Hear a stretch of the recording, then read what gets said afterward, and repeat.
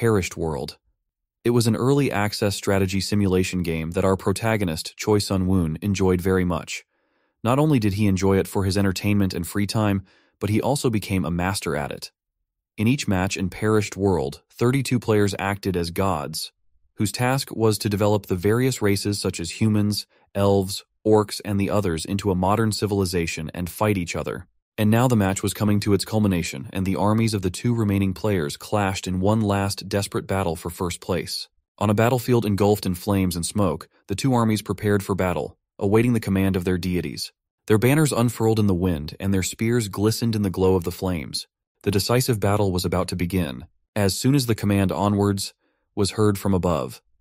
The armies came into motion, and shouting the name of their deity, Nebula, which was the game nickname of the protagonist, they rushed to the attack. The opposing army also rushed to attack, wanting to defeat Nebula's continued hegemony in the name of their deity.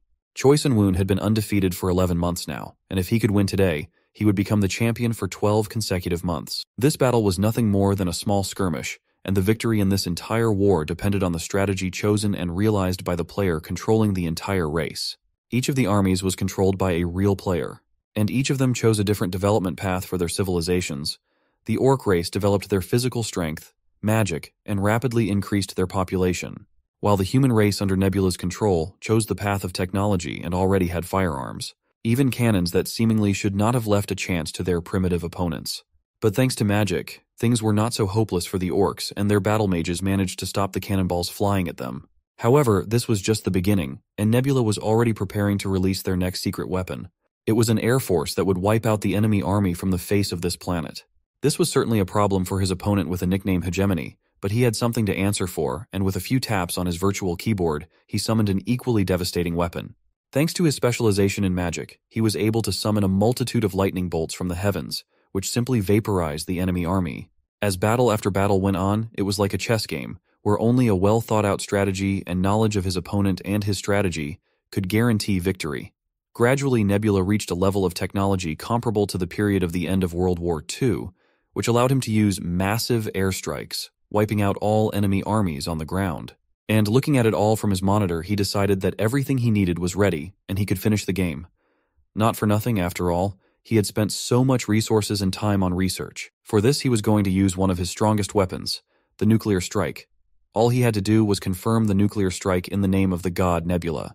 At his command, the nuclear missiles were immediately launched, and a multitude of intercontinental ballistic missiles with dozens of nuclear warheads rose into the air from his base at once. All of his nuclear missiles were launched simultaneously and flew toward the enemy base. The terrified and unaware orcs could only point their fingers at the sky and stare at the death flying at them. But the hegemony was ready even for such a move, and only chuckling asked Nebula in the voice chat if he hoped that he was not prepared for this. Right? Gathering his divine power into a fist and clutching his scepter tighter, he activated a defense spell. Immediately after, rockets from missile defense systems were launched from his civilization's territory, which should have successfully intercepted Sun-woon's nuclear missiles. But even that was within Nebula's calculations. The enemy's missile defenses could not keep up with him and his brilliant plan for victory. However, he had to admit that his opponent was well prepared and wasn't a loser at all. While the enemy's missile defense was shooting down nuclear missiles one after another and the perished world sky was illuminated by powerful explosions, Nebula moved on to the next point of his plan, and launched another missile, which was bigger than the others. It did not fly straight to the enemy base like the others, but flew straight into open space. There, all the stages of the rocket, which had already fulfilled the role of the gas booster, separated and only the warhead remained. Under the watchful eye of Sun-woon, it flew straight vertically down on the capital of the enemy empire, or rather on the main temple, where the emperor was hiding and praying to his deity. When the orc emperor heard the news of nuclear missiles being launched towards his country, he went to pray in the temple. In real life, in a non-hierarchical society, a ruler praying to a god in the face of danger to his country might seem ridiculous or even pathetic. But in the perished world, it was different. His opponent was hoarding as much faith as possible instead of putting resources into research while Nebula developed his nuclear weapons. In perished world, the players acted as gods. They could intervene to some degree in the affairs of the race or nation under their rule, and through this they sought to spread their influence among the rest of the perished world's creatures and gain followers. These followers then produced a resource called faith, which allowed the players to perform miracles to protect their followers and keep them safe. This was why his opponent originally chose orcs as his primary race, because they multiplied quickly and could produce a lot of faith. However, even such an unexpected and ingenious attack did not surprise Hegemony, who looked at his followers only marveled at their persistence in prayer. The energy and power gained from their faith he transformed into another spell, and clouds of blue smoke began to surround the approaching missile. In an instant, it all turned into a huge fist that grabbed and stopped the missile. It was the fist of a huge orc-like creature hundreds of meters tall. Watching all of this, Hegemony started laughing at Nebula, and reminded him that here in the perished world, faith always brings results.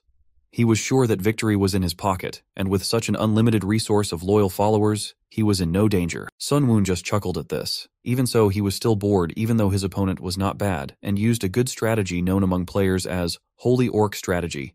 His opponent continued to laugh, confident in his victory, asking if he could see it. His avatar was now right next to his summoned orc. He proudly announced that it was his own freshly optimized Holy Orc strategy. Hegemony was the second-ranked player on their server, and he was now confident of his victory, so he suggested that Sun Woon just give up. Looking at his relaxed and laughing opponent on the monitor, Sun Woon realized why he was only the second-ranked player on their server and had never gone higher.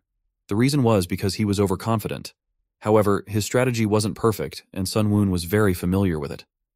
Orcs were chosen as the main race, to rapidly increase the population, and as the believers increased, the resources of the faith were also rapidly accumulated. The missing science, technology, and culture were conquered by invasion.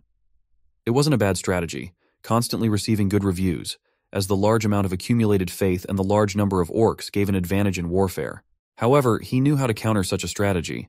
Although orcs are an easy race to recruit, it's quite a feat to have gathered so much faith already. And against his own strategy, orcs were difficult to counter, as he had chosen the skies as his battlefield so that he could freely prepare kinetic attacks. Sun Woon respected his opponent and thought that his attempt at preparing a spirit apostle was quite good. But still, his opponent was too obvious. And thanks to the fact that Sun Woon ruled the heavens and was constantly developing his technology, he was able to create and launch into space an artificial intelligence-controlled military satellite made from ancient relics. Utilizing the endless space above his enemies' heads, he was able to place a satellite there with a secret weapon, giant metal tungsten rods, which, although they contained no explosives, weighed 10 tons each. And as they began to fall, they moved very slowly at first. But soon, gravity accelerated them to the point where they began to glow red-hot through the atmosphere. His opponent, looking at all this, was not on a joke surprised. To such a thing he was certainly not ready. He could only swear and curse his ingenious opponent, who first threw nuclear missiles at him and now was going to finish him off with a kinetic bombardment from space. He gave a desperate command to his holy orc to block at least the rod that was flying straight at the temple with the emperor inside. But Sun Woon looked at his pathetic attempts and knew that none of this would work, even if it was just a few tungsten rods. Once they entered the atmosphere, the rods would accelerate so much that the force of their impact would be comparable to a nuclear weapon, and cumulative acceleration of gravity will add up. Despite the Saint Orc's best efforts, there was nothing he could do about it, and the rods simply passed through him like a knife through butter, feeling no resistance. And it was too late for his opponent to do anything about it, because once they reached the ground, the entire capital of his empire was destroyed and the entire population wiped out. One of tungsten rods directly hit the imperial palace. An impact from this strike seemed stronger than others, because most importantly, this rod hit the orc emperor, and nothing could protect him. Even the countless protective spells cast on him were not enough, and he was simply crushed and dropped his staff of power. Along with the imperial palace, the underground temple has collapsed too, and now, all the faith that his opponent had been building was shattered and gone. He was immediately surrounded by many notices that his spells were losing power and disappearing for lack of faith, and when faith fades, apostle perishes with it. Now his adversary was confused and unable to control and defend his civilization. The Holy Orc Apostle scattered, and the enemy capital, major cities, and infrastructure began to explode like fireworks from nuclear missiles.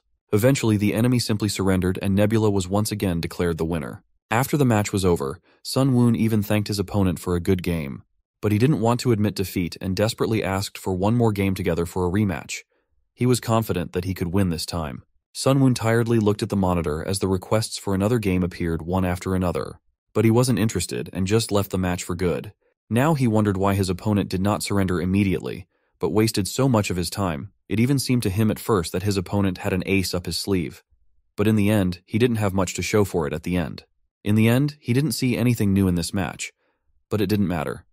After all, By winning this match, he was able to complete an achievement that required a player to stay in the top 1 rankings for 12 months. And just when he was about to go rest, a notification suddenly came, which caught his attention. At first he thought it was someone texting him at such a late hour, and he was already wondering who it was. But when he clicked on the notification, an astonishing achievement greeting appeared in front of him. It turned out that he was the only player who had completed all the achievements so far. But then he wondered if this might mean that they would cut off his access to beta testing, because that would be unfair. The next message dispelled all his doubts. The beta testing period was really over and the game was about to be open to everyone. But thanks to his achievements, he had a chance to try out the game before it was released to everyone. He was a bit surprised by this offer, but still he liked the game a lot and wanted to see what the real game would be like. So when a notification popped up asking him to enter the game, Sunwoon decided to try it without a doubt and clicked the yes button. Suddenly, everything around him went dark, and he began to fall into the void surrounded by streams of binary code. Sunwoon thought he had lost consciousness, but that was not the case. When his vision cleared, the night sky, which he had thought was pitch black, was not quite empty, but filled with many stars. He looked around and realized he was in the middle of some kind of space temple. But then, after some thought, he realized that it looked more like a ruin. Looking around, he wondered if he was dreaming. After all, he looked exactly like his in-game avatar. Suddenly, as if reading his mind, a voice sounded from behind him, assuring him that it wasn't a dream. It turned out to be a woman wearing a hooded robe and her face was barely visible. She announced that our protagonist had also been chosen and called his nickname Nebula. To begin with, she decided to introduce herself. Her name was Alden. Sunwoon first asked her the logical question, how did she know his name? But more than that, he was interested in something else that caught his attention, a set of blurry shadows that stood nearby. He wondered who they were. The hooded woman replied that she was wondering if any of the players would know each other, so for there to be fair game, everyone received a mask. She went on to say that she knew everyone here was wondering what was ahead of them, so she suggested getting straight to the point. She raised her hands high in the air, pointing to a planet that looked suspiciously like Earth. Although it looked that way at first glance, Sunwoon realized it wasn't. He had simply seen this planet too many times, and now he couldn't confuse it with anything else. This was the perished world. The mysterious woman solemnly announced that here and now in the boundlessness of perished world, all the players present would become true gods. After all, the game they had all played before, Perished World, was based on the real world, and all these countless matches were practice games before the one that was about to begin. This was where they would become true gods. On the platform were dozens of humanoid creatures who stood in groups without dropping a word. They were all surrounded by an impenetrable darkness that created the right atmosphere. Sunwoon couldn't hear any sound, but he could feel the vibrations with his microfibers. There were even people that stood alone. Perhaps they were just embarrassed to socialize. Perished World isn't just a world that exists in games, reasoned our hero analyzing the situation he got into. This planet was just like the regular Earth, the same blue ball flying through space. Except that unlike the original, it had been abandoned by the gods because of the sad events of the past. On this planet, a once brilliant civilization flourished. The various races of creatures lived in harmony. The race of armed foxes saddled the white weasels that acted as horses here. Orcs worked alongside elves and platypuses in laboratories for the benefit of their civilizations. All was at peace. However, not everything was so smooth. For reasons unknown, the gods had abandoned this place. Having the bodies of the dragons on this land, they felt threatened for their lives, and flew off in an unknown direction, erasing their traces behind them. The time for new gods had come. All the players gathered around the heavy granite table where Alden stood and narrated the rules of participation. The Perished World game was created to find suitable new candidates for god roles for this planet. Only once tried out this game of boredom, now any player could become a god. It is essentially similar to the original Perished World game. At first, only inferior beings that have lost everything in their lives will trust the player. But if you are lucky enough to increase the number of believers, there is a huge chance to become the one and only god of this planet. The world will be only yours, and no one will dare to argue with the Supreme Being. God dares to do whatever his heart desires. All desires that you have ever dreamed of can be realized. This is a possibility only for the god of that world. It was a wonderful offer that beckoned with its possibilities enticing greedy people. Sunwoon nodded, but it was noticeable that Alden wasn't saying something. "What happens if I surrender here?" he asked, wanting to hear as many details as possible. However, if one surrenders now, one will simply go back to one's daily life. As a payment for the game, the person will lose all memories of this place. But what happens if one surrenders in the middle of a challenge? There is no such clause. It was simply impossible to give up. What happens if I'm defeated by another god? He kept on fixing the skull of the ungulate on his head. In that case, the loser would meet a divine end. The watchers will welcome such a spectacle. It will be great entertainment for them. This was the answer that Sun Woon had expected. If it was a game where the winner takes all, it made sense that the participants would have to risk their lives. And if it was a competition in the real world, like the Perished World game, then it might be necessary to risk more than just lives. Divine ending, no matter how you look at it, only meant one thing: death. They aren't squeamish about killing people for risking their lives. Extinction threatens everyone, there's only one winner. There was simply no reason for protagonist here to give up. Sun Woon wanted to ask a few more questions, but Alden reached out her hand and stopped him. Well, now it was time to choose. Shifting the cardboard of cards in her hands, she asked everyone who wanted to surrender to inform the organizers right now. But for those who wished to accept the challenge, she laid the cards face up. The remaining contestants begin their journey by choosing a small area of land. This is really an event that is so similar to the game of the same name, meaning that the beginning consists of choosing a small area of favorable land to rule. Looking around, it seemed that some players started whispering. It was abundantly clear that they wanted to give up. 3. No 5 persons immediately decided to leave the competition. They cared about their own skin. Apparently, the starting number of players was equal to the maximum number of participants in the game, which was 30 all individuals. This meant that the final number of people was already 27, an elementary calculation, but it would be much better if half of them were eliminated as soon as possible. Okay, you can choose first. Alden turned to the protagonist. It was an unexpected decision for him. He hadn't expected such honors. Sun Woon only shrugged his shoulders. The order of selection didn't matter, because the cards were good and they had randomness in their existence, just like in the game. However, since Sun Woon had been offered the first chance to test his fate, it seemed like they had taken the ranking order into consideration. Choosing the first card he came across, he flipped its blue surface to the bottom. Though he knew the details of each territory presented by the game, however, he expected to have better luck. As soon as the map was turned over, a circle of runes lit up under the guy's feet, which instantly teleported him to the designated location. Once the territory and land were determined, the players had to decide on the first species and tribe that they want to rule. The planet was truly beautiful. So was each of its continents, together or apart. Although the third continent was the largest, it didn't have as many resources as the first, nor did it have as good a climate as the second. Instead, it was home to various races and monsters, as well as many ruins that housed special in-game abilities. Depending on how one used them, they could become an advantage or a disadvantage. The protagonist promptly scanned the territory given to him and identified all the species and tribes. The land was a peninsula located in the eastern part of the third continent. A beautiful river flowed calmly past the trees that grew in the mountainous area. Green frogs sat undisturbed in the water, and one of them watched the beautiful blue butterflies that resembled Morpho. It did not take its eyes off the seemingly potential food, but as turned out the frog was not interested in it.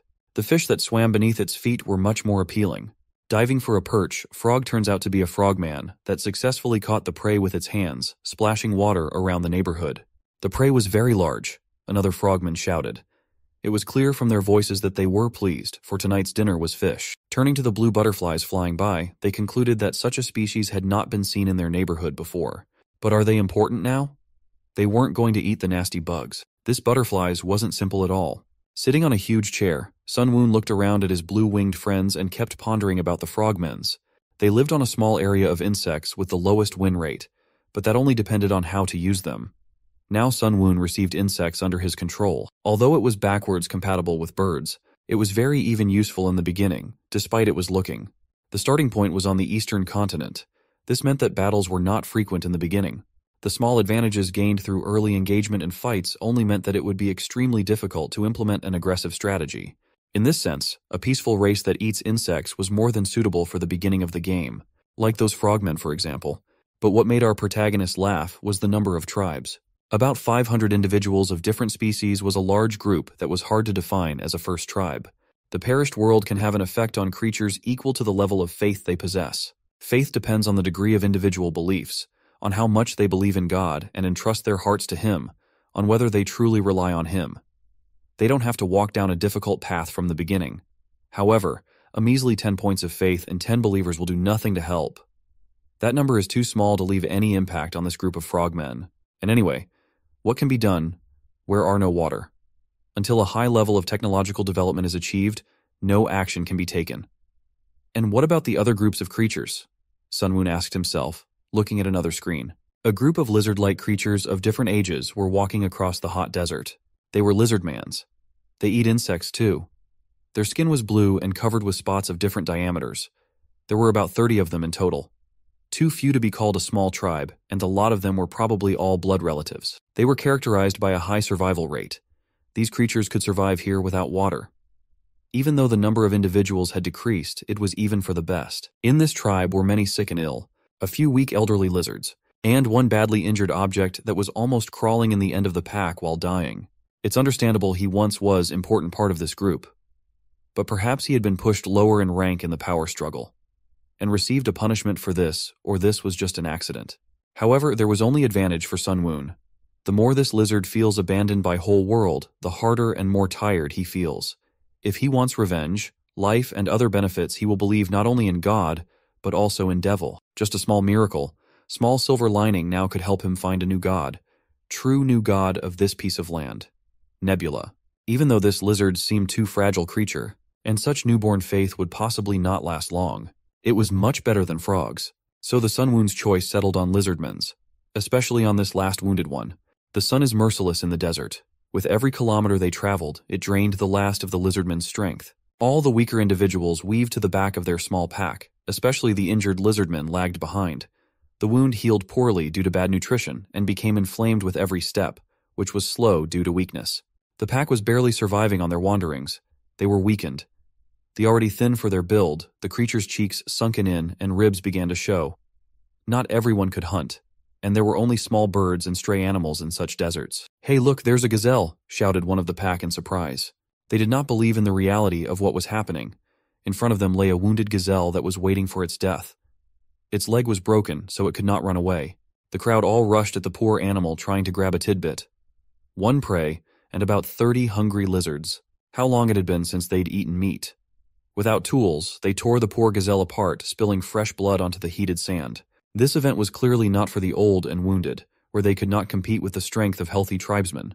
They just sat aside, trying at least rest a bit. The lizardmen ate the fresh meat with great gusto, slurping loudly all around. Gazelle corpse was gone in an instant, but there were still bones to nibble. The marrow in the tubular bones was also usable. One of the lizardmen wanted to try the delicacy, but it was not to be. One of the female lizardmen took away the leftovers. They had had enough, and they should leave something for those who unable to hunt. She gathered all the bones into a pile, and so kindly took them to the other hungry lizards. It isn't a good thing to be weak and hungry in desert. Especially considering they'd been starving for days, it was a gift from heaven. Saliva was dripping in every direction. They gnawed on the bones and drank the liquid from them. They grabbed at them as if this bones were the last chance to live. Only the deeply wounded lizard sat by itself behind a rock, grudgingly gnawing on a bone. The gnats flying around the wound made him a little uneasy, but it was bearable compared to the pain he endured. His name was Rakarak, and he took it for granted. Clearly those who hunted had to eat more meat. Those who could not hunt should have been grateful for even being given leftovers.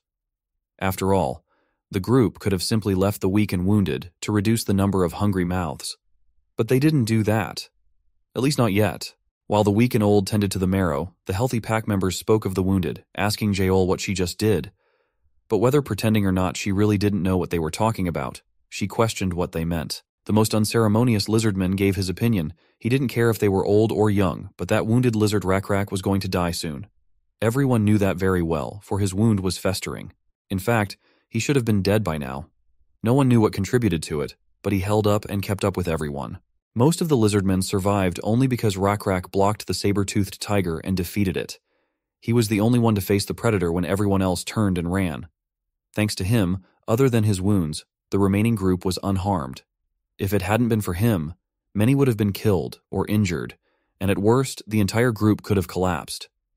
They were already a pack that had been kicked out of the larger tribe for their weakness and illnesses, so without Rakrak, it would have been hard for them to keep themselves alive. He even managed to live longer than everyone expected. Everyone knows this and appreciates it. However, still most of lizards would die from thirst and hunger. There really wasn't enough food. That's why other lizards wanted to get rid of the dead weight as soon as possible. They had to be honest with themselves. With this kind of life, natural selection played an important role. There was no point in giving all the most nutritious food to the sick. It would just prolong their lives for another day. Night came and the full moon illuminated all the surroundings like a lamp in a child's room. Taking a break near a small rocks, the Lizardmen settled down to sleep in groups. Rakrak alone slept by himself, holding on to a throbbing wound. His already restless sleep was disturbed by the quiet flapping of wings above his ear. A familiar morpho butterfly began circling near him, shining even brighter in the moonlight. It came closer and closer to his face, forcing him to pay attention to it. Rising a little, Rakrak was annoyed by its strange behavior. But despite his attempts swatted away, Butterfly did not fly away, but only fluttered over his head. It seemed to be beckoning to him, calling him to follow it to the mountain near where they had stopped. And he agreed, standing up as quietly as possible. The other Lizardmen heard the shuffling of Rakrak's feet and woke the others. Their comrade was going somewhere. They watched him. Some even thought he had finally decided to leave the group, taking such a heavy burden off their shoulders. The whole tribe agreed to watch him for now. What was he going to do climbing higher and higher up the cliff? Pondered Yahello. Meanwhile, he climbed further and further up, as if mesmerized by a butterfly. It was hard for him, but he didn't give up. Was this his crazy fantasy and death agony? He was the only one who responded to the call of this strange butterfly. So maybe it was true. But what if what he was seeing right in front of him was true? What if it was real? Following the butterfly farther and farther up, his surprise was unparalleled. His eyes rounded to the size of a huge plate and his jaw hung open. Insects. A huge swarm of blue bugs that crawled all over each other created an extension of the mountain. This swarm resembled a tentacle and didn't fly away. They didn't dodge. As if mesmerized, they climbed around, determined to become easy food themselves. This amount of food made his thoughts clouded and his breathing hitched. He was hungry. This amount would be enough for the entire Lizardmen pack. A notification appeared on front of Sunwoon. The pack of Lizardmen 11021 experienced a revelation and miracle. Seeing the system messages in front of him, Sunwoon felt relieved. Just as Aldine had said, the interface was the same as in the Perished World game.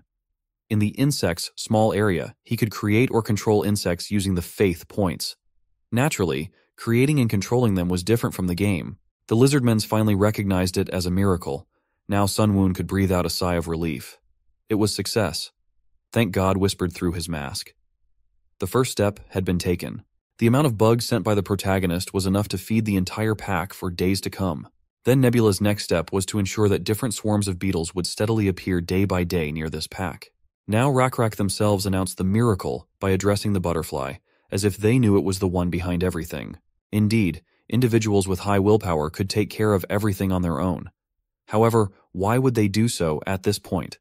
Intelligent beings knew that miracles were amazing, and after they were repeated, the Lizardmen would attribute these miracles to some creature. They realized that such occurrences were not random, but inevitable. A beetle on the arm of one of the tribes sat quietly crossing its legs. Finally, Rakrak's tribe recognized the god, Nameless Beetle God. But why a beetle and not a butterfly? Beetle God? A ridiculous name for a god, thought Sunwoon. Well, he have never started with a good name. No one god seemed to have a great name at first. Just as an intelligent creature develops civilization and technology, a god's name changes too.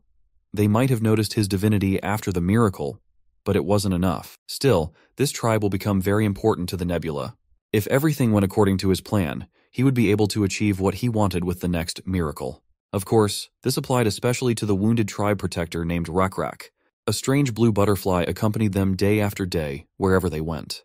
Looking into the distance where it flew, Rakrak began to see illusions again. Still, this time he should have followed it. Unlike the rest of the group, he was suspicious of the strange swarm of bugs that appeared out of nowhere. The whole tribe rejoiced at finding food. It was like a celebration for them every time. Rakrak, are you going to go after your illusion right away? Asked the Lizardman to his leader. However, winter was coming soon. But the bugs kept appearing from colder directions. Not a good thing. If they traveled in that direction, it wouldn't be long before they would freeze to death. Lizardmen had learned how to survive the winter, but the blood of their cold-blooded ancestors still remained with them. In winter, their bodies became sluggish. Food was in short supply, and they could only travel during the day when the sun rose. As a result, many of them starved to death. And so, at the very least, they needed to make their way through the wilderness to find a forest with plenty of firewood to keep warm. Under such circumstances, it would be wise to ignore the fantasy now. Since that was unsafe not only for the sick, but also for the healthy, the best option would be to reach in another direction. However, Rakrak didn't think they should do that. There was nothing in this empty, wild, sandy field. Was there some purpose to the fantasies he saw? No one knew about that. But right now, he had no choice but to follow the butterfly. Sunwoon calmly watched the actions of his favorite. There were few believers, Since this was just the beginning, there was nothing he could do. Specifically, he had heard too much about faith. Aside from Rakrak, he was skeptical of all miracles. Nothing could be done about him yet. He had to be above level 2 to bless him. Meanwhile, Rakrak walked bravely with the child on the sign, leading the entire tribe behind him. If only they had more faith in their god. Following the butterfly, they climbed higher and higher up the mountain. They could have a future they could never imagine just because of their faith. As they climbed to the maximum height, they saw an indescribable landscape. The child in Rakrak's arms was bursting out, wanting to run forward and see everything. "Listen up, everyone," shouted the Lizardman to his group. The nameless bug god had led us to a sacred place. This was truly the promised land. Here and there, green bushes could be seen, for few plants grew in the dry desert. But as they climbed the hill, a wide spring of water came into view. Dense bushes and trees surrounded the spring, from which small waterfalls and streams flowed. A crowd of gawkers opened their mouths to gaze at such beauty. This was the respite they had been dreaming of all these days. Now they wouldn't have to think about food and lodging. They had everything. The pack rejoiced inexorably at this miracle. Now they would survive. Sun Woon had been right after all. There were more believers. At first, the level of divinity only played a role in increasing the accumulation limit of faith, and thus there was no need to pay attention to it right away. What was important was that the small beetle realm had increased. Even though it had only reached the 2nd level, it could now bestow blessings. Sun Woon grinned as he watched the subjects. The notifications flashed before his eyes, informing him that the divinity level had been raised to 2nd. The level of the small beetle realm had increased to 2nd. Blessing beetles was now a possibility. But did anyone know what he wanted? The protagonist spoke to himself, but as if addressing Rakrak, offering to be his priest. Let him deliver his will to his people and blessings to help him do so. A bright light shone upon the Lizardman leader, bestowing powers upon him. However, no one saw it, but someone felt it. Evening quickly covered the continent, so they split into groups. Some hunted well and brought plenty of food, some set up camp, and the rest did the cooking. Cooked food was much tastier than cold and raw food, so after they had eaten enough, they went to bed, for the first time in a long time, not worrying about anything. Only the fireflies did not sleep. One brave beetle was not afraid to fly up to the lizard and sat on his shoulder. A quiet voice called out to Rakrak, waking him from his sleep. When he opened his eyes, he didn't realize where he was. He was sitting on his knees in a snow-white void. It seemed more like a dream than reality. Butterflies of different sizes were circling around him, attracting his attention every time they tried to land on his nose. A certain voice kept calling him over and over again. In front of him stood a lizardman in a robe whose appearance was hard to see. He was pulling his clawed paw towards Rakrak. Would he be able to withstand his hand? The unknown man asked, looking up from beneath his hood. But could he be trusted? What did he want from a mere outcast from the settlement? The hand changed its position in space. Now it was pointing at him. The weight in his hands brought the boy to his senses, leaving him bewildered. Before he knew it, he was holding the skull of a water buffalo. It had giant horns sticking out of its head. Its eye sockets and nasal openings were empty, and its upper jaw teeth were still firmly in place. Rakrak handed the water buffalo skull to the lizardman, and the latter placed the skull on his head. Before him stood the very real nameless bug god. At this, the dream became dim, and then disappeared altogether. The new assigned from the god chief woke up all the people from the morning and said that he had a dream. After the story, everyone realized what the deity wanted from them, namely, to sacrifice a buffalo. To hunt the buffalo, they would have to go deep into the forest, which was too much of a risk, Yahello said. Her objections made sense, but whoever had brought them to this sanctuary wanted an offering. No one wanted to put their tribesmen in danger. Hunting water buffalo is so dangerous that you have to risk your life. Perhaps all the hunters of the pack would have to come forward. However, who would then protect the remaining weak members of the group? Yahello kept hitting the mark with her remarks. It wasn't for nothing that she used to be the chief. They couldn't put the whole pack in danger, Rakrak said, gripping the stone spear in his hands. He had originally intended to go alone. To most of the pack, that would only mean suicide. Many began to discourage him. You couldn't catch a water buffalo by yourself. It was impossible. However, he wasn't head over heels either. God blessed him. If he wanted, he would get him even a bull or a lion. No one understood what he was saying. Some even thought he was mad. It was really incredible. When Rakrak woke up, his wound was completely healed, and all of his shoulders were covered in black scales like bug shells. Even Yahello recognized that these were strange events, but that was no reason to go buffalo hunting on his own. Of course, that wasn't all. The real reason was different.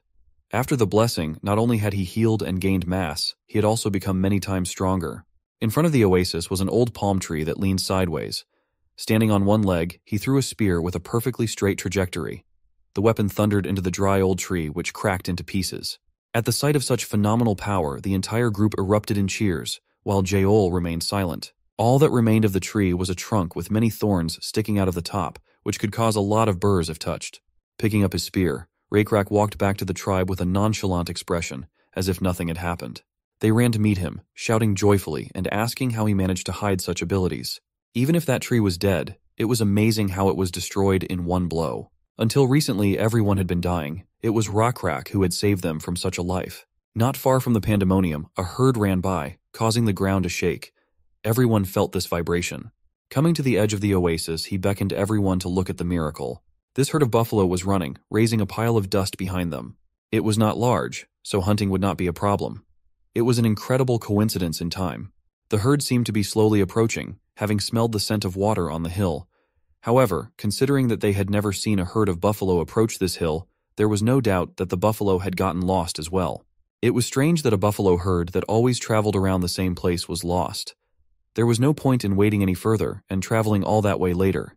This could not have happened without God's providence. Grabbing his spear, Rakrak jumped forward without thinking, ignoring any attempts to stop him. Today they would not be dependent on hunger. Throwing the weapon that some time ago destroyed the tree, he hit directly into the forehead of the animal, killing it instantly, lying breathless on the ground. The terrified herd roared, jumping over the body, saving their lives. The joyous tribe of lizardmen caught up with the leader and raced to the buffalo's body. The Almighty had sent them not only bugs, but meat as well. Rakrak's mind raced. Taking the body back to the village, they lit a fire and sat down together to prepare for dinner. A pillar of smoke rose above the mountain, making it clear that something was going on there. In the center of the settlement, on a mountain of bones, hung the skulls of water buffalo with red blood dripping from the bull's head. It was an altar of sacrifice. Rakrak, as a priest sent by the god, sat on his knees, addressing the god with respect. To them, it was the only act of showing respect to a being higher than themselves, and it was enough. He asked to accept their offering no matter how small it was. The entire group around him voluntarily bowed their heads, repeating the chief's request. Although it was an unusual and sloppy ritual in execution, it didn't matter to Sunwoon. What mattered was sincerity. Thanks to it, he was able to gain so much faith that it exceeded all expectations. It was a worthy ritual for Rakrak as an aspiring priest. When the protagonist thought about the time he had put into it, it no longer seemed wasted. It was worth it. Sunwoon believed in principles of wilderness, not in the god of some wild grass that was water buffalo's food. To provide enough meat, he had to get them to leave their stable. He couldn't create a grass that didn't exist, but he could destroy one that already was. This was where the help of other insects, locusts, came in handy. They narrowed the circle of direction, leading buffaloes to their desired goal. For the smaller half of the evening, they managed to eat. At this stage, it was hard to expect knowledge and skills equivalent to herding, though that would be too much to expect. They knew how to dig up the roots of plants, but didn't know that it was better to leave some and bury good seeds in a pile to crossbreed them. The population of this oasis was not numerous. The maximum limit would only be reached in a few years. In their present state, they know nothing of farming and animal husbandry. This time will be hard to survive. Knowledge and skills play an important role. It is necessary to realize certain knowledge on your own. You can't say it outright because it violates the law of causality. Not that there is no way, but it takes some time. In the first place, it would be wise to start with a blessing. Each time the group hunted buffalo more and more. Each evening, new animal parts were added to the altar, and for the present hour, it took on a majestic appearance under several meters in height. This morning was no different from the others, except that Yahello, who was walking in the center of the settlement, noticed Rakrak anxiously examining the altar. It had been a long time since the first altar had been created. Not only had it changed, but so had the Lizardmen. There was nothing left of their blue scales, all of them replaced by the black scales blessed by the bug god. Last night he had a disturbing dream that kept him awake. Was it a dream or even an oracle? Not even the chieftain knew. It was ambivalent. Looking at the altar, the tapping of bones could be heard. It was shaking unbelievably. In the pond of blessings that had protected the tribe for many years, not even a small fish came anymore. The ground was so dry that not a single plant root could be found. Both knew that they had not gotten to that point yet. This dream was about the future. In the Howl's opinion, there was nothing to worry about because the god was taking care of them. Rakrak had always listened to the former chief, but this time he still went to the top of the bones. However, everything is God's will. Believers always seemed to find it difficult. If one did not understand its meaning, the priests would convey the will of God. The chief was only afraid of one thing. Sitting on the altar, it was hard for him to even remember the first shabby altar they had made years ago. Only the landscape had not changed over the years, but today, gazing into the horizon, the chief saw something he did not wish for anyone. The situation was not favorable, and he asked Yahello to come to him and express her opinion. She listened to him and started to climb. Rakrak took her hand. When they were at eye level, squinting slightly, she saw the cloud of dust that was approaching the oasis. That explained why the altar was shaking so much. The group of lizards that had driven them away some time before was approaching. On a huge yellow creature, what looked like an overgrown gecko, sat the large head of the group. It was an appearance that was familiar for Rakrak. Boar wasn't easy to forget, for he hadn't changed much since Rakrak's group had been banished from this tribe. He was over 2 meters tall and large enough that the other lizardmen looked like children in comparison. But his great stature was not his only strength. The blue scales that the entire Rakrak village used to have before now had this big guy. And above all, what wasn't normal? He had managed to ride such a monster. Looking at the number of people arriving, it seemed like the entire tribe had arrived, which meant only one thing. Their hometown swamp was completely devastated and destroyed. The Manon must have devoured all the swampy areas. However, no one knew this. But did the desert guests know about the sanctuary? This oasis was surrounded by high mountains and was located so that you couldn't see anything until you went up to the top. There was a chance they might pass by without knowing the area, Yahello suggested to the chief, but their whispers were interrupted by a yell from a neighboring mountain. Someone was addressing the visitors. The brave lizardmen from the settlement announced that this was the sanctuary of a nameless beetle god, and the blue-skinned tribe could not make a move here. Poor Yahello was ready to burn with shame. Today's patrol had been led by Ur, who was under her command. But the stupid lizards, instead of protecting the settlement, had only attracted unnecessary attention. Patting the girl on the shoulder, Rakrak asked her not to worry. Perhaps it was the god's will, Rakrak said as he headed down the cliff. Picking up his spear, which lay nearby, he examined its integrity. Yahello followed him down, assuming that the god had deliberately created this situation. Perhaps he intended to give them a test. However, the chief had other thoughts. It might not be a test, but a mission. He believed it was a mission to accept and save those who were originally with them. But even so, that big guy was a powerful individual that possessed a giant beast. If he was a reasonable person who understood something like this, he didn't continue to banish the weak tribe members into the wilderness. By such dialogue, the morpho butterfly flew in. It seemed like it was always there for him during difficult times. Is this really God's will too?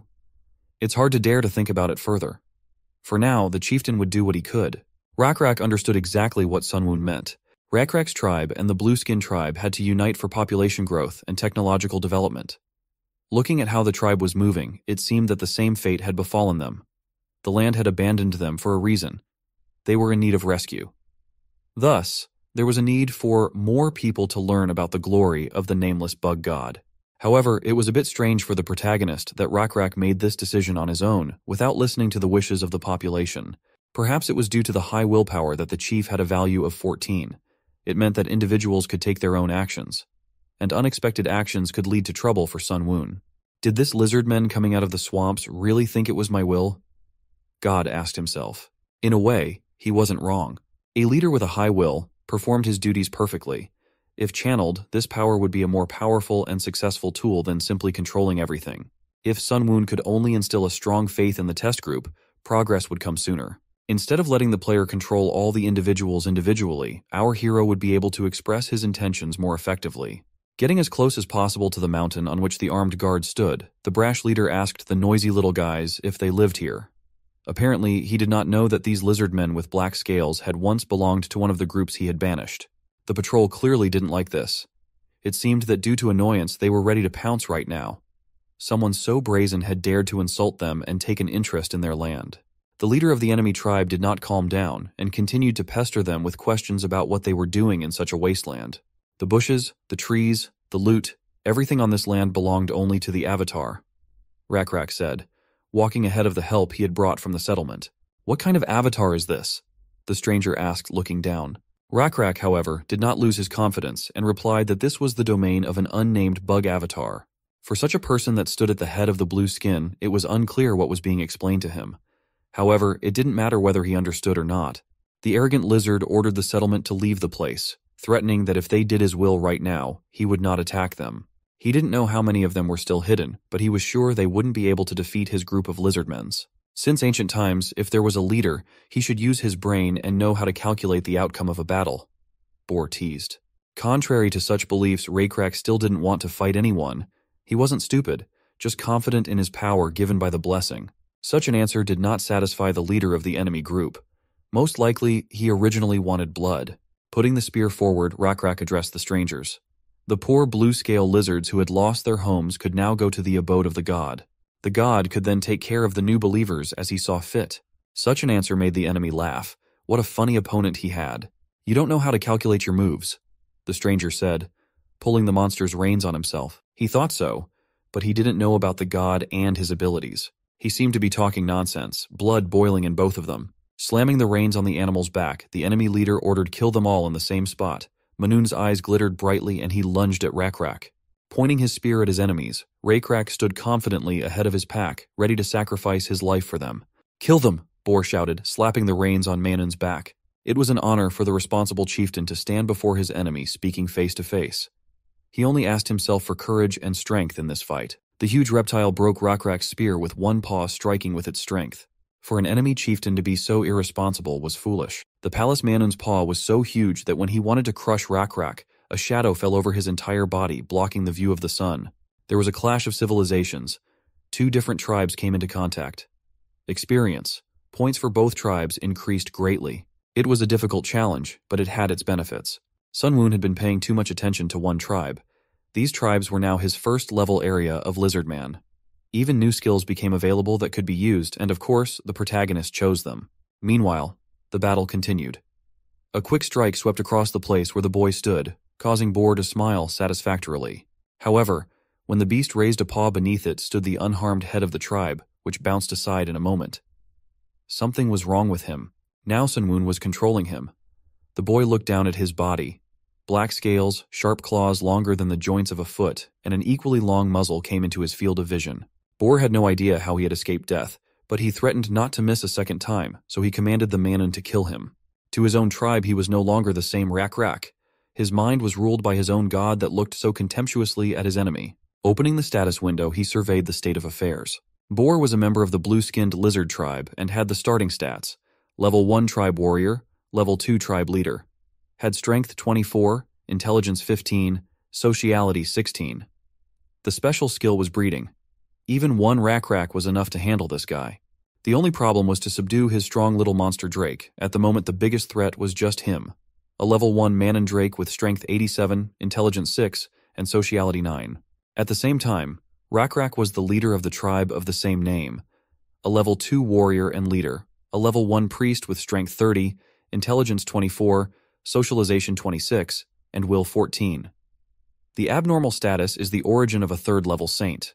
With such parameters, winning was not a difficult achievement. Rushing from his seat, he was at the very nose of the Manoon in a few seconds. Applying the strong avatar skill, Sun Woon was confident of victory.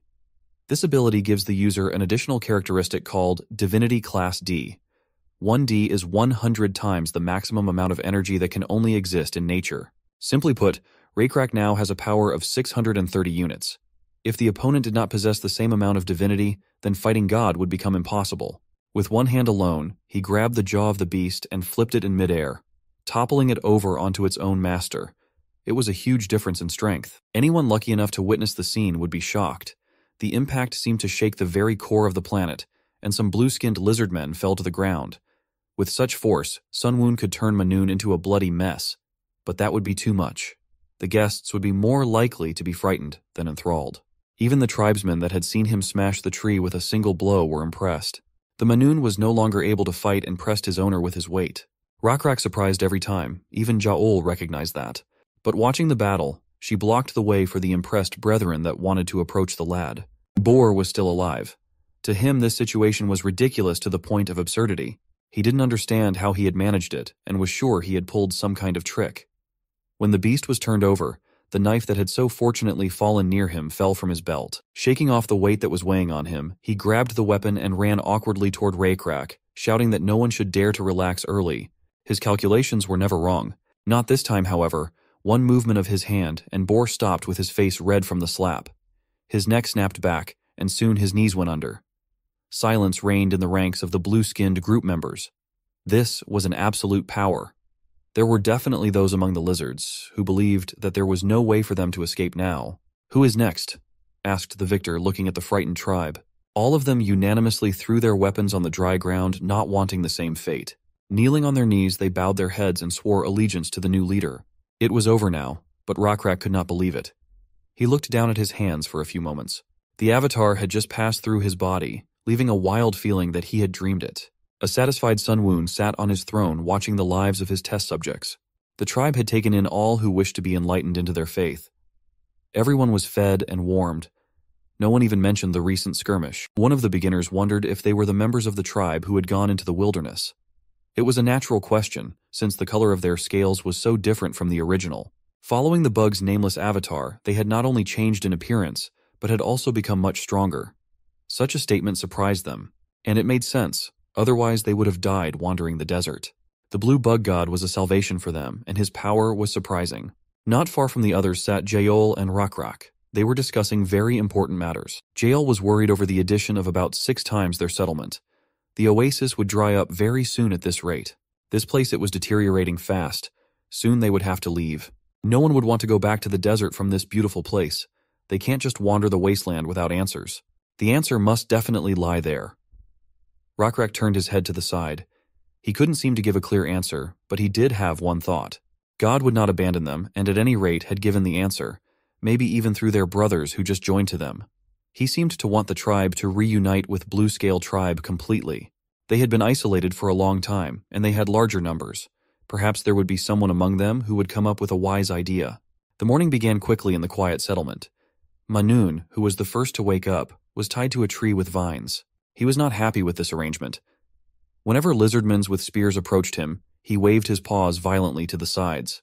They tried to tell him that his master had disappeared. There was no need to continue the battle. It was better to just surrender.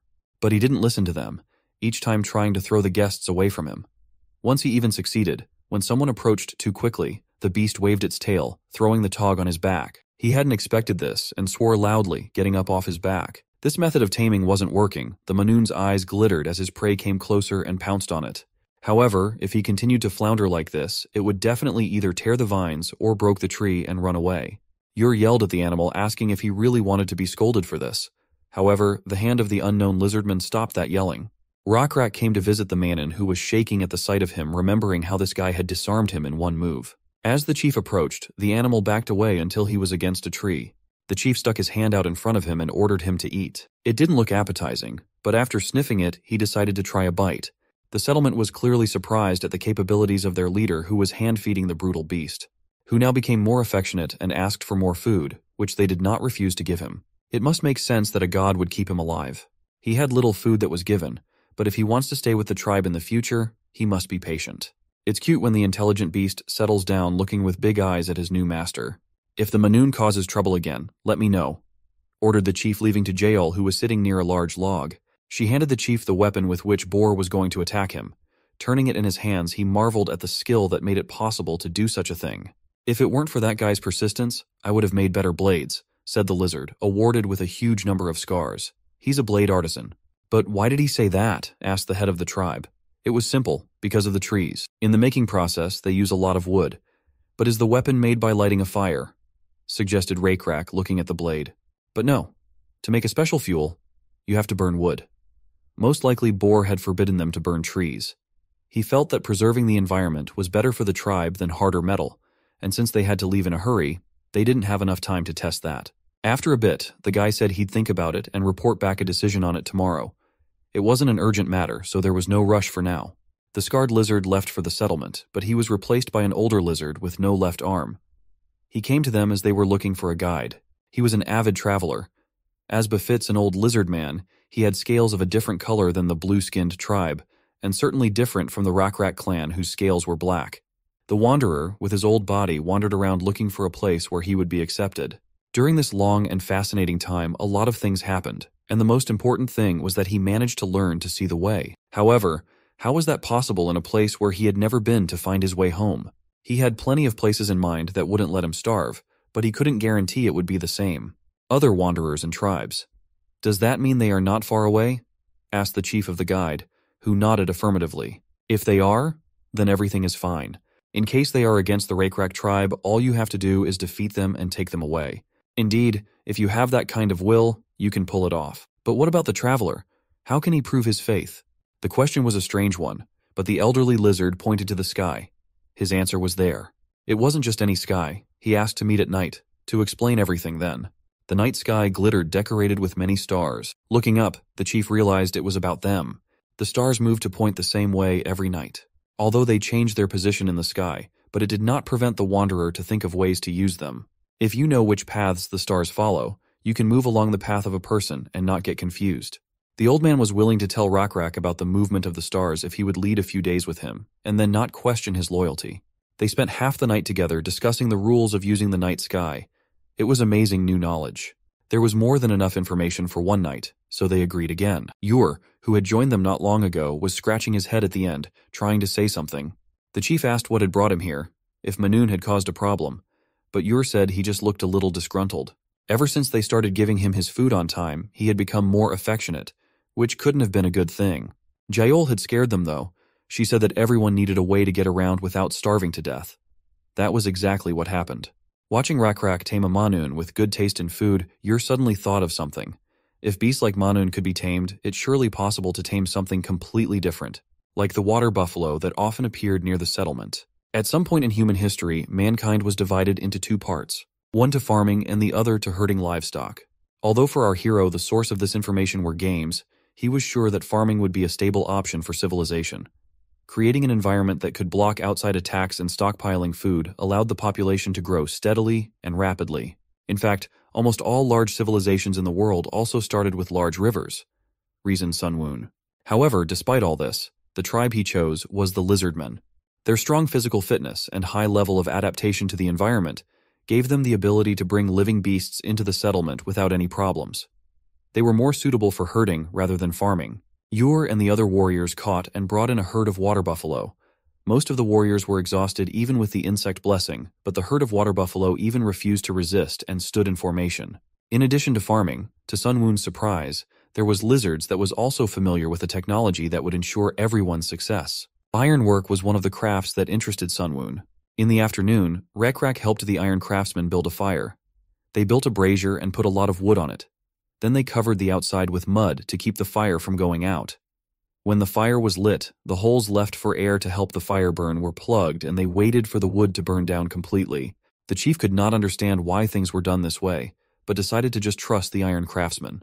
When it came to God's will, he knew he was right, but he recognized his ignorance in other matters. But the iron craftsman's skills didn't end there. He took 2 split wooden planks and placed them in front of the fire pit, stacking them together. The artisan then tied a wooden stick to the center of the structure and pressed it down with the palm of his hand, allowing the wind to flow easily through the fire hole. Taking the heated blades out of the mold, the blacksmith began to hammer the blanks into shape, leaving them to cool in the wind. They would finally be able to produce basic iron items. For now, they could cost less than well-worked bronze. For the Rakrak tribe, who had no choice but to use stone weapons, this would be quite useful. Having a traveling old lizard in the tribe was also an unexpected gain. Astronomy would be a revolutionary discovery. Of course, it was still too primitive to be called such a famous science. However, it could become much more in the distant future. Astronomers could later help with architecture or math. Sun Woon hoped that Rakrak could make proper use of the old stargazer. When night fell, the chief met up with the stargazer again. The night sky had changed, just as the stargazer had said it would. However, Rakrak thought that one night could have been just a coincidence. After a few more nights in a row, Stargazer told him how the stars would move again, and Rakrak memorized it carefully. It was just as the Stargazer said. The stars played the role of a guide across the sky. Now the head of the tribe had no choice but to do what he had already planned. One evening, Yahello, at the leader's command, threw more wood on the fire and gathered the whole village around the altar. "It has been a long time since the god brought them to this land," said the chief, addressing the tribe. During this time, they had even met their brothers. They could have been killed, but they chose to live independently. All of them could live on this land in peace and harmony for a long time, not letting outsiders in. However, those who were kicked out could have died in the desert. But that would not have been right. God desired salvation, not judgment, because it would benefit a large number of lizardmens. Unfortunately, heaven on this earth couldn't last forever. Resources of Oasis already run out, so they need moving further. At dawn, they will leave the Oasis, Rakrak said, and invited the Stargazer to join him. All the tribe members began to talk quietly among themselves as the curious one-armed guide with turquoise skin approached the head. Stargazer had been telling him about the movements of the stars for days. Digging into the words, Rockrak confirmed that everything he had said was pure truth. The stars will be their guide. From now on, everyone will trust the Stargazer to show them the way, so that everyone will know. Then explain to everyone where you will lead us, the guide asked respectfully. After dawn, when the morning sun rises illuminating the altar, they will head to the right side of it. The chief is going to keep going forward for 10 days. Then 15 more to the right, again across the rotten lake, and 3 days on empty mountain trails with valley roads. After this walk, the end of their long agony awaits them. An endless forest. There are many beasts there that will provide many years of hearty food. This area is also surrounded by tribes of other races. Such an area was a great place to live. The Lizardmen listened to Rockrak's speech in complete silence. His statement had meaning for the entire tribe. He declared that the purpose of life was not just to survive, but to live in the name of the great god. Rockrak let Stargazer go, to which he took his place in the crowd. Chief next beckoned Ur over to him. He stood the very first in the row of assembled warriors and raised his head sharply when he was suddenly called out. The chief asked one question, why he had not eaten a single buffalo caught yesterday. But the mute question read in his eyes that he himself did not understand what was happening. What? Ur asked the chief, looking at him standing majestically on the huge bones of the altar. He didn't eat anything simply because he wasn't hungry all the time, Ur justified. The whole tribe tried to catch the water buffalo, but he wouldn't eat anything. Well, it's true that everyone worked hard, but Ur stood his ground and said he wasn't particularly hungry. If he was patient now, he could have some meat later when he was really hungry. That's what he was really thinking. Rockrak noted the tribesman's excellent work. Of course Ur wanted to eat the buffalo now, but refrained leaving it for the future. If it continued like this, it would be a wonderful food saver.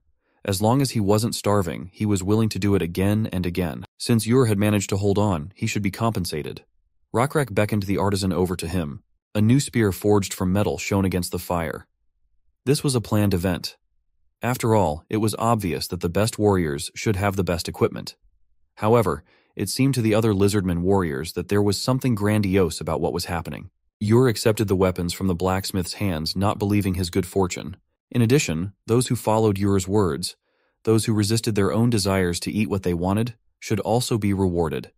Since they were patient in proving their dignity, they were also rewarded with quality weapons. Many of the tribe that didn't follow their example in the past were already regretting their actions. It was amazing. Jal had been wondering since yesterday what the chief was up to.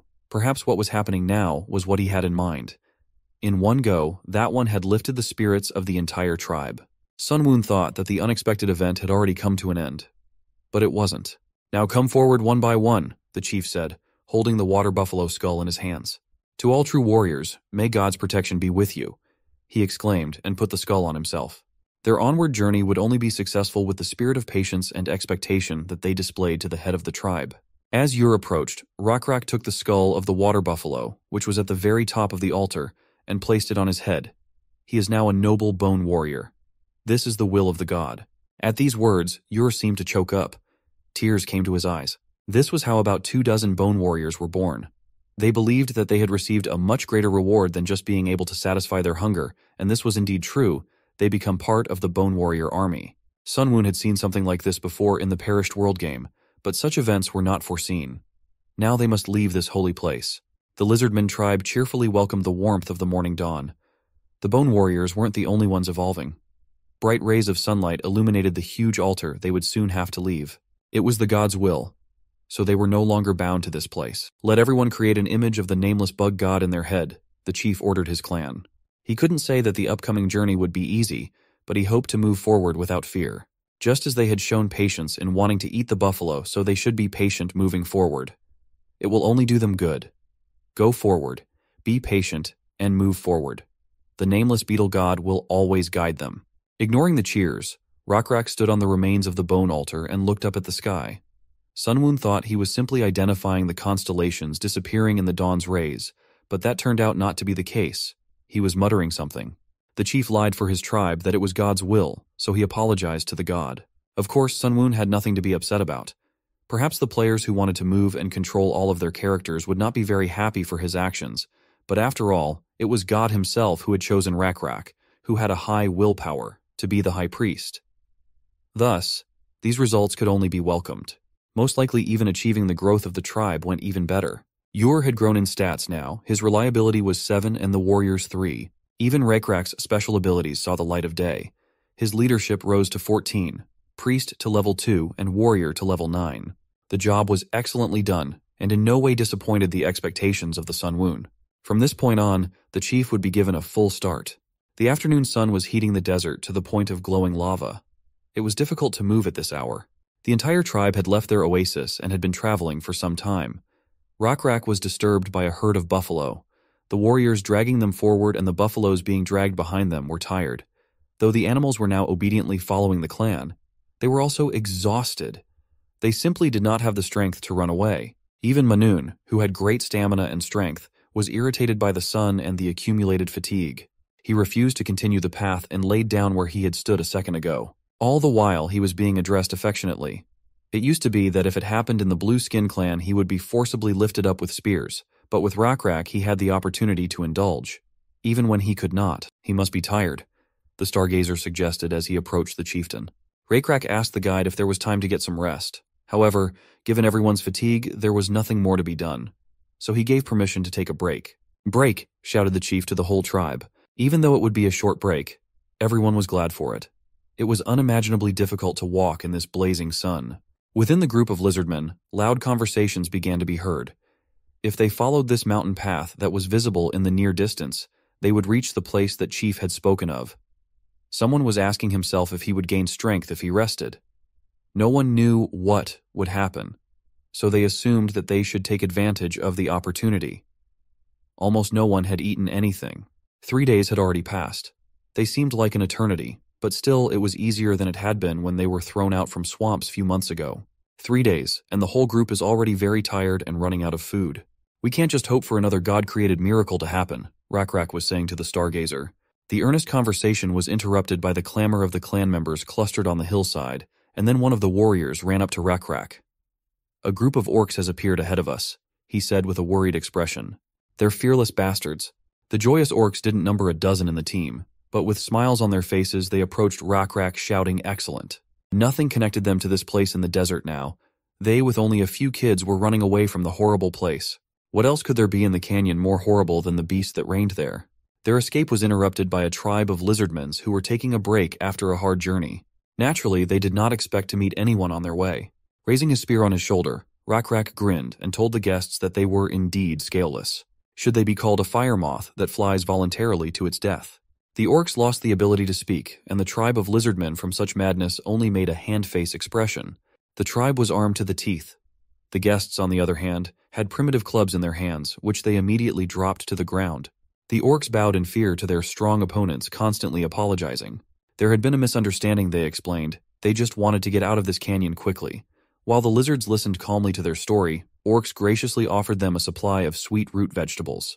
The orcs were in a hurry. They left home and ran away thinking of the tribe members who had gone into the wilderness. But why were they in such a hurry to leave so quickly? What they feared?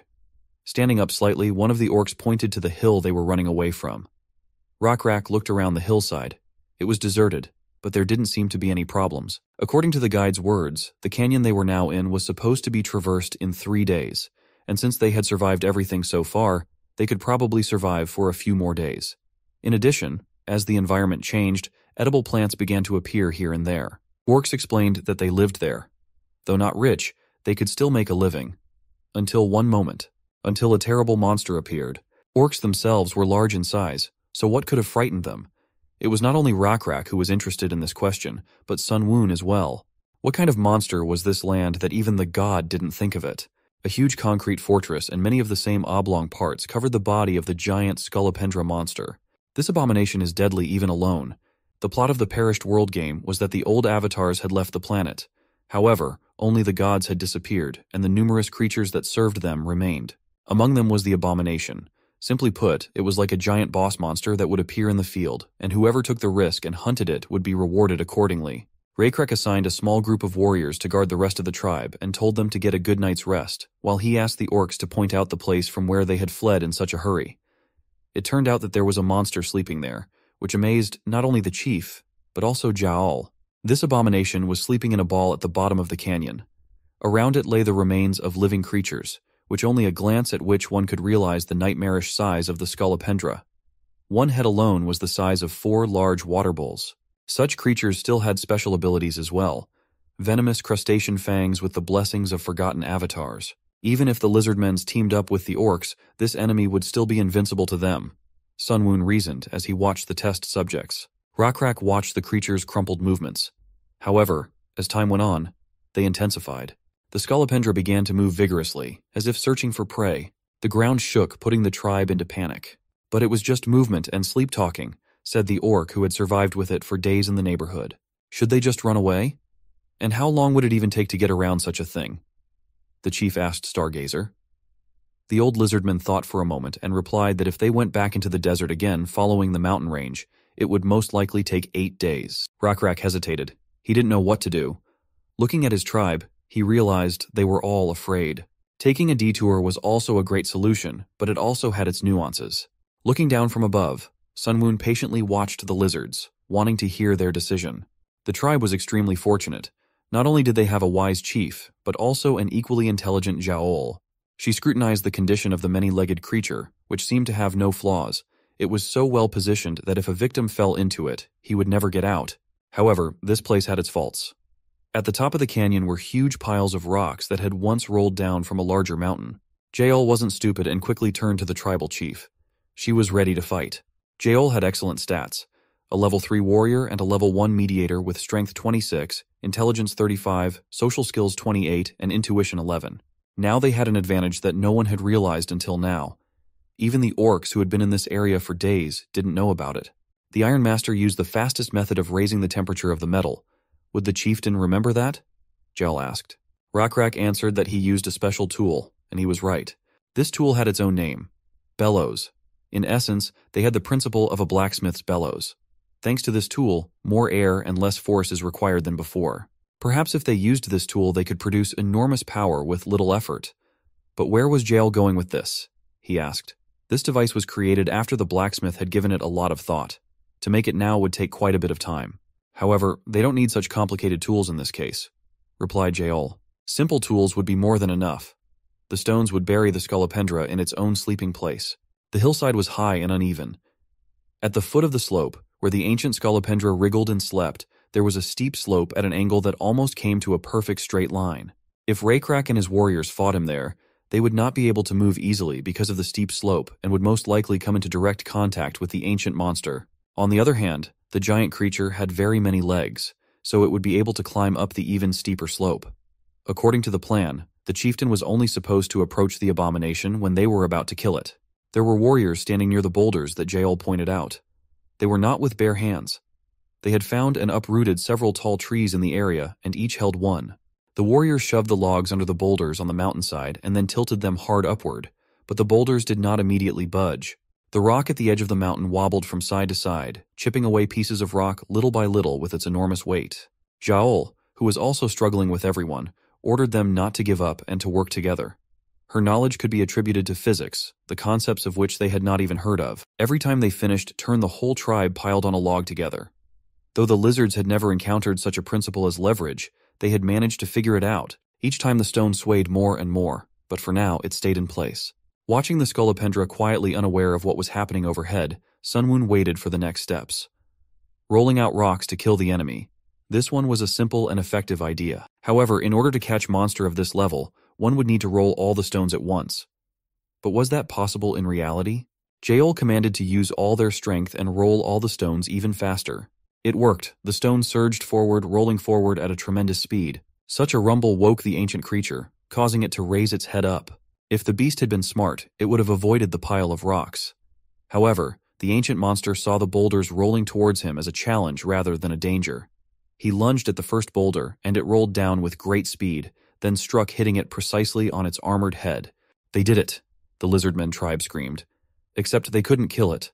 The ravaged centipede howled loudly as it straightened up to the enemy. With a multitude of legs, it scrambled up the steep slope to kill attackers. They had to hurry and throw the rest of the rocks off the cliff at the frantic creature as quickly as possible. However, it was too late. Sunwoon got up from his seat and descended to the ground. He descended into Rockrak's body to control the situation. It was too early to lose in this game. Everyone's eyes rounded when the chief pushed everyone away and pressed his full weight on the lever. The stone flew upward with all its might. 3 warriors couldn't do it at once, but he managed. Without listening to Yael's commands, the chief, even without using the lever, pushed the boulder beyond his own height. Every muscle in Rakrak's body tensed, even the veins were visible. It seemed impossible at first, but with the power of a god, it was nothing. All they had to do was keep up with him and throw the stones together. Monster continued to shriek all the while, deafeningly shrieking. Before anyone knew it, the chief was rushing forward with his spear after the boulders. He threw it at the evil creature with lightning speed, hitting the concrete structure that protected its back.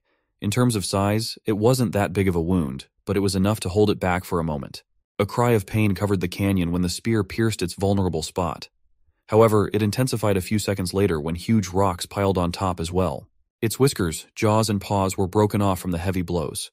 Thick green liquid splashed from the damaged areas, staining the sand. The last boulder fell on its head, crushing it to dust.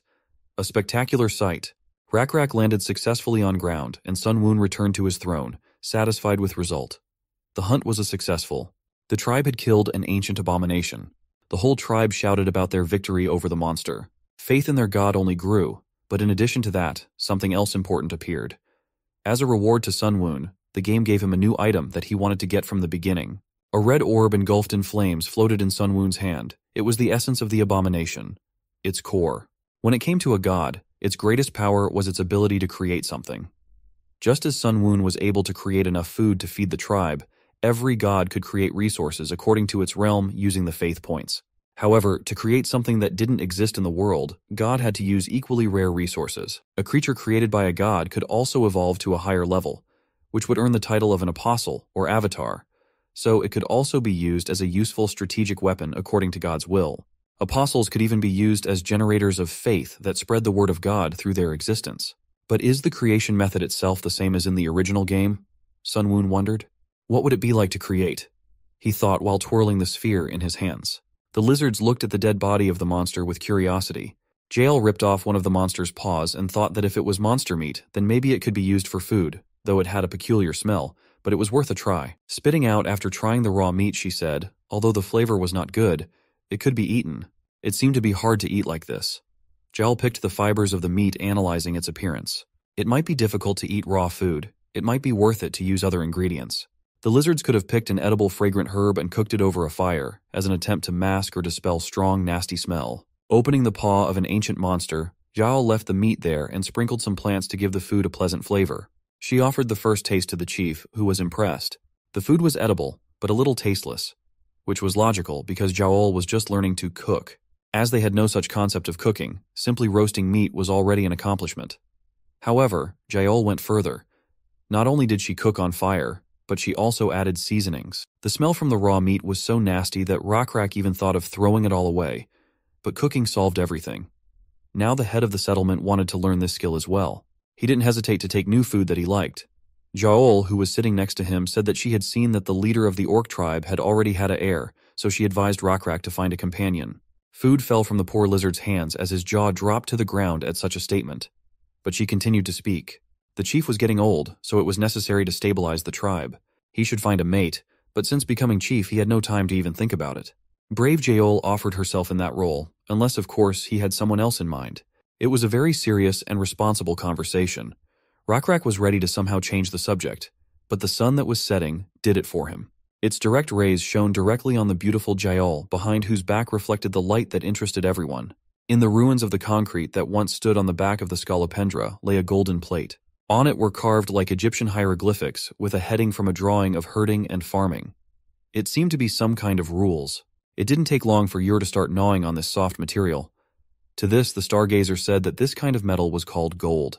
Yael had seen such a thing once. A metal master had once shown her the different kinds of metal. If it is cleaned well, it will reflect light and shine beautifully. It said it doesn't change or rot even after a long time. However, gold belonged to the soft metals and was no better than iron now. Of course, the precious metal could be used as jewelry, but this type of art was unfamiliar to lizardmen's unlike other species. Naive Yor asked what was the point then if it didn't rot. It was too soft and heavy for metal. You couldn't even eat it. At this statement, Stargazer sent the young lizard away with the excuse of catching a deer. That animal with branching horns had sweet and juicy meat. The orcs showed him the stag's tracks, so he gave him the plate with the remnants of teeth marks and left to hunt. Rakrak preferred to stay behind to study the plate. It was strange that this metal did not even rot. The chief brought one of the deer carcasses and placed it on a huge stone, which turned red in a few minutes. Everything in this world waxes and wanes. There was nothing that didn't change, but this golden plate was different.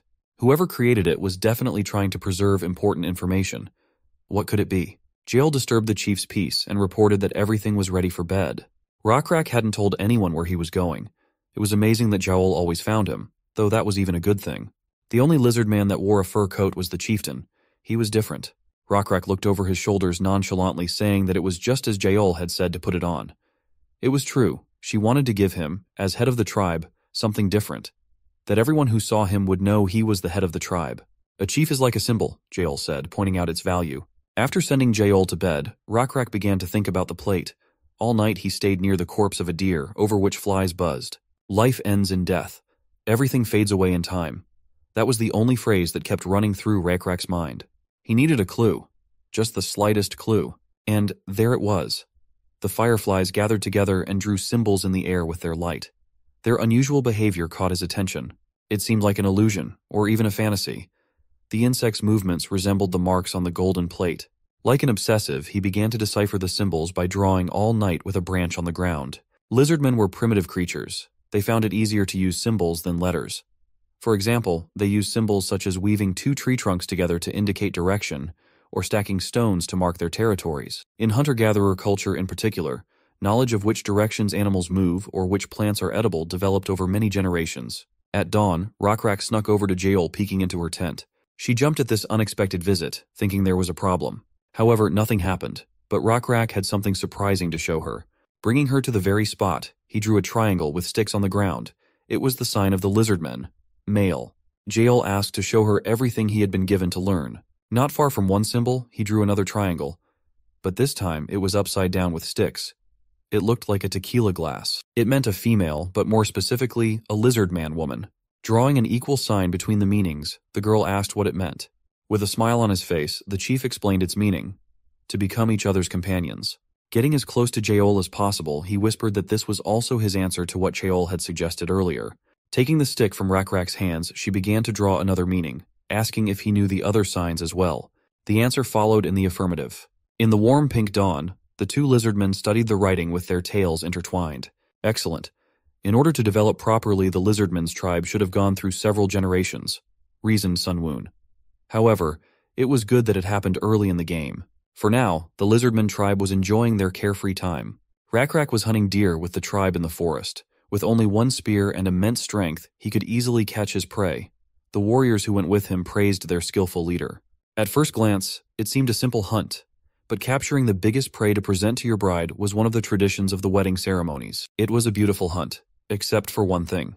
Instead of brute strength, Yahello used her brain to its fullest.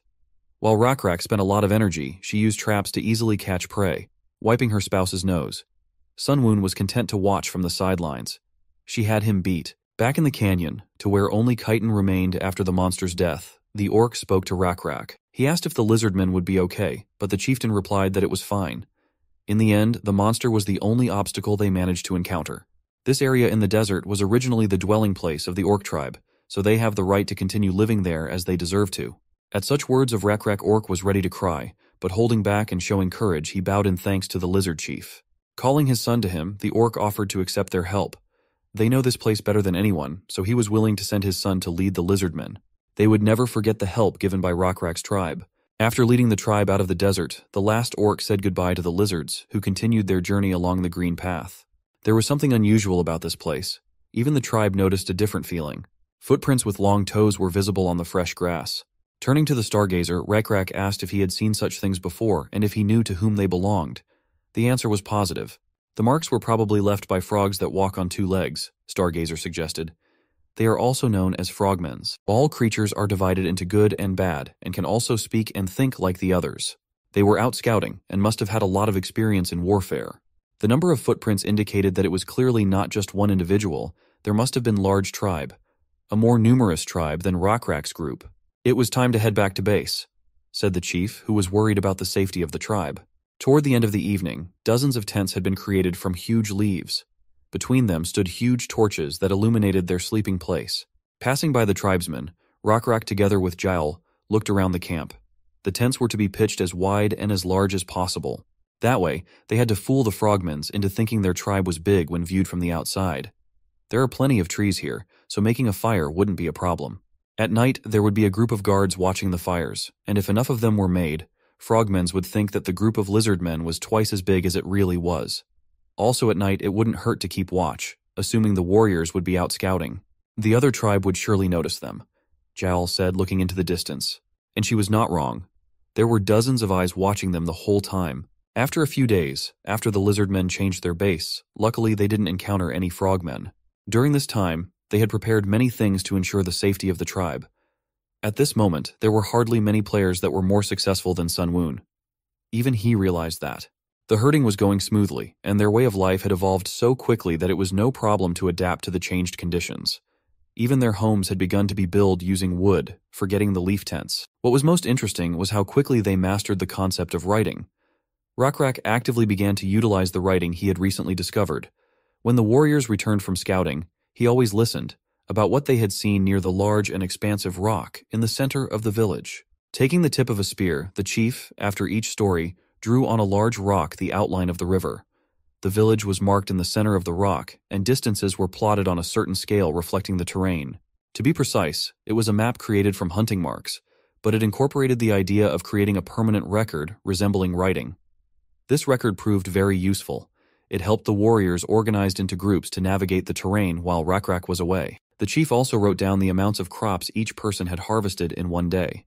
They could look at who had harvested the most and could rest, while some would compare and realize they had not brought enough and needed to work harder. This was effective in increasing productivity. Such rapid development could not have been more gratifying to Sun Woon. The swarms of locusts in the center of the continent were steadily increasing. Likewise, in the south, the insects were thriving in their nests. The insect territory had also reached the 4th level. This is a method the protagonist wouldn't dream of because of the other players. However, since it started from the distant lands in the east, isn't it worth trying to capitalize on this situation? Rakrak's capabilities and the tribe's status is currently above average, but this is only the beginning. What comes next will be bigger and more dangerous than anything experienced in the past. Rakrak was chatting together with Yahello and Ur as suddenly the duty lizard man came running towards them yelling loudly. They were in huge trouble. The frogmen were already halfway to their village. Rakrak certainly went to meet the one at the border. The chief of the frogmen's tribe was with the brightest coloring himself adorned with red feathers on his neck. These frogs did not come alone, they had a lizard man with them. Rakrak did not understand why he had allied himself with them. Had they come to make peace? The two tribes met in a small clearing in the forest. The lizardmen warriors were still watching the frogmen and delivering information about them, so their first sight of the guests was not accompanied by surprise. Their skin was slippery, and they themselves were somewhat smaller than the lizardmen. They were distinguished by their large eyes and transparent eyelids, short necks, and hard bodies. "My name is Shunan. I am the son of the great chief of the Alroy tribe," the frogman introduced himself. He was one of the largest men in his tribe, and he had a fancy rope around his neck, decorated with bird feathers. They had not come with intentions of fighting, so their motive was justified by curiosity. At least they said so. To Rakrak, he was in his own way polite, so he too greeted him in response. At his words, Rakrak also introduced himself as the head of his tribe and gave his name. He too had no intention of using weapons against the frogmen. However, why had those come to meet them? Rakrak squinted his eyes. Frogmen looked at each other and nodded. They only came to meet them to inform the guests that they had trespassed into their territory. Rakrak's response to that was that he didn't know that. He didn't even think that absolutely all of that area belonged to them. When they came to that place, they didn't see any border markings. However, they would do their best to clear up the misunderstanding. He apologized for disturbing the frogmen tribe. Seeing his calmness, frogs even quieted down for a while. Rakrak explained that the lizardmen had come from a very distant land and were very tired, so he asked permission to spend the night here since they didn't have a home yet. He was sure that Shunan, the son of the great chief of the Alroy tribe, is qualified enough to grant permission to their request. Rakrak pleased him as best he could, not letting the young frog fall foul of his subordinates. It was truly possible with his authority as the next leader of the tribe. Watching the frogmen warriors that came with Shunan, Rakrak realized that they were sent to keep an eye on the lizardmen. With questions piling up, particularly about their lizard friend, Rakrak needed to carefully gather all the information from them. This clearing was not the best place to negotiate, so Rakrak invited Shunan to go to his village and continue in a more hospitable setting. Their tribes had come to a good agreement without any animosity, so a feast was in order. he suggested. However, it didn't seem like the best idea to the frogmans, so they declined. They were grateful for the offer, but it was difficult to implement since there was no mutual trust between them. But Rakrak couldn't just let go of those who had done them a great favor. Instead of meeting them in the village, the lizards offered to eat in the same clearing. Though frogmans had a bit of a debate amongst themselves, they still agreed. After making a fire and catching game, they put the deer carcass on a stick and hung it from the fire. In a short time, the odor of fragrant roasted meat formed around the clearing. The two tribes were having a friendly time in their small groups. One thing Rakrak needed to find out now was what kind of relationship that lizard man had with those frogs. But it would also be good to find out his purpose for staying with them. He couldn't ask directly, however. There was no way to show that he was interested in the subject. If his thoughts were revealed to another tribe, they would surely use it against them. Keeping the conversation going, Rakrak asked the other chief what the jewelry around his neck was. It turned out those feathers belonged to cockatrices. As expected, the lizards had not heard of it. These were the dangerous animals that lived around this forest. Huge birds that walked on two legs, similar to ostrich. Not only were they large in size, but they also had poisonous spurs. The frogmen had great difficulty catching them. In addition to their speed, they also had a wide range of motion. They were the reason why the Alroy continued to watch this area. And since they are hard to catch, they must be using another weapon that would be different from a spear. Rakrak asked out of curiosity. Spears? Shunin questioned, squinting his eyes. In an instant, he put out his hand and ordered the servants to bring his bow and arrows. He was determined to prove himself. The lizards were not yet aware of such a device, and Rakrak had no idea what he was about to see. However, no one responded, and then he called Owen to him, the lizard who lived with them. Since he had nothing to do, he ordered him to bring a bow and arrows, and the lizard man went to fulfill the request without any hesitation. As soon as he fulfilled the first order, the frogman asked him to perform another favor. By that, he meant to hang a piece of bark on the tree so that Shunin could practice archery. Without further ado, Owen went to fulfill the order. It looked like mockery from the outside. After pulling the bowstring tight enough, Shunin released it. The arrow flew into the target with great speed. It was quite accurate considering the distance from which the attack had been launched. Frogmen learned to shoot as children, Frogman explained. Ostensibly not bragging, but he hinted that he had always been one of the best archers in his tribe. That impressed the chief of lizards. But since Rakrak had already seen how it worked, he asked him to try his hand at using the unfamiliar thing called a bow. Shunin didn't mind, so he handed the weapon to the lizard. It proved to be a difficult endeavor the first time around. At first, Rakrak couldn't even keep the arrow straight. It kept trying to move to the right side of the bow. Although the branch and string were definitely strong, the attempt was clearly clumsy. The strength of this weapon was weak compared to a spear, but with it he could carry a few arrows in reserve. It was also much more accurate and had a faster attack speed. After pulling what seemed to be a fairly tight bowstring, he fired the first shot. Naturally, the arrow didn't even reach the target. However, Rakrak did not give up. He definitely wanted to learn this device. But no matter how many times he tried, he failed. Each time the arrows hit the ground. It's a very difficult thing to do. Nothing is easy in the beginning, Shunin encouraged him. But at the same moment, he switched to Owen, who just stood there and ordered him to collect the arrows. Owen just as obediently ran to pick up the arrows. However, Rakrak told Shunin that since he was shooting, he should collect the arrows. But they waved him off and said it was just help. Still, there was something the lizard man wanted to know more than arrows. Walking over to Owen, the chief crouched beside him and began to collect arrows. A light conversation ensued between the two.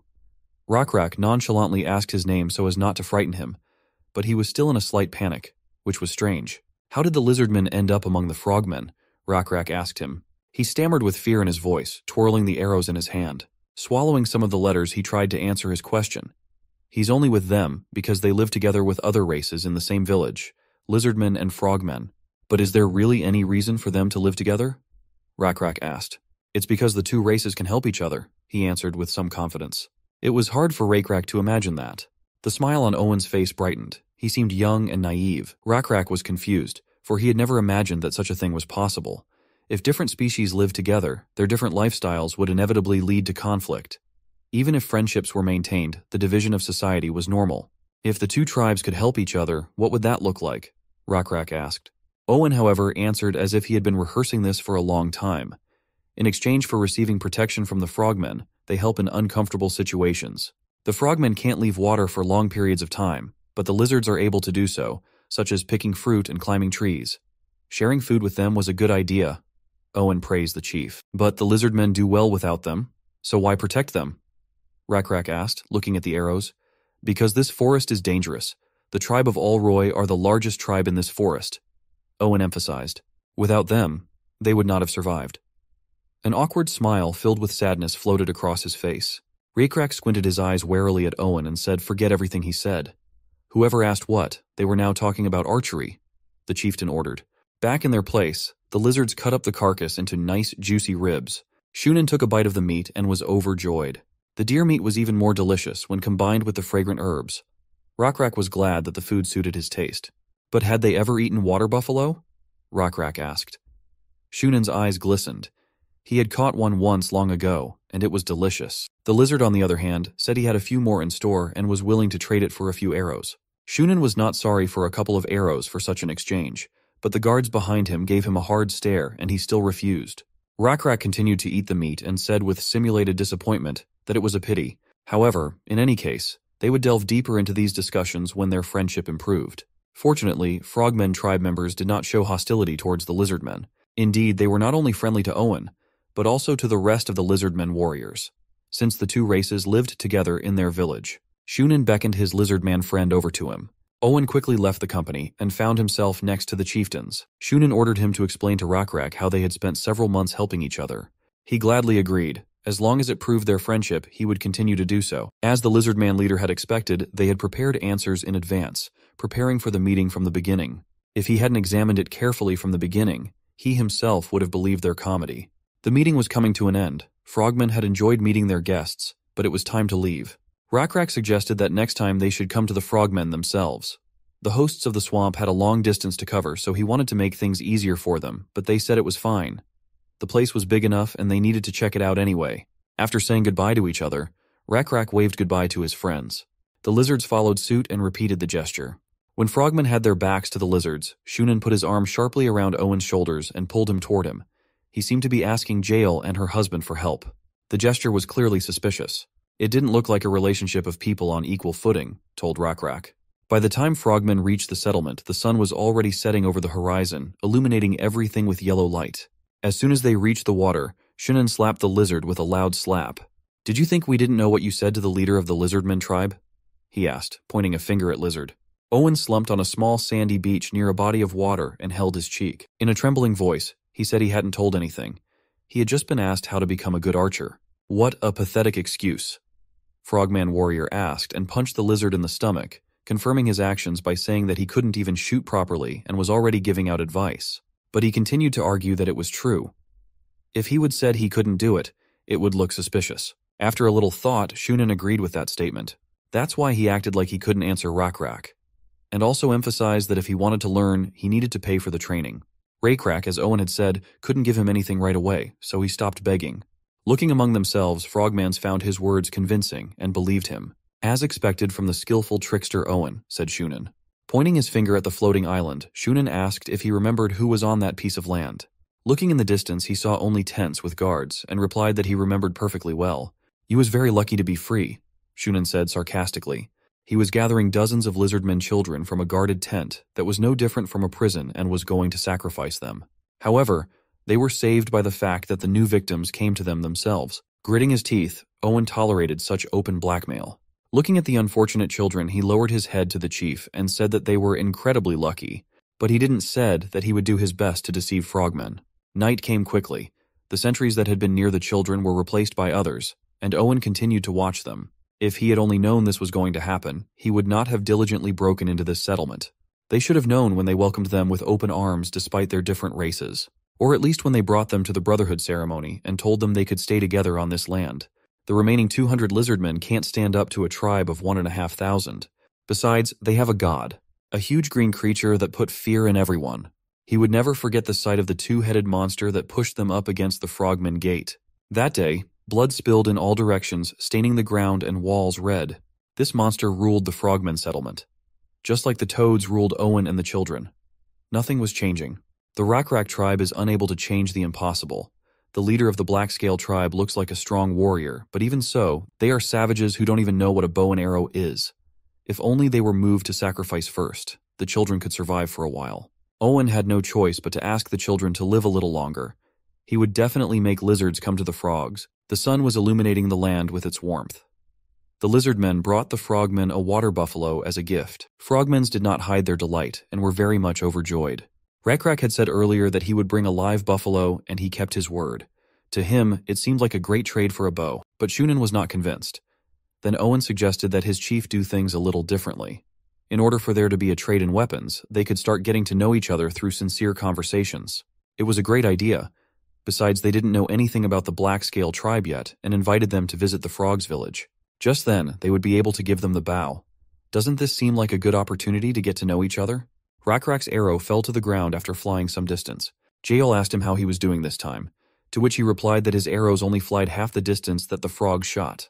Looking at the bows they had managed to make by following example, he added that he didn't know what kind of creature's tendons they used in their bows.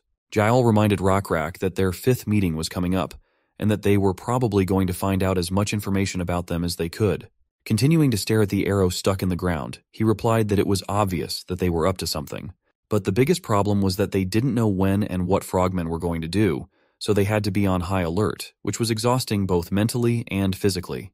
But in spite of all this, it was not in their plans to give up, so after saying that they had made some progress today, he asked Yahello about the medicinal herbs that were supposed to be effective against the itching disease, to which he replied that the herbalist knew a place where there was enough of them. This was great news, but at the moment Rakrak was most concerned about Owen, who he thought would be the key to their plan. Yahello was clearly more determined than him, so the very next moment she offered to give him a chance, which could be a great opportunity for them. At the same time, the delegation of frogmen, along with Owen, were on their way to their 5th meeting with Rakrak. Owen was in the tight embrace of one of the frogmen, making it hard for him to breathe, and he shouted desperately, saying that he had done everything they had asked, and that it was not his fault that they had failed. To which Shunin, who was walking behind him, replied that it would take too long to lure the lizards. Owen replied that those lizards with black scales and water buffalo skulls on their heads were more cautious than he thought. To which Boy, who was holding him, said with a sneer that it seemed those were different and were not as naive as his tribe, who had trusted them immediately. Owen had no choice but to smile and agree with his words, for it was the truth. The very next moment, frogmen threw him to the ground. Boy turned to Shunin and said he would go, because he had some business. Left alone with Owen, Shunin told him that his father had ordered him to speed up the sacrifice ceremony, which took Owen by surprise. Shunin went on to say that he should hurry up and get as much information from them as possible, and try to invite Rakrak and his warriors to their village as quickly as possible without arousing suspicion.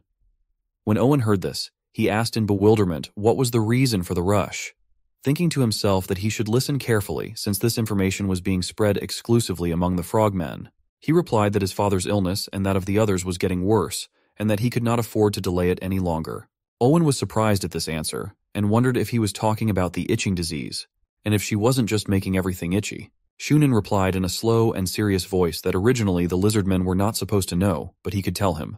Then he began the story, explaining that the itching disease was much more frightening and insidious than it might seem at first glance, and if you got it, not only would your skin start to itch, but it would also start to have a sticky white slime on it that wouldn't go away no matter how much you tried to wipe it off, and it would get bigger and bigger over time. If you were covered with it to a certain level, it became difficult to breathe, and then death would soon follow. That's how a priest in their tribe died yesterday. Owen was surprised to hear this, as he had not heard that the itching disease was fatal, but he realized that it was probably a test, so he could not show his true emotions. It also explained why some of the frogmen hadn't shown up lately, which could even mean that some of them might already be dead. But right now, it was important for him to play his part convincingly. So the very next moment, he said with sadness in his voice that this story should not reach the lizards. He added that if it did, they would laugh at them and also look down on them. Shunin replied that it was true, but they wouldn't be able to hide it forever. After a few seconds of thinking, Owen replied that even so, they had a way to keep the lizards under control, and to do so, they only needed to say that this disease could spread to the lizardmen as well. Hearing that, Shunin replied that it was a good idea, but the problem was that the disease couldn't actually spread to the lizards, to which Owen immediately replied that there were herbs that produced white slime and also caused itching, and if they used them, they could easily fool lizardmen. Their task was to pretend to be weak, and as soon as they took a bite, to trap them.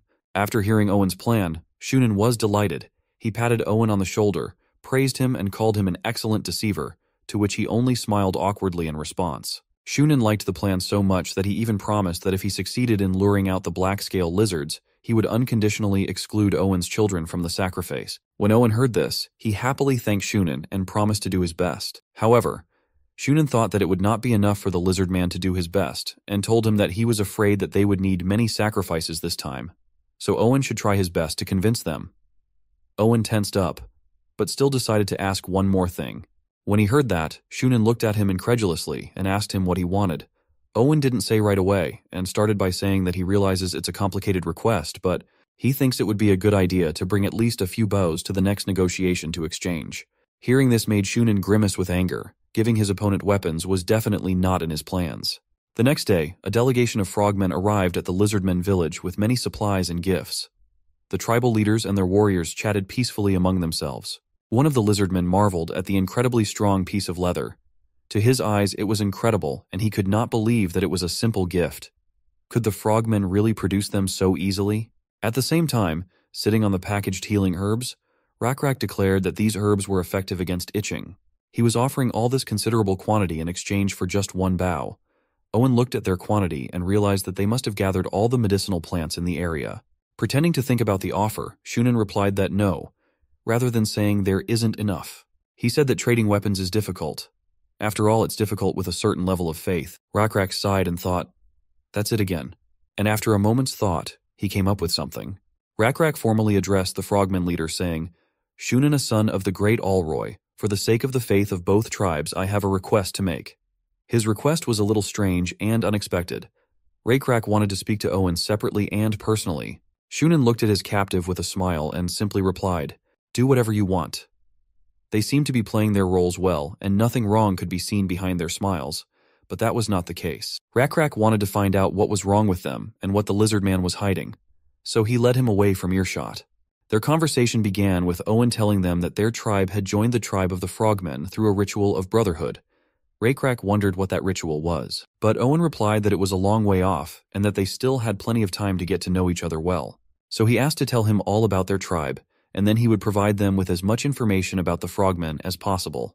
Owen tried to be as friendly as possible and suggested to Rakrak to put aside all doubts and come closer. However, Rakrak noticed a blue butterfly that he already knew, which immediately gave him certain thoughts, but still he didn't understand why it was here. When it landed on Owen's head, it was clear that Rakrak had to lure him to his side and use him. Owen himself did not understand anything and only asked what this strange butterfly was. After looking at the flying butterfly, Rakrak finally decided to play a dangerous game. He told Owen that indeed there were many doubts and suspicions between them now, so it should be put to an end. And now he would tell him everything about them and their story. The conversation between the two lizardmen went well. Back at the Frogmen settlement, Shunin praised Owen and his excellent work, patting him on the shoulder all the time. The results they had achieved with his idea were great. Shunin shrieked with joy as he told them they would come to their settlement. When they said they would show them their village, Oboy thought they were trying to trap them, but that was just silly. Thanks to the lizards themselves, the frogmen were able to find out the location and size of the village. They even learned some information about their history. Even contrary to what the scout had said, that the tribe consisted of 600 men, in reality, there were at most 300, of which only 30 were warriors, the Shunin's guard summarized. The heir to the chieftain himself had not thought they would trust them, but it was only thanks to Owen that all this had been realized. For such excellent results, Shunin was ready to fulfill any wish of Owen. However, there was a single request for Shunin that Owen had asked for more than once. Shunin asked him what he was talking about, to which Owen shortly reminded him about the promise to let the children go if Owen did the right thing. Shunin promised to let them live together. Oboy, having heard such a promise, questioned the chief. Did he really say such a thing? To this, Shunin advised him not to be so cruel. His father also understood. They shouldn't be so cruel to the lizardmen, he reminded the guard. They needed to show the lizardmen that good things would happen if they were served faithfully. Don't be afraid, Owen. I remember the promise, said Shunin, sending him away. Owen was indeed grateful to him for this. The evening came very slowly. With anticipation in his chest, Owen looked at the cage with children from the small slope. Now, more than ever before, he wanted to live with his child. However, with the feeling of joy, the cats were scratching at his soul. He didn't understand what the problem was. After all, it was natural selection. Drawing symbols in the sand, he whispered quietly that it was only the fault of the foolish tribe leader of Lizardmen, the one called Rakrak. He should have been more suspicious and careful in his movements. Owen frowned. The last time they had met, the leader had shown something amazing that he hadn't seen before. different signs that complemented each other. It's called writing, Rakrak explained. He and his tribe had figured out how to use them. Different symbols represented different meanings, whether it was home or food. 2 crossed-out sticks meant no, the chief said, and a sign that looked like a square root they called a lie or a fake. Owen seemed to dive headfirst into science. He began to ask if 2 letters could be written so close together. He explained his thoughts by saying that if you put them together, they would be don't lie. The delighted Rakrak said with a smile on his face that he had never thought about it and praised Owen, calling him a clever lizard. To this, he brushed it off, saying that it was a huge praise for him. For some reason, at this moment of praise, he was reminded of Shunan's words when he had called him a smart charlatan. It even became a little hurtful.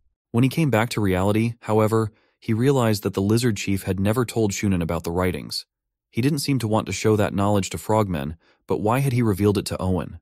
As if reading his mind, Rakrak said it was all just because of faith.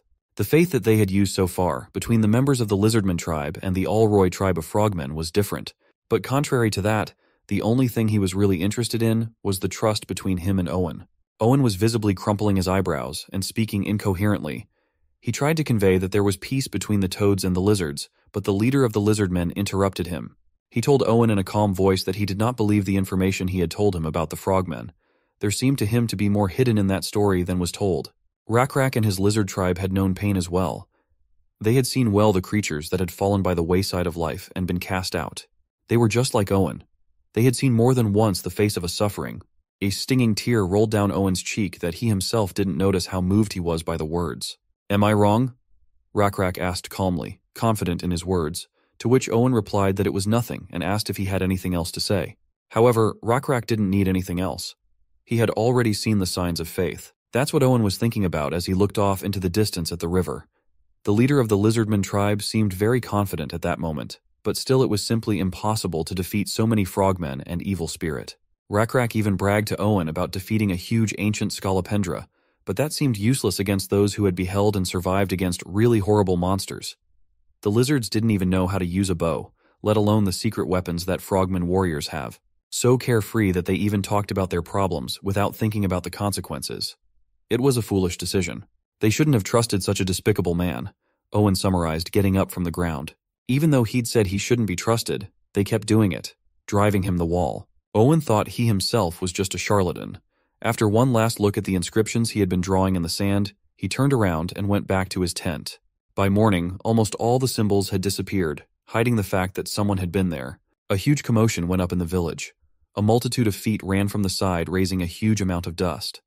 Lizardmen arrived in their settlement, shouting out things here and there. Shunan came out to greet them with open arms.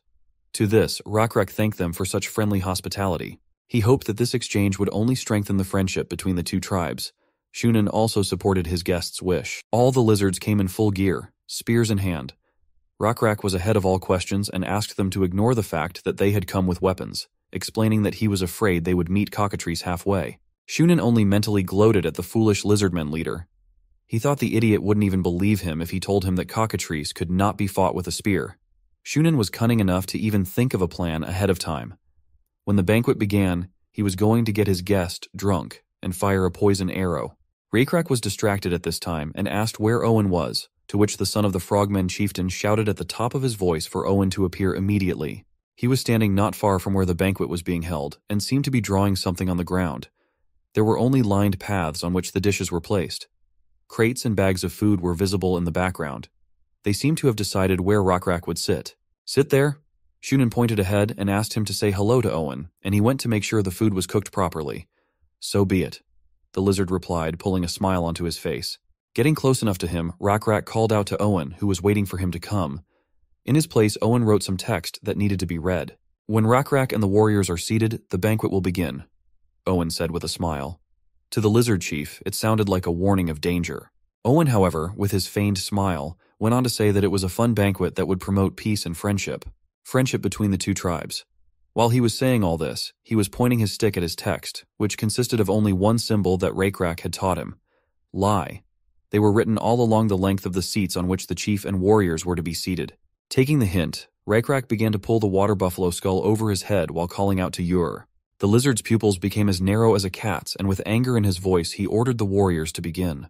Ur waited for nothing more. Gathering all the strength in his hand, he took masterful aim with his spear. The weapon flew straight into the frog warrior's head.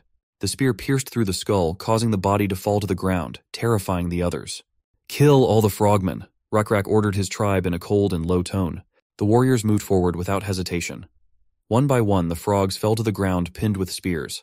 They didn't even have time to do anything with their bows. Some of the defeated green creatures turned to Owen before they died, blaming him, for he knew everything, branding him a traitor and blaming him for their deaths. Rakrak's casual face expressed no emotion, only drops of blood dripping from his mask, leaving a trail. In a short time, the entire clearing was strewn with the bodies of frogmen holding arrows on their belts that had not saved their lives. Rakrak walked around the area listening to the report on the progress of the attack.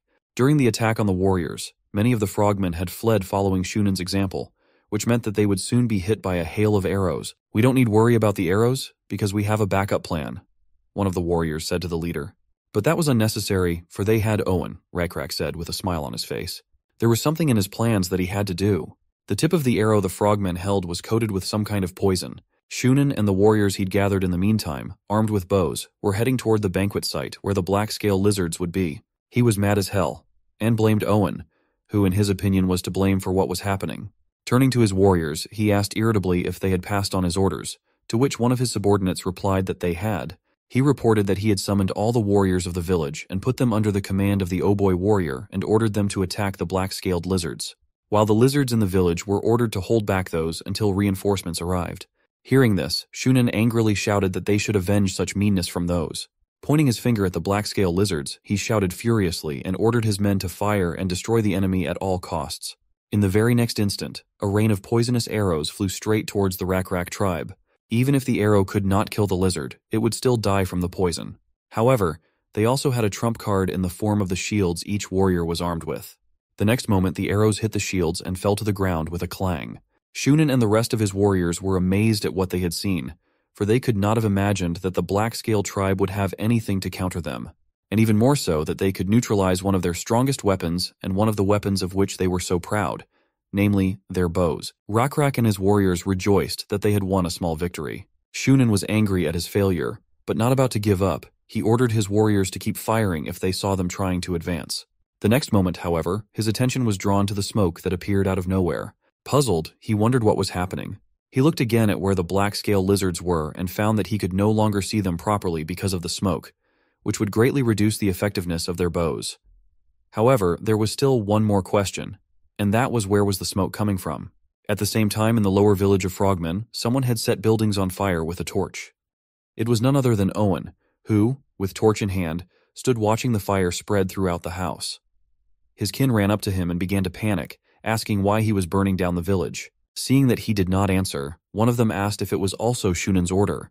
Owen replied that it was not, but that he had been asked to do so by the leader of the black-scale lizards. Hearing this, his kin were perplexed and shocked, as they could not understand why he had decided to listen to their enemy. Seeing their confusion and panic, Owen told them to calm down and trust him, then informed them that the black-scale lizards intended to crush the frogs.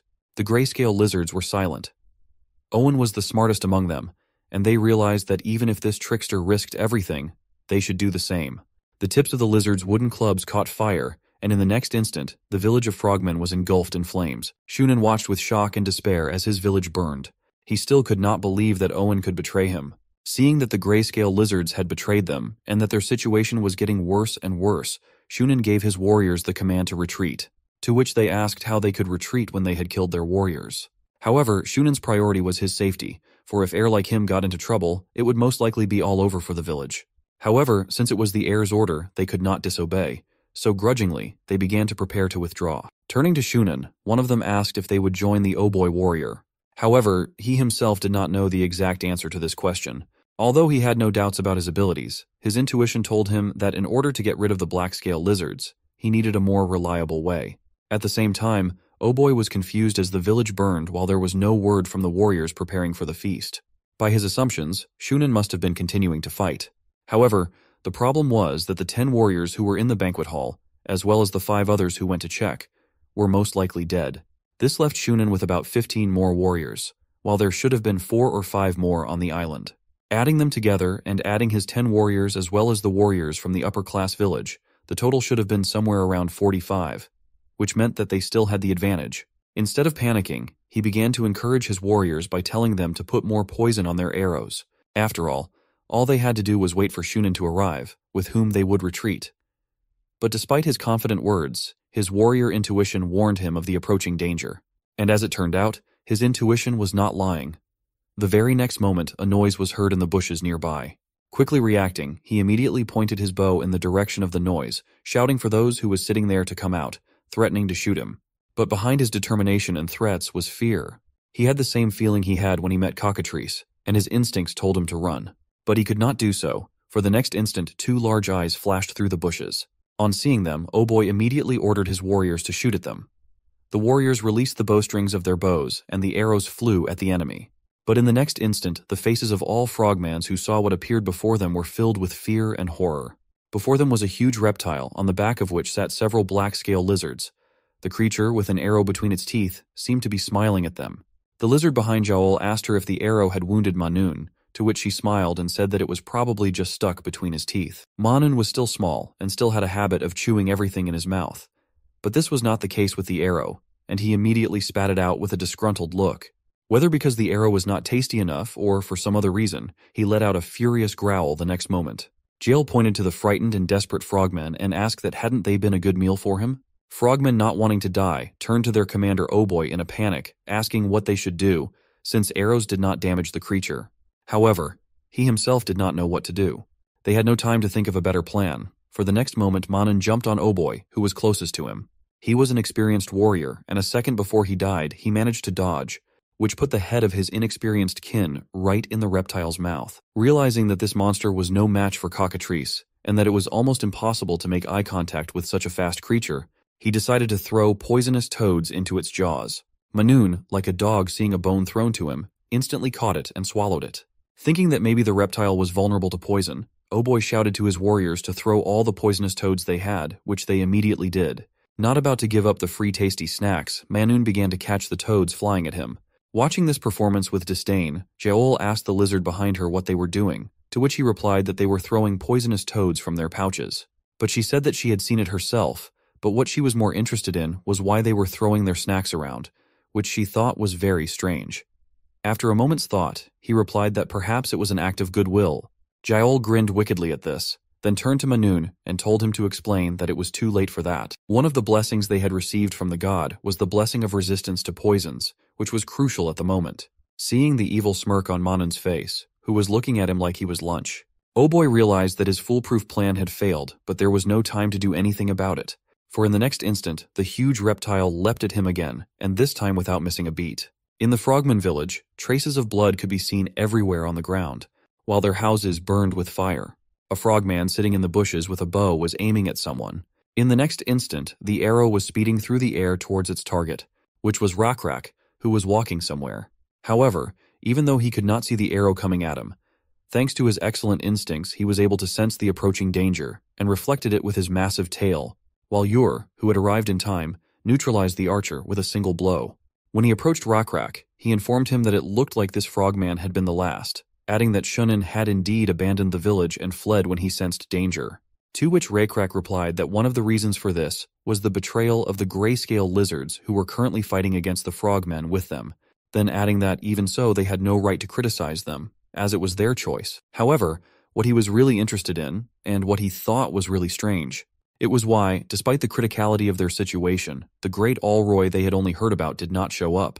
Sun Woon, who was watching them from above, smiled, pleased with himself, then quietly muttered to himself that it was all because of him. Among the countless tactics and strategies used by him, there was one that was probably one of the strongest in the game, and it was called disease. It worked and was effective in any era. It was a tactic he decided to use this time. Even though he had some trouble finding the right virus, since it was only supposed to work on the mucous membranes of amphibians, he still managed to do it. The time when Rakrak followed Stargazer to the southeast, where the tribe of frogmen was located, coincided with the time when Sun Woon discovered the virus. And even though the virus and the frogman tribe were hundreds of kilometers apart, he successfully managed to transport it to them thanks to his insect army, who, despite many casualties along the way, eventually made it to their village, where he first infected their leader, the Great Alroy, who has since disappeared. At the same time, the sounds of drums could be heard around the island, banged by several frogmen. On the ground near the water, several bound grayscale lizard cubs were kneeling. Realizing they were here for sacrifice, they tearfully awaited their fate. Not far away on the ground sat the great Allroy, whose body was covered with a layer of white slime, and who had initiated the sacrifice that he believed would heal them. Together with a crowd of his tribesmen, who knelt before the lizard cubs, bowed and begged the two-headed god to accept their sacrifice and to kill all those lizards, thus showing them his greatness. Soon, someone's huge shadow appeared under the water, with two pairs of eyes glowing in it. At the same time, Shunin reached the island by boat and saw that his father had already started the ritual of the sacrifice, which he believed was the key to their victory. At the same time, in the nearly destroyed lower village of the Frogmen, Raycrack was called loudly by someone's excited and panting voice. Turning around, he saw Owen, who was breathing heavily from running. Praising Owen for a job well done, Raycrack asked him why he was in such a hurry and what he wanted from him. He said with desperation in his voice that they needed to get to the island right away. Raycrack was puzzled as to why they had to get to the island now, and he said that the frogmen had lizard cubs there to sacrifice. Then he added that they had a god, and that if they sacrificed to him, he would come and do them a small favor. And though he might not be able to cure their disease, he would probably attack Raycrack and his warriors. Raycrack sighed and said that he should have told him about it earlier, for now they had no way to get to the island, for Shunin had taken all the boats in his escape. Owen did not want to give up, and started to say that if they swam, they would be able to get to the island. But he was immediately interrupted by the harsh voice of Raycrack, who looked at him coldly and said that it was too dangerous, because they had bows, and they didn't swim as well as they did. Owen's eyes filled with despair at these words, and in the next instant, his fatherly instinct kicked in, making him beg him to help his son and the other kids. However, this only made Raycrack angrier, who immediately punched him in the jaw. He shouted at him furiously, saying that he should have confided in him earlier and told him everything from the beginning. Then he told Owen, who looked at him with horror and despair on his face, that he believed that they could defeat the god the stupid frogs believed in by their own strength, and that if their god appeared and attacked them, he would show him how they could destroy him.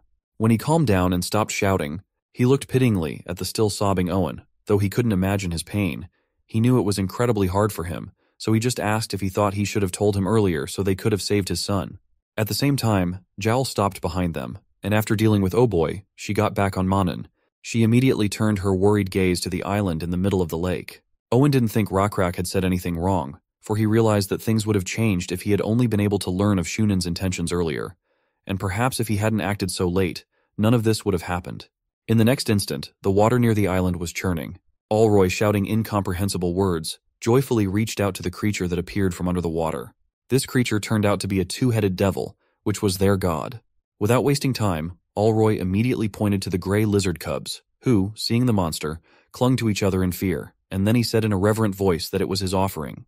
Raising his hands in the air, he began to shout in a fanatical voice to punish the black-scale lizards who dared to disturb the god's lake. Looking at the huge two-headed monster that looked invincible to him, Owen finally lost hope. However, while he resigned himself to his fate, Raycrack along with Yahello looked at the two-headed devil with calm gazes. Despite its enormous size, Raycrack thought that fighting this huge two-headed serpent might be worth a try. After all, even though they didn't have a location advantage and couldn't use any tricks, they had a chance to win, even if it cost some sacrifices. However, the very next instant, he noticed something that made his eyes widen wide and glow. A butterfly flew towards him, glowing with a blue light. This could only mean one thing: they had hope. Walking over to the desperate Owen, Raycrack called out to him and told him to look at him. He raised his head in bewilderment and looked at him with his tear-wet eyes, which widened the next moment at what he saw. Standing in front of the huge mantis that appeared before them in the moonlight, Raycrack turned to Owen and asked him if he believed in miracles. Kneeling before his god, Allroy shouted loudly to his tribe to worship the two-headed devil. He again began fanatically shouting to the monster to accept their offerings and destroy the lizards. Shunin bowed his head and watched as monster approached the victims, but at one point the monster stopped in indecision and looked forward. With Allroy's experience, this god had always been hungry for sacrifices, and always as if he had been starving for days, had rushed at them, but to his surprise, this time no such thing had happened. Wishing to know what monster was looking at, he followed his gaze and turned around cautiously. His eyes widened at what he saw, and he instinctively froze with fear. There was a large shadow above the tall trees, belonging to a huge creature with large eyes, which at the mere sight of it inspired awe and terror. The sounds of this creature's movements were accompanied by the cracking sound of trees bursting out of the ground, which immediately made the frogmen bowing to the two-headed devil turn around. Like their leader, they also froze with fear when they saw the creature approaching them. Shivering in fear, someone from the crowd loudly exclaimed, "It's new God." Their fear was understandable, for looking at this creature, it was clear that compared to him, the two-headed devil was just a pathetic water snake, while he really looked like a true god. When creating his creature that would follow his will, which was made possible by the fact that he had the essence of the abomination that was left after killing the ancient Scolopendra, Sun Woon decided to focus on practicality, adding strong legs as well as wings, sharp jaws, and large eyes that allowed him to see in all directions. Although the resulting creature resembled a mantis, it was a completely different organism. He guessed that at that point there probably weren't many players who had been able to create their own creature before him. Let's go back to the two-headed demon, who was confused and furious when he saw the creature approaching him, because if he let the creature that had invaded his territory stay, he would have to give up frogmen and sacrifices. And so even though his opponent seemed large and strong, he was not about to back down, for he himself was a divine being. Already in the next instant, it opened its jaws and rushed at him. Stretching out one of his arms, the mantis easily squeezed one of the heads of the snake that was trying to attack him. Crawling out onto the ground and colliding with the mantis, the snake crushed several frogmen with its body. Seeing this, the rest of them started to run away screaming in panic. Shunin barely managed to drag his father away. Despite the fact that he was almost killed, he continued to watch the monster fight with horror. Not wanting to give up so easily, the serpent opened its second mouth and tried to attack the mantis again, but like last time it was not successful. The mantis neutralized the attacking head with one strong blow, then turning to the snake in a quiet voice, which despite this was heard by all the lizards near the lake, he said that if he dared to call himself a god, he should realize that he was in fact nothing. Alroy and Shunin, who were watching, had a look of horror on their faces. Then grabbing the serpent's remaining head, which was still showing signs of life, the mantis said he would offer it to his creator, so that he could atone for his stupidity. For his stupidity was not a sin. In the next moment, illuminated by the bright light of the moon, he pompously tore off its head. Then, under the gaze of all present, turning to the dead serpent, he said that his sins were forgiven by his blood and flesh. Even Sun Woon, who was watching, was surprised, as he didn't expect that he would win so easily, because even though there was a big difference in skill and level, he still had high hopes for the two-headed devil. However, he decided to think about it later, because his main goal was to help the tribe of lizards, who saw the victory of their god and began to shout with joy while Owen cried again, but this time, with joy. Seeing the joy and happiness on the faces of the Lizardmen, Sun Woon thought to himself that the emotions he was experiencing were quite entertaining. Turning back to the corpse of the two-headed demon, he noted that his abilities weren't too bad, considering that he had a small area, not a large one, unlike the others. But he hadn't used it, which suggested that the reason was this creature wasn't created by player. Another reason to rejoice was the system window that appeared in the next moment, informing him that for killing the two-headed devil, he had received its essence, as well as the small area it possessed. In the next instant, another system window appeared in front of him, asking him if he wanted to check out the new territory. The fact that he was able to obtain another essence and a new territory so quickly could be attributed to nothing but luck.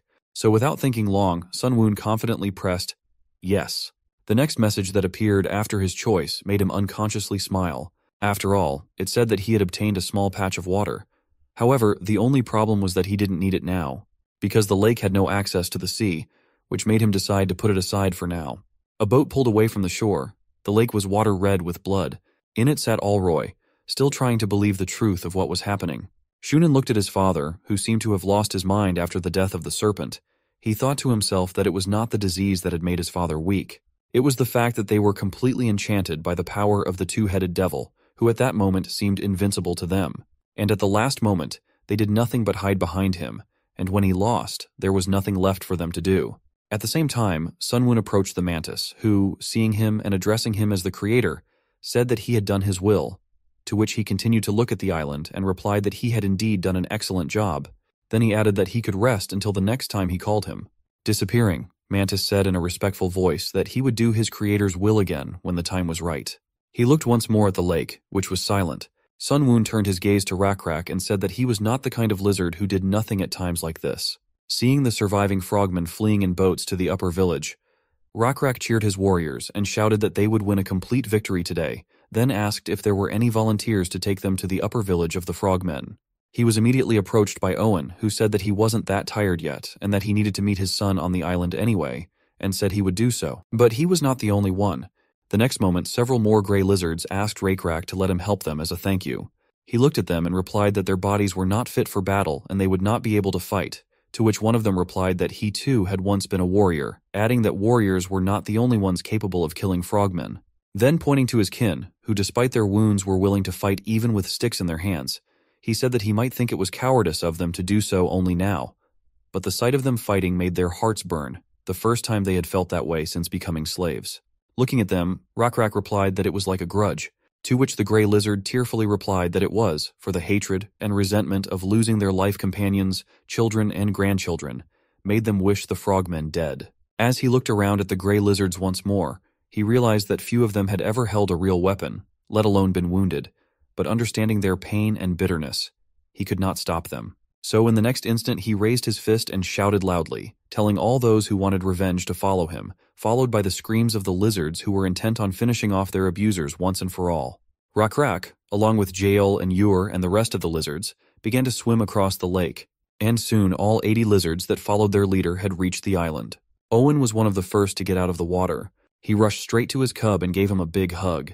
Watching the happy and somewhat tearful reunion of father and son, Rakrak turned to Ur and told him to send those who were tired on the journey with their children back to the boats, and afterwards to take those who could not swim well and take them to the end of the village to attract the attention of the enemy, who must now be watching closely and waiting for their attack. When he heard this, he asked admiringly if their plan was to use one of the squads as a distraction while the main group swam around the water and stabbed them in the back, to which he replied that it was.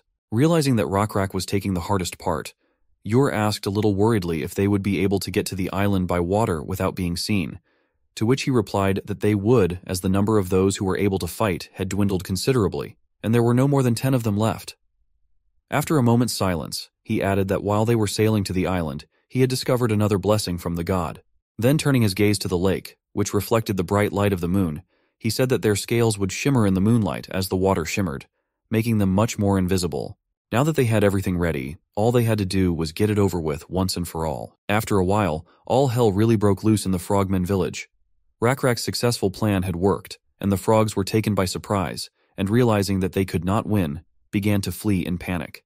However, not everyone managed to escape, because those who suffered from itching disease and had problems with breathing could not do it.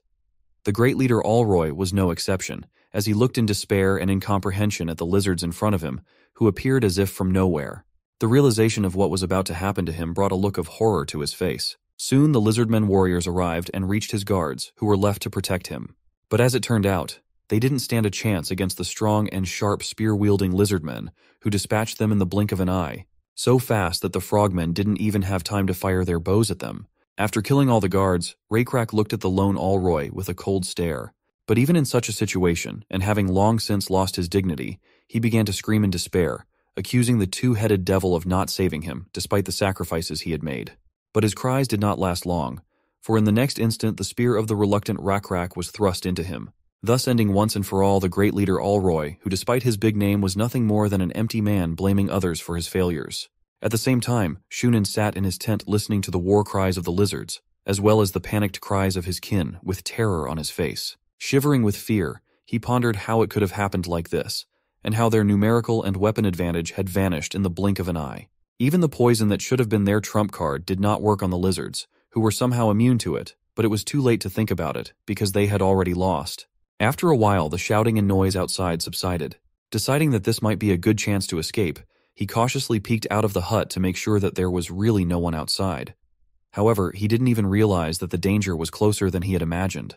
Suddenly, a voice sounded behind him, causing Shunin to freeze in place with fear. In the next instant, he turned around in panic, at the same time reaching for his quiver, which unfortunately for him, was empty of arrows. Staring with his eyes wide with fear, he shouted the name of the lizard in front of him in desperation. It was Rakrak. Looking at him with a cold stare, he told Shunin if he was a warrior, he should stand up and bear his sword, as it would at least allow him to keep his honor. However, the man had no honor now, and all he could do was just beg to be spared.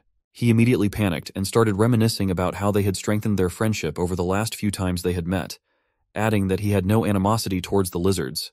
Rakrak asked thoughtfully if that was true, and he replied that it was, because it was the two-headed devil that had threatened them. Seeing that the lizard still seemed unconvinced by his words, Shunin pointed to his bow in a panic, saying he would reveal its secret, to which Rakrak indifferently and coldly asked what the secret was.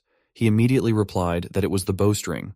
And when the lizard asked him what the bowstring was made of, he replied with a playful smile that it was made of veins from the backs of frogmen. Rak, like Owen, was really shocked at what he had heard, and his face immediately darkened. Even though he had assumed that the bowstrings were made from some animals, he had never imagined that they were made from their kin. The next moment he asked Shunin, who was sitting in front of him with a smile on his face, what the bow itself was made of. The man, realizing what he was about to say, mumbled that it was from lizards. Shunin lowered his head and prepared to die, for he knew that after his words he would not be released. Rak heard the answer and replied in a cold and grim voice that he understood. Then opening the curtain at the entrance to the hut and looking out, he said that there were really no hard feelings between them, and he had already won a brilliant victory, so he accepted the deal he had offered. He then looked at Shunin and added that he was free to go. Shunin looked around warily and rose to his feet, still not fully believing that he was being let go. Not waiting for Rak to change his mind, he started to run away. Owen, who was standing next to Rak, asked him if he was really going to let him go. Rak took his bow and arrow and said yes. Then taking aim at the fleeing Shunin, he coldly added that all he needed was a moving target. Not long after the frogmen were finished, Rak's arrow whistled through the air. It hit the head of a bound, rotting, and long-dead frogman. Judging by the number of marks, it had long been used as a target for training. Now Rak was pleased with the result. His archery skills had improved greatly, and their tribe had found a way to make bows as good as the frogmen. However, he just wondered if this was the best they could do.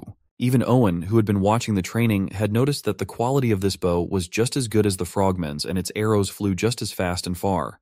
Rak explained to him that they had achieved all this by replacing the material of the bowstring with frogmen tendons. But still, the lizards were physically stronger than the frogmen and could pull the bowstring tighter and risk breaking such a bow, so they should have found stronger materials. Owen understood his desire for a better weapon, but he still reminded him that the bows made by the frogmen were the best that could be made in this forest. There just weren't any better materials here. That's true, Rak said, nodding. Then I guess we can't just stay in this forest then. Owen was smart, so he assumed that the reason for this decision wasn't just to make a better bow, and that was indeed the case. Rak explained to Owen that he had learned from the Stargazer that this forest area would become very cold as winter came. The lizards would become physically weaker, but would still be able to survive the winter by making fires and wearing the skin of other animals. The problem, however, was their pet water buffaloes. Rak knew that in nature, water buffalo go to warmer places to avoid winter and find places with enough grass. And to solve this problem, some of them will have to go to warmer places to breed water buffalo further. You may have noticed by now that Owen had a skull on his head that was different from those worn by Rak warriors. There were no warriors among the grayscale lizards, but there were definitely those that had the right qualities and abilities to become warriors. Rak had tested and selected them himself, and Owen was one of the gray lizards who had become warriors after passing several tests. These new warriors insisted on using frogmen skulls rather than buffalo skulls, and Rak allowed them to do so. Rak continued practicing and shooting at the target, hitting one arrow after another. Finally, he asked Owen about the results of today's hunt. He replied contentedly that he and his squad had wiped out the remnants of the frogmen hiding in the forest nearby, and now, thanks to their carcasses, there would be no shortage of materials for making bows. Rak was pleased to hear that. However, Owen still couldn't forget what had happened in the village. How he and the other lizardmen, blinded by hatred and rage, had pursued and killed the unarmed and begging for mercy frogmen. Nothing seemed to quench their thirst for vengeance. And their last victim that night was Shunin, who had betrayed his tribe and revealed its secrets, and then tried to escape. It was not a pleasant memory, and he was brought out of it by Rak's question. He asked Owen what was bothering him. Owen replied that he would like to have Shunin or Alroy's skull as a reward for helping him someday, and asked that the skull not be damaged in training. Rak was fine with that, and promised him that he would be sure to get his. Owen was grateful for that, and decided to tell him about an interesting place they had discovered in the forest while hunting. Yahello, meanwhile, came over and quietly leaned over the gray lizard cub who was watching the leader with an unusual figure in his hands. Yahello asked quietly, interested in listening to the adults. She frightened the cub. He immediately burst into tears and let go of the figure. Then Yahello asked him what he was doing here, and what he wanted to ask the chief. Suddenly she noticed a figure lying on the grass. She picked it up and asked what it was. It looked suspiciously like the giant praying mantis that their god had sent to help them. Yahello showed the figure to Rak, and he also thought the figure looked like their divine protector. They all liked the way the figure was made, and the chief even asked the cub if he had made it himself. Rak praised him, saying that the figure was nice and cute. Hearing this, the cub just glowed with happiness, and then he offered to keep the figure as a gift. But Rak was not sure whether it was worth taking the toy away from the child, and looked questioningly at Owen. He replied that it was fine and he could accept the gift without any regrets, for the children of his village had been making a lot of them lately. It is even popular among them to exchange such figures. Hearing this, Jaol asked the child if there were many children in their village who knew how to make such figures, and he answered her that yes. He explained that it all started because the protector had then saved them all on the island from imminent doom. Now all the children of their village thought of him as a good and powerful being who could protect them from any misfortune. Hearing this, Rakrak and Jaol looked at each other. Rakrak realized that these figures could be very useful and decided to see how many had been made so far and buy them all. Owen offered to go to their village and see. Rakrak agreed. He was willing to use all his resources to get more of these figurines. He saw this as an opportunity to spread the belief in their unnamed bug god. But that would come later. For now, Rakrak wanted to know what Owen's squad had found during the hunt. It turned out that while hunting the frogmen, they had found a strange structure inside one of the caves where some of the frogmen were hiding. It takes about half a day to get there from the lake, and their squad killed all the enemies without much trouble. But the cave was a bit strange. Rakrak was immediately interested and asked what he meant. Strange in what sense? Owen explained that when they entered the cave, they noticed that there was another entrance that seemed to be carved into the stone, and he himself still doesn't understand how they were able to carve something into solid rock. So, he thought then that all should be told to the tribal chief first. It was the right decision, and Rakrak decided to equip an expedition and explore everything with his own eyes. He returned to the village with Owen and Jaol to take a group of warriors with him, and together with them he set off. On the way, Owen advised them to be careful and cautious, for the frogmen were hiding there for a reason, and some of them might still be lurking nearby, preparing an ambush. Finally, they came to the very same cave. As soon as they entered the cave, a blue butterfly appeared out of nowhere and immediately caught Rakrak's attention.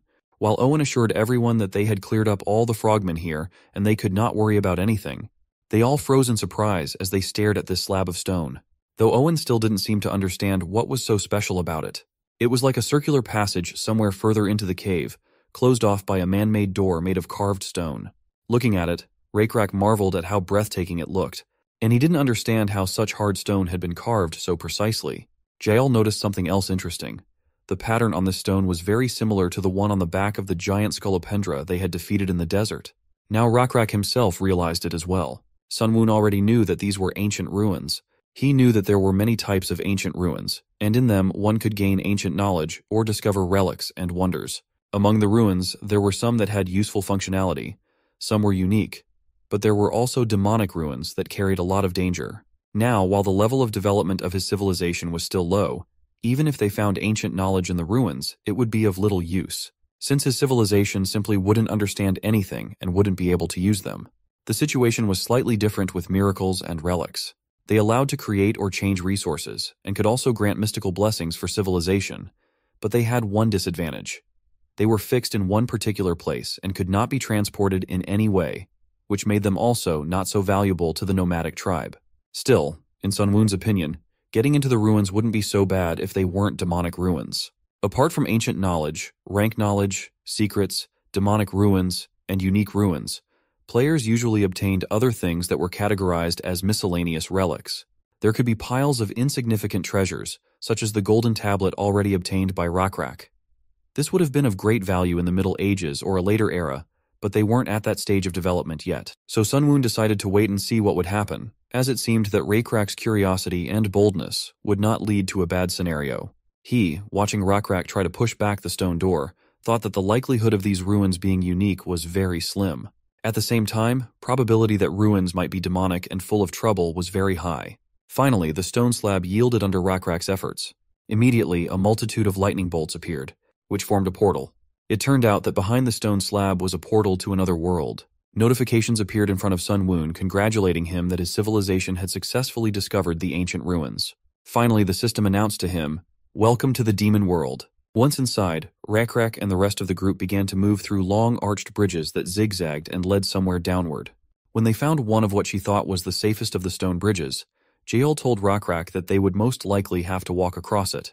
He sighed heavily and replied that it would be good if they could jump down and not waste so much time looking for the right path. Jael looked worriedly at Rakrak and asked if he was going to pray to their god, to which he continued to look down and said no, as he didn't want to bother him with such trivial matters. He also added that he would not be able to go down alone.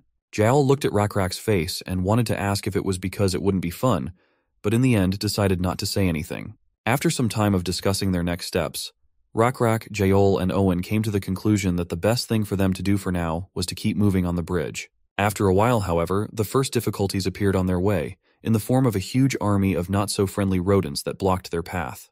When Rakrak saw the rodents, he asked what they were, to which Jael, who was walking behind him, replied that they were gutters, adding that he had probably tasted them several times before. He replied that he knew what they were, adding that it was their size that surprised him, for they looked much larger than the ones they had eaten before. In addition, the surprising fact was that these rodents, unlike ordinary nutria, moved in groups and also behaved aggressively. Owen, who had also seen a lot of things in his life, said that it was the first time he had ever seen such a thing. Rakrak said they would just call them rat monsters. Assuming that they might just be defending this place and that a battle would be inevitable, he shouted for everyone to get ready and take up arms. Just a moment later, the rat monsters rushed towards the Lizardmen, but even though the enemy had a numerical advantage, they managed to kill all the rats without much difficulty thanks to their experience and spears. Looking at one of the dead rats, Rakrak asked if they could eat them. To which Jael replied that they had no reason not to, and nothing bad was going to happen if they gutted them and took them with them. However, she had another idea, so she immediately asked Rakrak what he thought about trying to raise them like the buffalo. He didn't have time to answer, however, because Owen, who had overheard their conversation, suggested that they try raising fish. His words surprised Rakrak, for in the swamps and ponds where he used to live, the number of fish gradually decreased as they were eaten and eventually disappeared. However, Owen, who used to live with aquatic frogmen, knew that this was not the case in large ponds. So he explained that the fish also lay eggs and give birth to baby fish, which caused the frogmen to warn them against fishing during the breeding season. To do so, they simply needed to build a dam so that the young fish could not escape.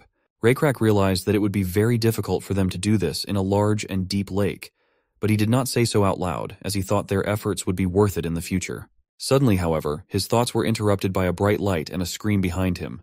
Quickly turning around, he saw the lizard holding his arm in pain, as well as screaming that the rat monster was still alive. Hearing this, Rakrak approached him and asked if he had been bitten, to which he replied, still in pain, that he had not. He added that he had just touched him to disembowel him, but suddenly felt pain. Looking at the rat monster, who was staring at him with rage in his eyes, Rakrak decided to check it out for himself.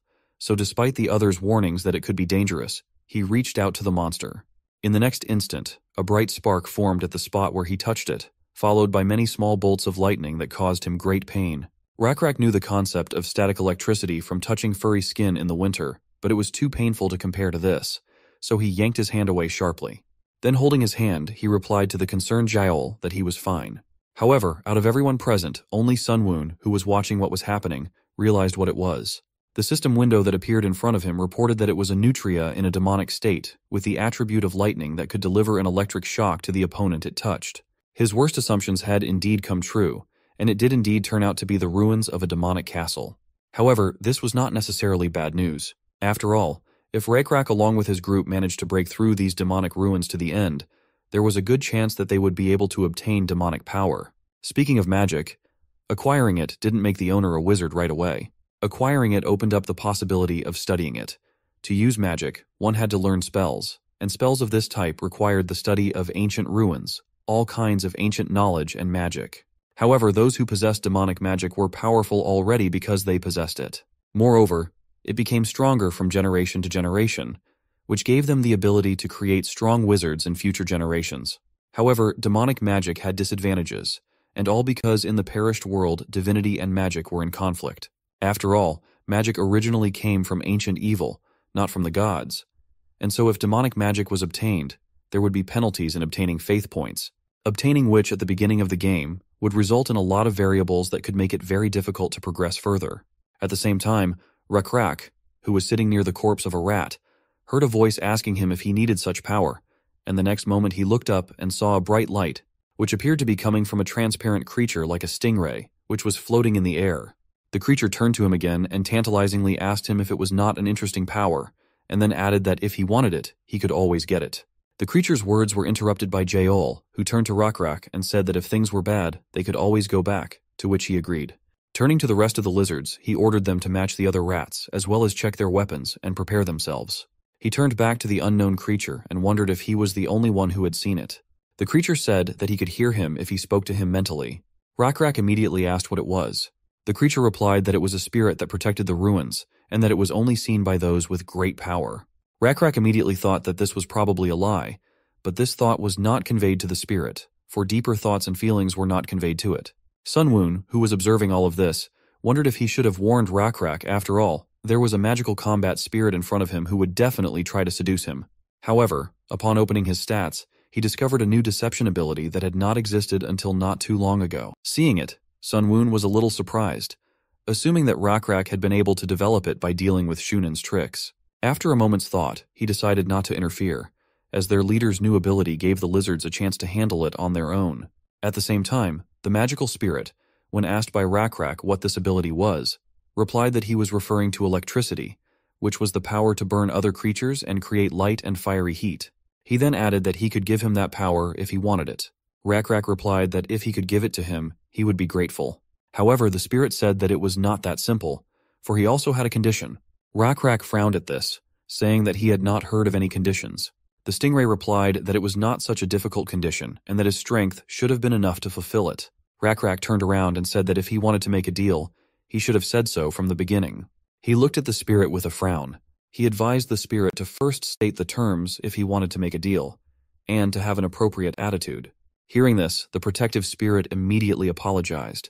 Rakrak got to his feet and looked coldly at the spirit and told him to be specific about what the terms were and what he wanted from him, for if he withheld anything, there would be no further conversation.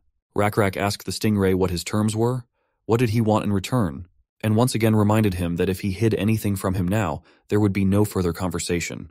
The electric stingray flew closer to Rakrak, but now his fluttering seemed less violent than before. Still, he did not answer immediately and began from afar, explaining that he had been sealed in these ruins for many millennia. Yahello, who hadn't heard this mental conversation, came up behind Rakrak and said that all preparations were complete, and they had collected all the spoils. Now they could leave. But now their leader didn't want to rush anywhere and told them to wait a little longer. Rakrak asked and thought what he meant by sealed. Then the stingray patiently explained to him like a child that it meant he was trapped or imprisoned here. And even though he could fly freely in this space, he could not go out of here. Finally, he named his condition. He wanted to free himself from this restriction, and then he could give the power of electricity to whoever freed him. Rakrak immediately asked, "What would it take to free you?" He replied that it was simple, and if Rakrak went down and killed the guardian who was guarding the seal and broke it, he would be free and could give him his power. Rakrak wondered if he could then do the same thing the rat monster did, with the day's power the stingray would give him. The one laughed a little at the way he named his power and assured him that of course he could, and even more impressive things would be within his grasp. Now seeing Rakrak's interest, the electric stingray excitedly explained that this power is called electricity. Using this power, Rakrak would be able to perfect it and amplify its effects to the point of being able to summon a destructive thunderstorm on the heads of his enemies. This power could become so powerful that it would be comparable to that of the gods. But Rakrak didn't seem to understand what the stingray was telling him and only asked what else he had to offer. Then the stingray proudly announced that the power he possessed was so powerful and boundless that not only Rakrak himself but also the members of his tribe could use it. But that was not all. This power could be passed on to their descendants. The progress in strength they had made would not be passed on directly, but if their descendants continued to train their strength, some of them could become even stronger than he was. When Rakrak heard all this, he couldn't help but think how amazing it all was. But still he had a logical question. Why was a stingray with such a marvelous and useful power trapped here? He answered without hesitation that it was because its power was too strong. And humans and other intelligent beings stay away from dangerous things like poison or monsters and anything else they don't understand. In case they can't stay away from them, they trap them and lock them there. And that's what happened to him. Suddenly Rakrak stopped him and warily pointed out to him that he himself had just said he was dangerous to others. Rakrak looked at him suspiciously and confidently stated that he was hiding something, and perhaps it was because there was more harm from the stingray's power than good. The stingray tried to argue that no, that's not true, and that if you have that power, then... Rakrak immediately stopped him and advised him not to lie anymore, and warned him that he could go back right now and block the entrance to this cave, which seems to have been blocked for no apparent reason. Then he could also order his warriors not to let anyone into that cave and warn all the descendants of my tribe to never enter there. Because of such threats, the electric stingray was clearly in a panic. The prospect of spending a few more centuries in prison did not please him at all, and there was no way he was going to give up. Rakrak turned around and pretended to head for the exit of the cave. The spirit of the stingray immediately followed him, begging him to listen to his story, for now he would tell him everything. As far as Sunwoon knew, the intelligence level of spirits was not that high. However, it was not easy for those who entered the demonic ruins to resist the temptation of the spirits. Still, as expected, Raycrack behaved very cunningly because of his new ability he had obtained. This new unique ability of Raycrack was cunning. Sunwoon decided that this ability was most likely due to Rockrack figuring out Shunen's tricks and being the first to successfully attack the frogmen. Rockrack still wanted to possess this power, so he suggested, "Why don't they start the deal again, Pez?" Scat didn't understand who he was addressing, but Rockrack said that, from now on, that would be his new name. But he still resented it, saying he wasn't Paz. Raycrack insisted that their deal starts with him choosing his new name, and those are fair terms since the Scat was trying to trick him. He had no choice but to agree. The next thing Rockrack asked for was an explanation as to why the stingray was dangerous. After all, he thought, if Paz really had a power worth making a deal for, there was no reason to hide why he was dangerous. If there was a reason to hide, however, then it wasn't worth making a deal for. PZ hovered in the air and agreed to take the risk of telling him that he was descended from ancient evil, or rather from creatures that had ruled this world many millennia ago. Rockrack wondered which ancient evil he meant. Paz answered that it was those who ruled this world many, many years ago. But it was so long ago that everyone had forgotten about their existence, and even the gods did not remember them. Even he himself could not remember his origins, for he had simply opened his eyes one day and found himself trapped here, imprisoned for an unknown amount of time. However, to the stingray's surprise, Rockrack was not frightened by his origins, and even more so said he felt sorry for him. He told him himself that he grew up an orphan, and it's not that important to know what you were born as. It's much more important to decide what you're going to do with your future. Pizai was a little discouraged at being comforted by Rockrack's words, but soon went on to explain his danger. A power of unknown origin intoxicates sentient beings. Since the source of the power is unknown, it allows the creature to believe that the power belongs to him alone, when in fact he obtained it by accident.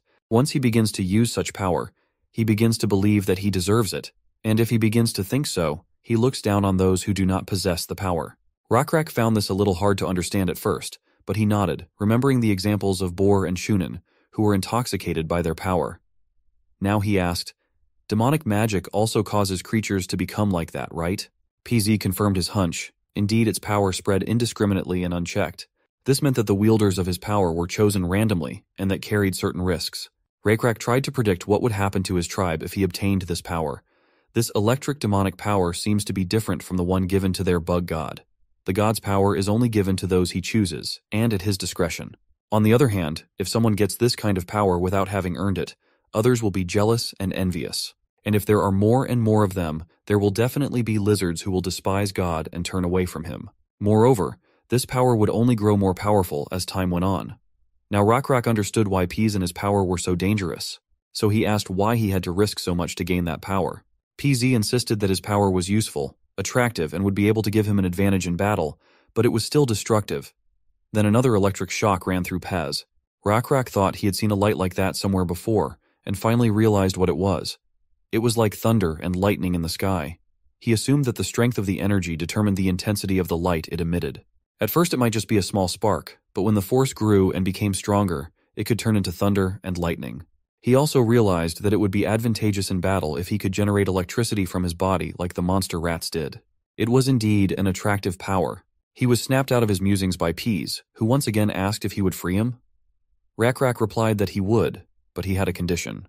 He wanted to avoid accidentally spreading the power among the tribe. PZ flew up to Rockrack and asked if he wanted the power himself, didn't he? He understood such a desire, and suggested that it would probably be difficult, but still possible. However, there were a few things that would then be needed. In order for a single lizard to have this power, a ritual of the same level as magic would have to be prepared. But Raycrack shook his finger negatively. He didn't want to keep the power to himself alone. Rockrack recalled that he had said that the power of electric demonic magic spread indiscriminately, but if necessary, one person could take possession of it with a ritual. If both of those statements were true, then couldn't the power also not be distributed indiscriminately, but distributed to certain select people? Paz looked puzzled. He replied that he hadn't tried it, but he thought it was possible. Such a small ritual should work, but why did Raycrack need it? If he wasn't going to take all the power for himself, the result would be about the same as if he left it to chance. Then Rockrack explained, "No, it's different. If the power is only given to certain members of the tribe, it will look as if they were chosen by God himself. In other words, it will not be a power of ancient evil that has no source, but a power with a clear source of origin. This one will look like a God-given power, but even that is not the most important thing. If the lizards think it's a gift from God, then it will be. What difference does it make? The chosen ones will think that God has given them strength, and their faith and devotion will reach God, even though they are gifts not from Him. From this, their faith will be strengthened, and they will be afraid to disobey their deity. PZ tried to contradict Rakrak, but couldn't think of what to say. What Rakrak was saying directly applied to the perished world system. If demonic magic holders believed that they had gotten it by chance, then accruing faith points would incur penalties. On the contrary, if demonic magic holders mistook it as a power given to them by a god, it would result in increased faith points. Rakrak decided to move on to the next condition. PZ was surprised at how many conditions he had and tried to resent it, but Rakrak reminded him that if he persisted, the conditions would only get more. Stingray had no choice but to agree, and he only asked him not to delay and just say the condition at last. However, Rakrak looked at him carefully and announced that he must also believe in their bug god. PZ was shocked at the suggestion. How could he, a demonic spirit, believe in their god? PZ flashed a look of denial. How could he believe in any god when he himself was descended from beings more ancient and powerful than the modern gods of this world? The rest of the terms were good, but it would be difficult. He reminded himself once again that he was a spirit of demonic magic that had been created from a being that had been around longer than the gods. Rakrak gave him a displeased look and reminded him that it doesn't matter who gave birth to you, how or why. What matters is what you are going to do next. And then asked if he wanted to be free or not. PZ still resisted, saying it was a ridiculous idea because gods don't like demonic spirits. After all, they're just made that way. That's their nature. Demonic spirits compete with the gods and want to spread their demonic magic to as many creatures as possible. That's the purpose of their existence. Rakrak was starting to get angry and advised him not to compare his god to the others, and don't judge their god through the prism of your view of the world. He explained to the Stingray that he thought he was useful enough, and their bug god happens to be very generous and gracious to useful creatures. Their god might even listen to his wishes and fulfill them. That is why the reason why the Stingray was created is not important at all. The reason for its existence is determined by any intelligent creature itself, not the one who created it. Sunwoon watched all of this closely. PZ steadily slowed his fluttering and hesitated in doubt. He knew very well that gods didn't like spirits of demonic magic and tried to destroy them. So he asked again, would their god really accept him? Rakrak was sure of it and assured him that if he accepted all the conditions he offered him, he would be accepted. Rakrak was sure that he did not know all the desires of his god, but he was the one who understood his desires better than any other being in this world. PZ was silent, but he had already made his decision. He looked at Rakrak and finally told him the whole truth. He had indeed lied to him about some things. In fact, he's not just stuck in these ancient ruins, he rules them. The truth is that the challenger in these ruins must defeat the guardian of the ruins, but that guardian is under his rule. He controls everything in these ruins, and he is the one who sent the enchanted nutria with demonic magic to them. Rakrak wasn't surprised at all, and Paz went on to say, the reason I told you is that you must defeat the guardian. But Rakrak didn't let him finish his sentence and finished it instead, saying that he knew why he said that. It was because the power shouldn't go to the weak because they wouldn't be able to spread it widely. He was right. Recently, even a tribe of frogmen had come to take up the challenge in search of power for revenge, but they had failed. But now Pease was wondering how Rakrak would react to all this. After all, he had revealed his lies. Wasn't he upset? Rakrak shook his head calmly as if nothing had happened. He had already expected this. And he wasn't the kind of lizard man who would get upset just because he had been deceived. After all, he hadn't even lost anything from this lie. PZ didn't understand what was going on. Then Rakrak said, I can always forgive if I want to. Forgiveness is not a warrior's virtue, but I am also a tribal leader. And forgiveness and reconciliation is indeed a necessary virtue for a tribal chief. All the more reason for such behavior, since he lives in a place as damp and dark as this, and only has eyes for monster rats all the time. Rakrak thought that he could use some fresh air and looking at the beautiful things outside. Hearing this, Pease glowed with gratitude. Then Paz said, I still don't know your name. What is your name? The leader of the Lizardmen fairly introduced himself. Hearing his name, Pease soared and announced that Rakrak had successfully passed the test, and he accepts all the terms he offered. Finally, he asked if Rakrak agreed to the deal. Of course he agreed, but there was still one last question. Would their bug god accept the demonic spirit as his subordinate? A system window appeared in front of Sun Woon that said that the demonic magic spirit wished to be subordinate to him. If he agreed, he would gain control over the domain of demonic magic. Electricity. After a short time of thinking, Sun Woon clicked yes. Now the deed was done. This was the only possible way to overcome the penalties of demonic magic due to the transfer of demonic magic to the realm of divinity. Otherwise, every creature possessing demonic magic would be labeled as enchanted with demonic magic and would be unable to produce the right amount of faith and control their power. However, demonic magic in the realm of divinity was under the control of a deity. Sun Woon praised Rakrak for his good work. Thanks to him, once Peas accepted the terms of the deal, Sun Woon was able to grant demonic magic to certain of his servants without penalty. Transferring it to the divinity realm doesn't make it divine. It can't even be developed like other abilities in the divinity realm. There are many restrictions, but not receiving penalties is already a victory, isn't it? If obtaining demonic power only required breaking through the ancient ruins, it would be too easy. Rakrak's group would win even if they were attacked by hundreds of monster rats, and Sun Woon could always support them using points of faith. However, subduing a demonic magic spirit was much more difficult. Sun Woon didn't even know if he would be able to do it. The only way to find out how successful they were was to wait and see what would happen depending on each character's abilities, and it seemed that Sun Woon had gotten lucky again and succeeded by unlocking an area of demonic magic.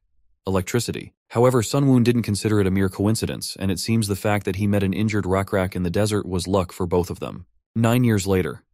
Near one of the altars to the nameless blue bug god, two figures stood on top of the hill. In front of them stood a tower of tombstones and water buffalo bones, stacked and assembled from plaster to build a structure tall enough to be seen from afar in the desert. This bone tower was built on top and was created by Rakrak. It served not only to demonstrate belief in the blue god of insects, but also as a landmark in the present day. After finishing telling the long story of how the blue bug god had given the legendary leader Rakrak the power of thunder and lightning, the black-scale lizardmen carefully wiped the dust off one of the stone monuments. This lizardman wore expensive layers of cloth called silk, indicating that he belonged to a high social class.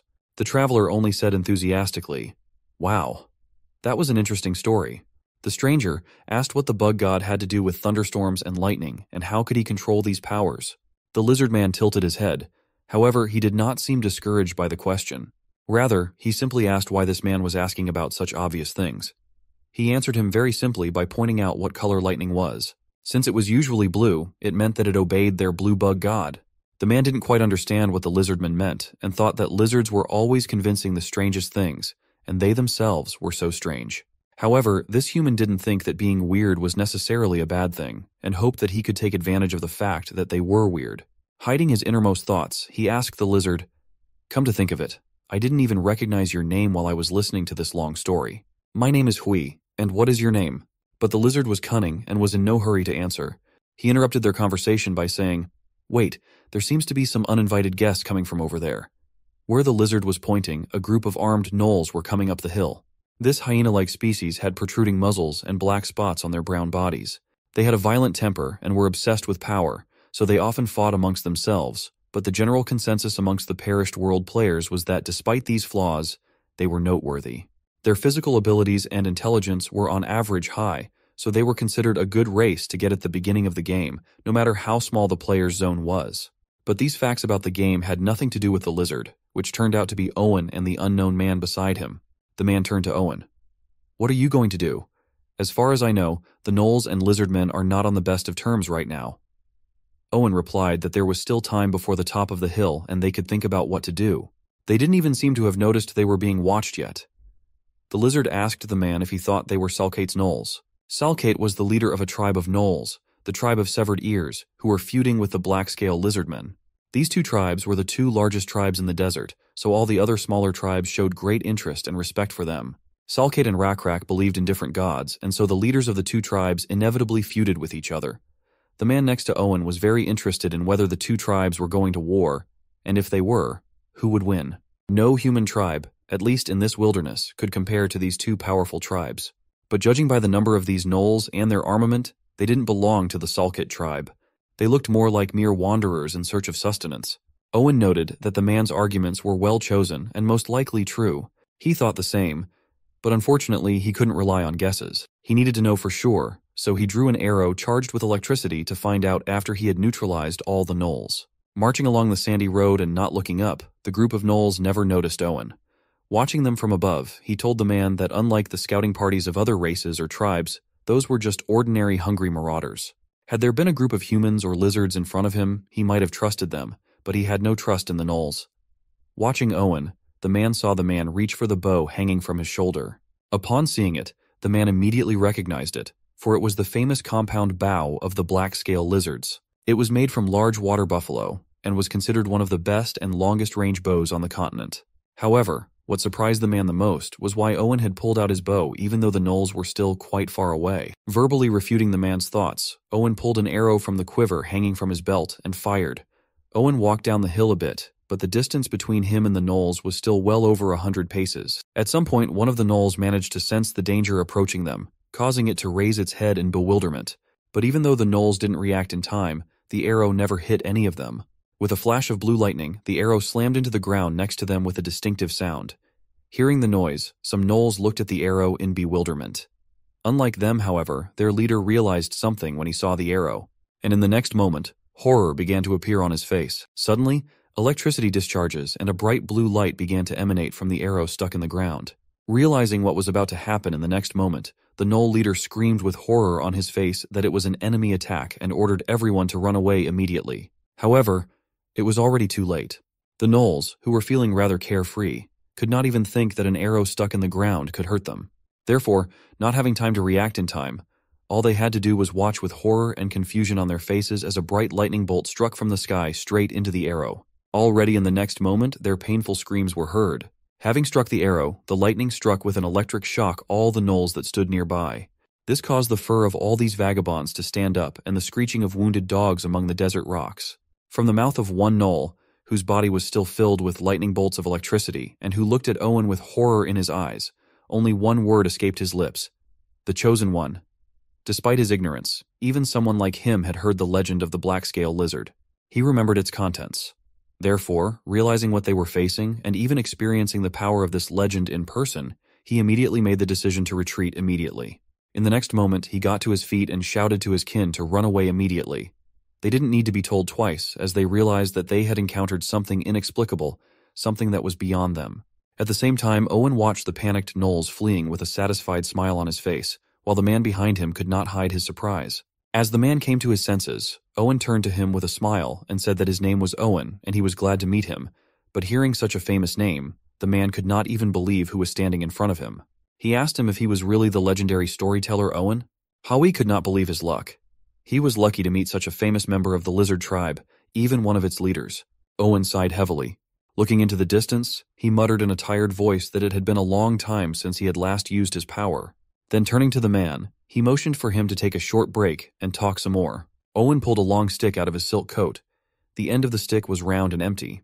The contraption was strangely reminiscent of a smoking pipe. Then he lightly flicked his finger and formed a spark. As the dry grass caught fire, Owen took a deep breath. As he exhaled, white smoke billowed from his mouth. Watching the lizard, the man remembered that the stick in his hands was a smoking pipe. According to the stories, it was used by a select few black-scale lizards as a ritual tool with which they smoked tobacco after using their powers. Taking a drag, Owen once again exhaled white smoke from his mouth. Noticing the man's silence, he told the man that if he had a desire, he could ask him about things that interested him. Not wanting to miss such an opportunity, the man directly asked why he was submitting to someone else when he had such a strong skill himself. Seeing that Owen didn't react to his words, he explained that he wasn't talking about betrayal and trying to oust the current tribal leader, adding that there would surely be others in the black-scale lizard tribe who would follow him. And even if there weren't, with that kind of power he could easily find another tribe of lizards somewhere and live a comfortable life. For, as far as he knew, Owen's storyteller had been known as a lonely and dangerous vagabond before. And now, instead of living a life of comfort, he was somehow forced to wander the wilderness alone. The man wondered what he was missing out on and what he didn't realize. After listening to the man, Owen exhaled another cloud of white smoke. Then smiling as if he had heard a funny story, he replied that he had his reasons. Turning his gaze to the man looking at him with puzzlement, he said that he had too many sins to live such a carefree life. The man could not believe his words, for he had heard that many lizards respected him on par with High Chief Rak. Looking at the man with his unchanging expression on his face, Owen said that many members of his tribe had indeed forgiven him and no longer held a grudge against him. However, for him personally, it was a matter of personal atonement, redemption for having once betrayed many of his people, but there was a way for him to redeem himself. Now his raison d'etre was to go around telling stories about the blue bug god and Rak, the leader of his tribe, and sometimes using his power to prove to unbelieving fools the power of their god by instilling awe in them. This was the path of redemption he had chosen for himself, Now his life's purpose was to be a prophet of the nameless god of the blue bugs. In honor of their god, their tribe had erected many altars made of water buffalo bones, along with memorial stones that recorded the stories of their tribe's life and the miracles their god had blessed them with.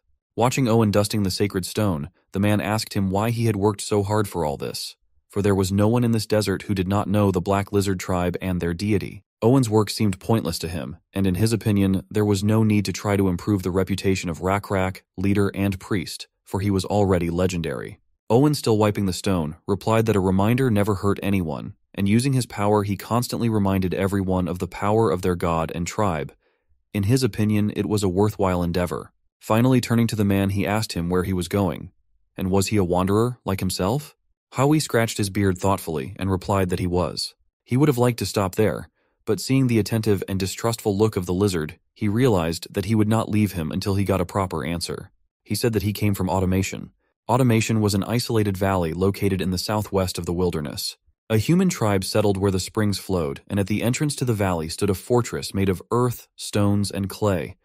It was called a fortress, but it was not actually built by humans. It was called Automation because, thanks to the ancient mystery, there were ancient mud soldiers that reached human height who constantly rebuilt the fortress when it collapsed. Because of this, the human tribe that managed to occupy the place was able to defend themselves from other large tribes. Automation was also a place that was watched over by gnolls with cropped ears and black-scale lizards. I see. So you're the errand boy of Automation? Owen asked. Howie wasn't going to hide anything anymore and replied, Exactly. I'm on my way to the black-scale lizards to deliver the words of the Lord of Automation. Owen now realized that it was his fault for not recognizing the messenger in the guest right away. But everything went well, and they immediately found common ground and no unpleasant mishaps occurred. Howie asked him what he meant by good. Owen explained that he was really lucky and he was going to visit Chief Rakrak himself and could take him with him and show him the way. But it was quite late today, so Owen suggested that they set off early the next day at dawn. Hui wondered why at dawn, and the Lizardman explained to him that he was going to navigate by the stars. He also added that since Hui was his guest, it would be his duty to treat him with all generosity. Suddenly, Owen whistled loudly. A stomping sound was heard, and an unknown creature began to approach them, kicking up dust. It turned out to be an overgrown rooster with a lizard tail and more than 2 meters tall. When Howie saw it, he was frightened and asked, "What is Cockatrice doing here?" He was ready to run away, but Owen stopped him by telling him to calm down, and taking the creature by the reins, he added that he hadn't guessed. It was a quorka, not a cockatrice. This particular specimen was called Cockadoo, and like all quorkas, was the result of crossbreeding a cockatrice with a common chicken. I don't know how the Lizardmen ever came up with such a thing. Quorka was a creature that only a small portion of the Lizardmen warriors could ride. It resembled a cockatrice in general, but was smaller, more gentle, and less wild and willful. The black-scale Lizardmen were unable to tame the cockatrice, but they were able to crossbreed them and obtain quorkas. Along with the chosen ones, these warrior riders on quorkas were one of the main reasons why the black-scale Lizardmen had both fame and prestige as well as a bad reputation. Black-scale Lizardmen ride quorkas that can run several times faster than humans and shoot their composite bows hundreds of paces away, hitting a target. At dawn the next day, Owen saddled the quorka and motioned for his guest to sit beside him and set off. Hui did not know what the price for the honor of riding the quorka would be and was nervous. Owen advised him to relax, for in return he would only be required to listen to stories. When they were on their way, Hui asked what the stories would be about. Was it about the blue bug god or about the legendary leader Rakrak? The lizard only replied that it was about both. To the surprise, not only of Hui, but of Owen as well, the tribe of black-scale lizards was not far away at all. Owen had expected them to go farther away. A herd of water buffalo could be seen in the distance, and as they headed toward the huts they had built, they heard crying. Hui inquired cautiously, "Is there a funeral there?" Owen nodded. Apparently, Owen guessed what kind of funeral it was. The black-scale lizards held different funerals for people of different status, but today it seemed one of the chosen ones had died.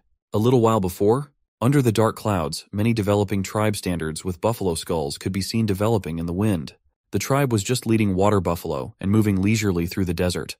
In front, Rakrak sat on a quorta. A messenger approached him from behind, bringing sad news. Rakrak immediately inquired if Stargazer had asked about him. The messenger replied that he had, and he said that his life was now at stake and he would not be able to speak to Rakrak unless he came to him immediately. Rakrak immediately ordered the procession to stop and make a halt as he was going to stay here for the day. The faithful Ur immediately repeated the chieftain's order loudly and commanded the procession to stop. While Ur stopped the tribe, Rakrak hurried to the sick stargazer.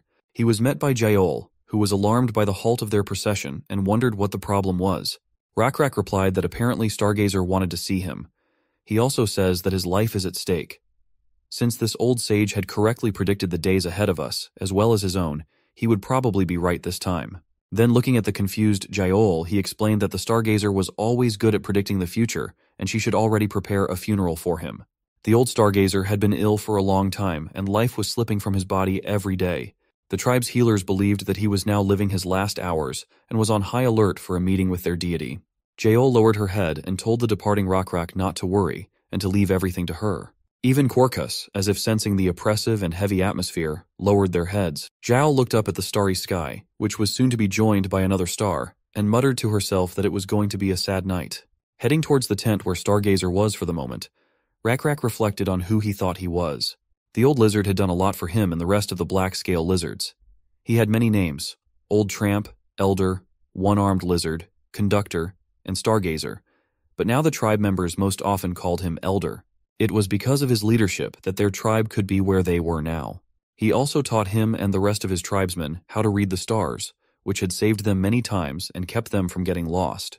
And often at the end of another busy day, Rakrak would sit with Stargazer, tired but with a languid expression on his face. Stargazer would sit with his back hunched but his eyes shining, and they would exchange questions and answers. Rakrak usually gave gifts to thank Stargazer for constantly teaching the young lizards his wisdom, even though he was old and tired. But Stargazer always declined the gifts with a wave of his hand. Despite the age difference, they got along very well, and even bantered with each other often. Thinking back on their time together, Rakrak suddenly realized that it would all be over soon. A part of his heart began to tear, as if from that realization. When Rakrak entered Stargazer's tent, the herbalist standing next to his bed looked at him tiredly. Rakrak immediately wondered if he was all right. Somewhere in the back of his mind, however, he already knew the answer to his own question. Herbalist rose to his feet and replied sadly that the elder had lived too long and was now very tired. He had studied and taught many creatures, traveled to places where no one had ever set foot. As if to confirm his words, Stargazer said that he was very tired. As if flipping through his life's memories, he concluded that he had indeed done a lot of things in his life. He remembered how he had traveled and visited many places and countries, learned many new things. Like everyone, sometimes suffered setbacks, in one of which he even managed to lose an arm. One of his most precious and pleasant memories was the one in which he met him, Rakrak. However, all good things always come to an end. Lying on his bed with his eyes closed, he told Rakrak in a peaceful voice that there was only one cure for his illness, in which he felt tired and exhausted. Sleep forever. As soon as the herbalist quietly left the tent, only Rakrak and Stargazer remained in it. The next moment, sadness was reflected on the face of even a brave and strong warrior like Rakrak. He had conquered tribes, challenged the leaders of other tribes as well as powerful monsters, but at this moment he was completely powerless. Powerless over something that no one could influence in any way. Sitting before the elder in the lotus posture and bowing his head, Rakrak said that he had heard that he wanted to see him. Smiling, Stargazer replied that he wanted to indulge in some extravagance before he left, and steal some time away from the busiest man in the tribe. Hearing his words, Rakrak asked what he meant by extravagance. Laughing, he replied that he thought time was a very valuable resource. As a man who had lived his life without greed and without taking what belonged to others, he wanted to at least indulge himself at the last moment. Rakrak smirked and said he didn't think he had called him to his room just for one last joke. Continuing to stare up at the ceiling of the tent, Stargazer replied that he was right, and he did want to see him to ask a question that no one but he would be worthy of answering. He also told the man to think of it not as a question for the tribal leader Rakrak, but as the high priest who had been chosen and was closest to the god. He sat down facing Rakrak and looked at him with his cloudy eyes. Whereupon this Stargazer asked, "What will happen when I die?" Such a question was asked by every living intelligent being, and Stargazer was no exception. But what could Rakrak promise him? Addressing Rakrak not as a tribal leader, but as the high priest who was closest to God, Stargazer asked, what would happen when he died? Rakrak was silent. He wasn't sure either. The creatures told different stories. For the past few years, the black-scale lizardmen had been fighting great battles and warriors were dying. However, Rakrak could not understand where the souls of the dead went. At the funerals, he prayed for them to go to a good place, but there was no way to know if they had actually gone to a good place, at least not until he himself died. Where were they going? Were they dreaming because they were asleep? Maybe eternal sleep? Maybe they're having an eternal dream where they don't know who they are or why they're there and can't figure anything out? Or, Stargazer looked worried, and so did Raycrack. Turning to Raycrack, he asked if he also thought that after death, eternal nightmares awaited them. A little hesitant, he replied that he wasn't sure. He was also not sure why he thought he was worthy of answering that question. Stargazer, on the other hand, had his own thoughts on the matter. The blue insect god had saved them when they were lost, and so he believed that he would guide them even after death. After expressing his speculation, he asked Raycrack if his thoughts were different from the actual god's will. The latter thought for a while. Although he did not know the exact answer to this question, he felt that he was completely right. Therefore, he answered that he was not wrong. After all, the blue insect god who had guided them all the time before, guided and helped them when they faced difficulties, would surely continue to guide them after death. Hearing this, Stargazer asked Raycrack with a somewhat satisfied expression what he thought the place he would go to after death would look like. He also asked dreamily if it would start with them standing before their god and awkwardly greeting him. After hearing this, a smirk appeared on Raycrack's face. He then replied that it probably wouldn't be that boring. Raycrack crossed his arms and added dreamily that in his opinion, there was going to be a huge space there, so you could run around in the green grass as much as you wanted. A space where every time you took a step, there would be a slight crunch and the tip of your tail would swish pleasantly through the meadow. In addition, there should also be a large boulder to rest on when you feel tired, and also a blue sky. Lots of sky, that one could stare at without stopping. Stargazer tried to visualize the picture Raycrack was describing. The image would bring a smile to his face. As he continued to put the picture together, he asked Raycrack what the weather would be like there. He replied that it would always have to be nice and sunny. After a second of thought, however, he added that it probably wouldn't, because it wouldn't be fun if it was all the same. He also added that it would be nice if there was a river. Stargazer stared upwards and said that he would like to have a house where he could rest. However, it should not be the tent he usually lived in before. After all, a tent conjured up associations of moving. He wanted a sturdy and cozy home where he could settle in and enjoy the views of all that beauty. Stargazer was also a guide, so Raycrack regretted not knowing sooner how the man felt. However, Stargazer had nothing against his former way of life. After all, he had found the place where his heart had settled, and so as long as he lived, he had no other grievances. However, what was to happen after death was a problem. Stargazer also inquired about the one's thoughts on food. Looking at the starry sky that was visible through the hole in the tent, Raycrack replied that he could probably eat as much as he wanted. Smiling at his words, Stargazer said that a place like that should probably really have everything. However, even with everything there, he thought that he would probably be lonely in such a large place. Raycrack shrugged his shoulders. In his opinion, there should have already been those who had gotten there before him. Because of that, he shouldn't be lonely there. Hearing that, Stargazer cheered up a bit.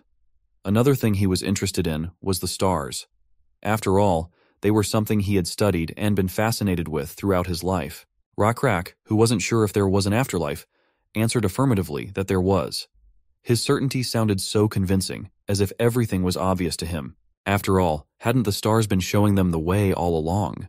And most likely there would be those wandering there too, so God would surely have placed the stars in the sky so that they could easily find their way back. Suddenly, Raycrack's gaze was caught by a blue light coming from somewhere above. It was a blue butterfly that was glowing brightly. It slowly descended straight towards him. It was a sign. A reply from the blue insect god. A sign that he had heard them. Raycrack smiled, for it meant that the blue insect god was listening to their conversation. Raycrack slowly brought the butterfly's hand up to Stargazer's eyes so that he could see it more closely. Even so, he did not react. When he asked him if he could see it, he only replied that there was darkness before his eyes. Raycrack realized that Stargazer had already lost his sight and that death was coming closer and closer to him. He felt a pang of pity.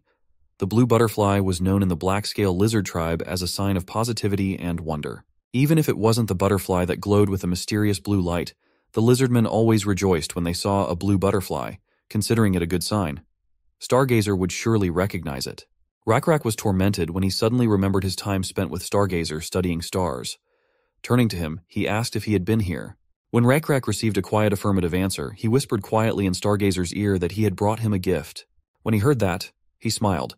He asked if he was thinking of fooling around again. To which Raycrack replied that he was not planning. Let him refuse his gift again. "I'll find him right away this time," muttered Stargazer and smiled. When his last breath reached the blue butterfly, it flapped its wings and began to rise. Raycrack somehow knew it was his last breath. He gently shook Stargazer's body, calling his name. When he was sure he was no longer breathing, he called for the herbalist. The blue butterfly flew out of the tent and continued flying through the sky. It soared over a tribe of black-scale lizards who were busily preparing for the gathering of the camp and the funeral. Then over the desert where dusk had fallen. Finally, a blue butterfly landed on the back of his hand. It was Sunwoon's hand. What happens when you die in the perished world? Sunwoon knew the answer to this question well. The very next moment, a system window appeared in front of him, informing him that the conditions for creating an afterlife had been met and also asking if he wanted to do so. After reading the information, Sunwoon did not hesitate to click yes. Sunwoon knew that one day he would create an afterlife. After the player chose his first tribe and defeated the NPCs in the surrounding area, his divinity level would reach 11. This was one of the prerequisites for creating the afterlife, and the player could reach this level if he played correctly from the beginning. Then his subordinates could become demigods. Up to this point, he had managed to fulfill all the conditions for level, resources, and faith points. However, he still had a condition for the number of deaths. There were 4 conditions to create an afterlife. Reaching the required levels, killing NPCs such as abominations and fiends to obtain special resources, and obtaining enough faith points were the easiest of the 4. But the last condition, death, was unclear. It appeared that one had to achieve enough deaths of creatures that believed in the player, and then the condition was considered met. However, there was no specific formula that could be used to determine how many creatures had to die in perished world, so players had to do the calculations and guess on their own. However, since the conditions had already been met, it didn't matter. Sunwoon opened the World Creation Helper program.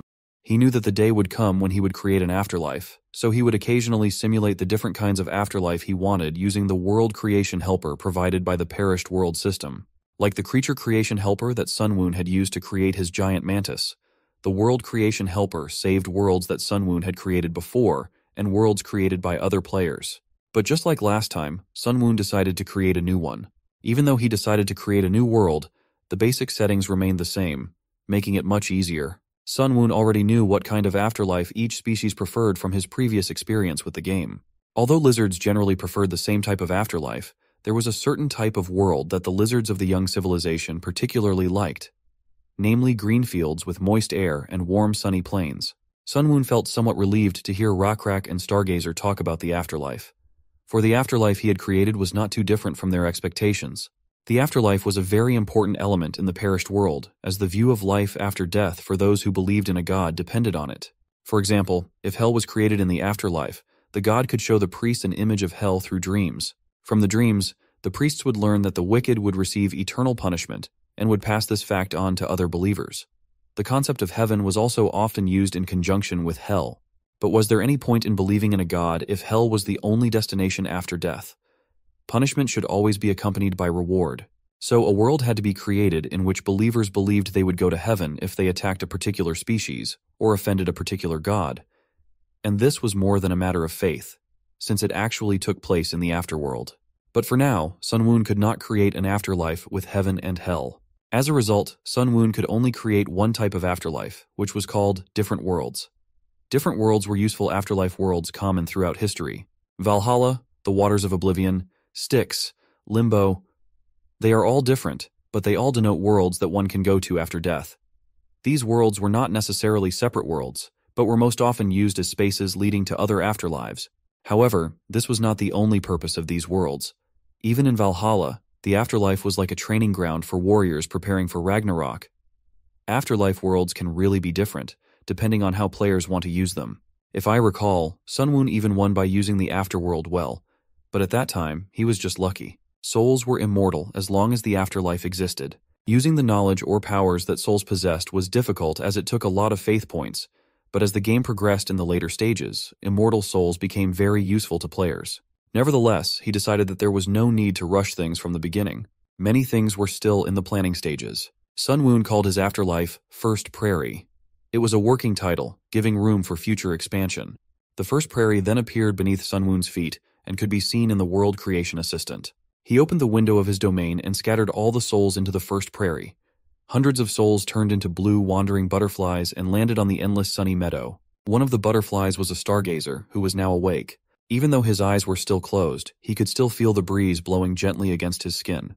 The freshness of the air he inhaled seemed painfully familiar. Stargazer blinked. He thought death would be eternally sleepy, but when he opened his eyes, he felt rested for the first time in a long time. He lay there, his arms, legs, and tail moving the way he wanted them to. He never thought the pain in his joints would ever subside, not even in his sleep. Stargazer sat up. Immediately an amazing view opened up before him. It was a green meadow. A light wind blew past, and Stargazer felt the moist but cool air on his nose. At first he thought his nose was cold, but soon he felt the warmth of the sun on his face. Stargazer had no trouble remembering his last conversation with Rakrak. The conversation seemed like a dream to him, but at the same time so real and vivid. Rakrak, you were right, this is the prairie we envisioned, but there are no stars or houses of stone here. You can't always get what you wish for. There was a chance the houses in this place wouldn't be needed. Besides, this little thing didn't compare to what he'd already gotten. Stargazer couldn't help but smile. After all, it was truly a wonderful gift for him. Enjoying the pleasant sunlight, Stargazer hummed a tune. The afterlife was much more pleasant and better than he had imagined. In addition, thanks to it, his longtime dream had come true, and he could finally relax in the sun. At some point, however, something caught his eye and made him turn around. As it turned out, he was not the only one who was on this green field. Here and there on the grass lay other lizardmen. They were sleeping facing the sky, with their eyes closed. Stargazer was surprised, but he was more interested in why they were not awake yet. He wandered around, wondering if he should wake up the other lizardmen or not. The lizardmen looked like they were sound asleep, so it was rude to wake them up. Among the other lizardmen, Stargazer saw a few familiar faces. Looking at one of the familiar lizardmen, he recognized him as one of his students and warriors. He remembered that he had been one of his arithmetic students, and had died a few years ago in one of the many wars. One day, the black-scale lizards had been attacked by an alliance of goblin tribes, 4 times the size of Rakrak's clan. 2 groups of goblins split the Rakrak clan's formation into 2. Rakrak, who was in front, and Ur, who was behind, brought their warriors back into formation and began to fight back. However, the children and old men who were in the center of the lizard formation could not do the same. All they had to do was hope for reinforcements and run away since they couldn't fight. But the goblins took that chance and ambushed them. Stargazer, who had seen many battles, realized that they had no way out. And the fact that the goblins were aiming at a place in the formation where there were mostly old men, women, and children was a common military trick. Their only option was to retreat and hold out until Rakrak's reinforcements arrived.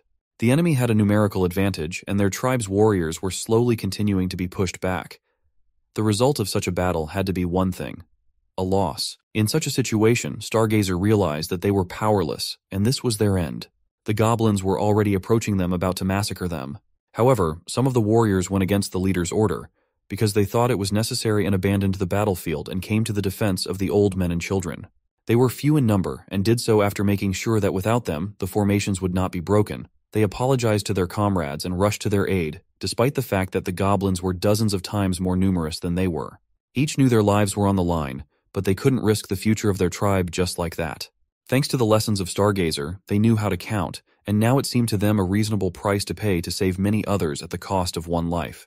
It was then that one of the warriors turned to Stargazer and said that he was glad that he had learned to count, and he was grateful to him for these lessons. Stargazer could not stop him. He was firm in his resolve, as were several other lizard warriors. They had disobeyed the chief's orders to come here to help because they thought it was the right thing to do. And thanks to their heroic sacrifices, which no one wanted, the weak lizardmen were able to escape and wait for the reinforcements, which by then had already managed to defeat the main forces of the Goblin Tribal Alliance. But that precious time was bought at a high price. Some of those brave warriors survived their heroic act, but most did not. The lizard warrior standing in front of Stargazer was one of those who did not survive. At the funeral of the warriors who had fallen in that battle, Rakrak went into a rage and began yelling at those who survived, and even those who died at their own funerals. He even yelled at Stargazer. He was sure it was all because of that damn arithmetic he had taught them. Stargazer himself realized some of his guilt, but still asked why he thought it was because of arithmetic. Rakrak thought so, for it was those warriors who were smart and good at arithmetic who had gone against his orders and rushed at the goblins. From the outside, they seemed so stupid, especially when they said that by sacrificing one life, they were saving 2. They decided that it was a good exchange. However, none of them paid attention to the fact that old men and children can't protect others, but warriors can, and by dying themselves they leave the tribe defenseless. Then Stargazer looked at him incredulously and asked, "So you think the warriors were wrong to face the goblins who tried to attack the old men and children?" Rakrak hesitated for a moment and answered, "No." Then Stargazer asked why he was angry. Rakrak gritted his teeth and replied that he was angry for one simple reason: because they were not wrong. And now he could do nothing else but be angry that they had died for their right decision, and he had been wrong then, but realized it too late.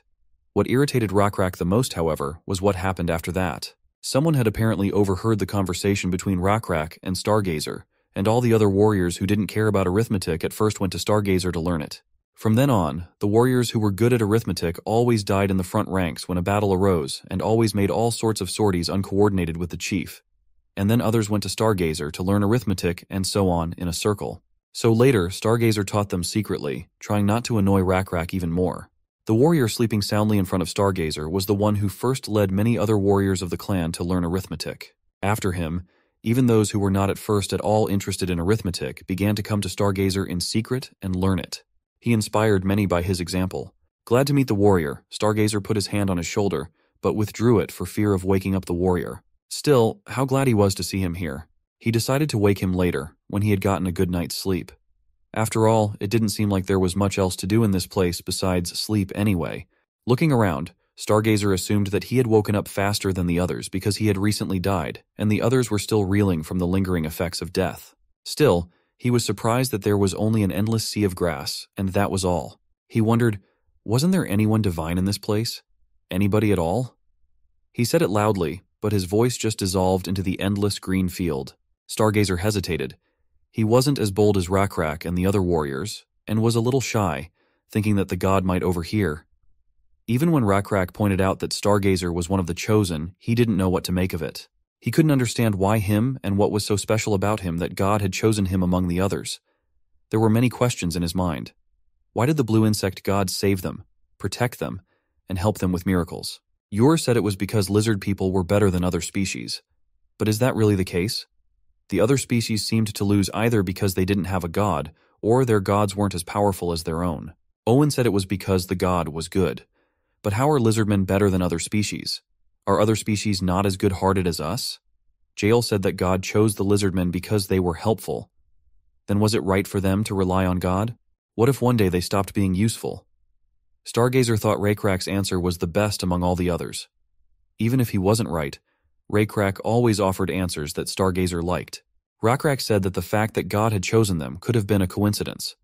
That maybe they had no choice but to be the best species in the best land. Maybe God did the best he could, and they were simply the best option among those available. It sounded disrespectful in a way, but Stargazer thought it was okay.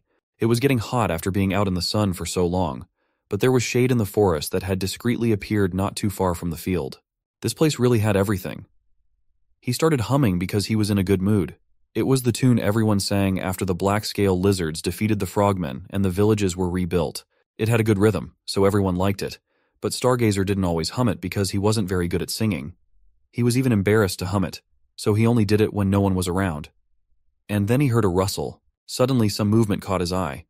Someone nearby was moving among the trees. Stargazer began to wonder who it was. He saw the tail of a lizard sticking out between the trees, but he never got an answer from it. The tail swayed back and forth and then disappeared. He immediately called out to it again, but there was no answer. Then he began to rise hastily, intending to get close to the stranger and catch him if necessary. He began to ask the stranger to stop and listen to him, for he only wanted to ask him one question. Movement meant that someone was still awake. Who was it then? Could you be someone he knew? Not getting an answer, Stargazer hastily got up and went into the forest, and soon he saw the tail again between the trees in the distance. But the tail disappeared when Stargazer called out to him. He began to walk faster, thinking he might lose the lizard man. Walking fast was awkward, for he hadn't been able to do it until now and had gotten used to it. But then Stargazer decided to remember his youth and started to run, and soon he was running after the lizardman, whose tail appeared and disappeared among the trees. Stargazer remembered that when he was young he liked to run like that. As a child he had run with a friend whose face and name he no longer remembered. He shouted after the stranger, "Stop! Where are you going?" When he passed a few bushes, a small clearing showed up. What he saw there made him excited. There stood a stone building. Stargazer had never seen such a building before. The building was cylindrical, made of rectangular stones, with a domed ceiling. The tail swayed back and forth at the entrance to the building and suddenly disappeared, as if disappearing inside. Stargazer thought that if there was any deity here, he had one question he'd really like to ask. Besides, the lizard man who was always running away from him and brought him here must have been inside the building as there were no other exits. As he approached the entrance to the building, he was thinking for the 100th time, why had God chosen them? Stargazer, whose body was hot from running, quickly climbed the steps and entered the building. A blue light burned at the end of the dark corridor. This light was familiar to Stargazer. As he entered, he kept wondering why they were chosen. Was it because the Lizardmen race was better than the others? Or was it simply because of the divine benevolent? Or just because they were useful? He didn't know the right answer, but he really wanted to find out. Stargazer walked down the corridor where the blue butterfly led him. As always in his pondering of this question, he decided that Rakrak's answer was the most appropriate. He thought that perhaps it was just a coincidence and not a spur-of-the-moment choice. And perhaps it was simply the result of the best possible choice under the circumstances. It wasn't a bad thing after all. Finally, he found himself face to face with the night sky. The very night sky of the world he knew was projected on the ceiling. The stars were not drawn, but real, shining on their own. And the depth of the dark sky was no different from the real one. The sight took his breath away. He thought, well, you were right, Rakrak. A big stone house. And now, the stars. Stargazer looked around for the master of the tale he was chasing, but the building was empty. However, Stargazer's attention was already on the night sky, not the tail. He scanned it from one end to the other and realized that the sky was moving exactly as he remembered. He believed that God was moving the night sky exactly as it moved. But this was not the end of it. In the center of the room stood a strange mechanical device that looked as if it could be found in the ancient ruins. It was a long cylinder of brass with a round crystal beaker inserted at either end. It was mounted on a platform with a chair to sit on, its whole appearance silently inviting one to look into the strange device. For a moment, Stargazer froze, wondering if he could touch the device. He decided that he could, since no one was around. After touching various parts of the device, he turned his gaze to the bottom crystal glass. He looked at it and couldn't contain his delight. Oh my God, how can this be? Stargazer stepped away from the crystal glass several times to look at the night sky with his naked eye and looked into the glass again. He loosened and tightened the handle of the cylindrical-shaped device. He couldn't believe that this was what the stars really looked like. Gradually, though, he came to that conclusion. This is exactly what they looked like. This star would go this way, and this one would go that way. His calculations were very rudimentary, but he checked it over and over again, and recalculated it over and over again to be absolutely sure. Now he was sure that everything he knew before was so superficial. How much more he had to learn. Stargazer stared uninterruptedly through this mechanical device, never tiring of it, as a thought suddenly occurred to him. It would be wonderful if he could pass this knowledge on to those still alive. That would be truly amazing. He didn't even notice that Sunwoon himself was standing behind him, watching him closely. According to Stargazer, knowledge of the stars was a way of calculating, and if a person could calculate, he could determine the size and location of everything in the world, which would allow him to predict what would happen in the future. But as far as Stargazer could remember, there had never yet been a case of anyone from the dead coming back. Then, if one cannot return after death, why did God create this place? Just to see the old lizard man be happy? Stargazer knew it couldn't be. God always does everything to his best advantage. He does nothing for nothing. This knowledge would surely come in handy in the future. The God that Stargazer wanted to meet all along was standing right behind him, and he was quite pleased with the way Stargazer followed him. Stargazer's assumptions proved to be correct. After all, the afterlife would affect the views on life itself, life after death, and the values of those who believed in their God. If warriors went to the afterlife, their kind would dream of Valhalla, and if immortals with special powers went to the afterlife, their kind would dream of a beautiful, peaceful, and flourishing place. What if a scientist went to the afterlife? Then it would definitely lay the groundwork for thorough research and discoveries that would lead to technological breakthroughs. The afterlife would sometimes change and lead to unforeseen results due to attacks from other players. But for now, the afterlife created by Sunwoon was starting out perfect and functioning as it should. Sunwoon cast one last glance at Stargazer's back before descending from the platform and exiting the first observatory he had built himself. At the same time, in the real world, the clipped ear tribe that possesses superior ironworking technology over what the Lizardmen had at their disposal. In addition, they had managed to tame the fearsome saber-toothed tigers and were now preparing for a major war. The development and behavior of this tribe of gnolls was unusual, and it unmistakably indicated that there was also a player behind their actions. He had his own plans and his own strategy, and for sure many trump cards up his sleeve. So Sunwoon had a lot to prepare before going to war with the other players, and this one specifically. It was going to be an exciting battle of wits and strategies on the chessboard, with the price of error being the highest. Now that Sunwoon had an afterlife, he should have tackled the next point of his plan, and prepare an appropriate reception for those pesky gnolls, to crush them once and for all and make them just another stepping stone on his lizard tribe's path to complete dominance in this world. Sunwoon was determined to prepare a proper welcome for his opponents, one that would leave them no chance. But for such a fitting welcome, there was still a lot of preparation to be done, gathering all the necessary information, utilizing all his resources, all his insects. In this perished world, players are slowly expanding their controlled territory. But that doesn't stop players from using their controlled creatures outside of their territories. And Sun Woon took full advantage of this opportunity by investing a lot of his resources to mess with his neighbors. He even developed 3 main levers of influence over neighboring areas and players based on his specialization in insects. The first leverage is a group of locusts called a swarm. With the help of a swarm of locusts, Sun Woon could control the development of civilizations that relied on farming, but he was careful not to draw attention to his actions. His next tool was to spread disease and viruses using his beetles. Having used them against the frogmen, Sun Woon did not stop there and continued to develop new pathogens. In this way, he systematically expanded the list of diseases he could use against other civilizations.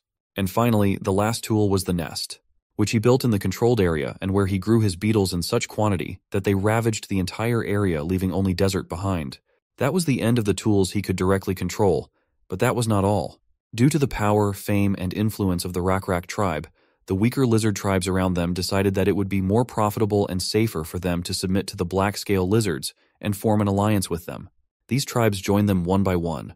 Now looking at the map, he realized that it was only a matter of time before the southern peninsula was taken. But the only remaining question was what to do with those players who behave inadequately and try to interfere with him. And the solution was obvious. They had to be taken out of the equation. But all in good time. Meanwhile, in the lands of the perished world, 2 travelers arrived at a camp of black-scale lizards. Owen asked one of the passing lizardmen why the camp was so quiet and sad. Had someone died? And soon he received the answer, "The Stargazer has died." Owen was saddened. It was a significant loss to their tribe. Then Hui said he had heard of him before, and since that was the case, today was probably not the right day for his visit, so he'd better just go for a little walk and come back in a few days. Owen shook his head and replied, "That's fine. We don't think it's a bad thing if a traveler comes to a funeral. We generally consider it to be good luck." Hui had a logical question. Why do they think that? Then Owen explained that he thought it was good to have another person to share the grief with. Tonight they would talk about the Stargazer all night, and when the sun came up tomorrow, Hui would realize their sadness and grieve for the Stargazer as his friend. Hui thought for a moment and nodded, which made a little sense. Owen and Hui walked through the tents and headed towards where the funeral was being held. All the black-scale lizards recognized Owen, so the 2 of them made it to the funeral site without any problems. There, a lizard with a sturdy build and buffalo horns on his head stood near the burning altar. He wasn't wearing anything too ornate or unusual, but from the way the other lizardmen were treating him, they could tell that this was a high-ranking member of their society. Hui immediately took notice of him as his figure stood out from the crowd. The lizardmen stood closest to the altar, and Hui guessed correctly. It was Rakrak himself, the leader of the tribe and their high priest, and tears were pouring from under his bone mask. Hui noticed this and immediately asked Owen if it was normal for a tribal leader to shed tears. At these words, Owen's eyes became big and round, as if he couldn't understand what Hui meant. Then he asked, "Aren't humans like that? Don't you cry when you're sad?" Of course they cry, and their chiefs cried too. But human chiefs tried not to cry in front of their tribe in public to preserve their reputation. Reputation? Owen didn't know that word. He knew what respect was, but not reputation. Hui sighed slightly. Different species had different values that were hard to understand and explain to others. That was the way it was, even though they all spoke the same language. Fortunately, Hui didn't have to explain completely, and from the beginning, what reputation meant. Owen had met a lot of people when he was a vagabond, and he understood almost immediately what reputation meant. For him, thanks to examples, it wasn't that hard to understand. If a tribal leader showed a weak side, the warriors would think the leader was a weak man. Still, Owen advised Hui not to try to explain it to the other lizards. They just wouldn't understand it. Hui wondered why he thought that. Didn't he figure it out quickly himself? Owen then explained to him that there was something they considered more important than reputation. Owen and Hui watched tears roll down Rakrak's face and drip to the floor. When Hui had already asked what was more important than reputation, and Owen replied that there were many things more important than reputation, Rakrak suddenly turned to face them, gently wiped his tears, and greeted his old friend. He was glad to see Owen, while behind them Hui was lost in speculation as to what could be more important than reputation. Glancing at the burial pyre burning out, Owen declared that he was too late. But Rakrak reassured him that he was late, but not too late, and he still had a chance to see the Stargazer off. Owen and Hui moved closer to Rakrak.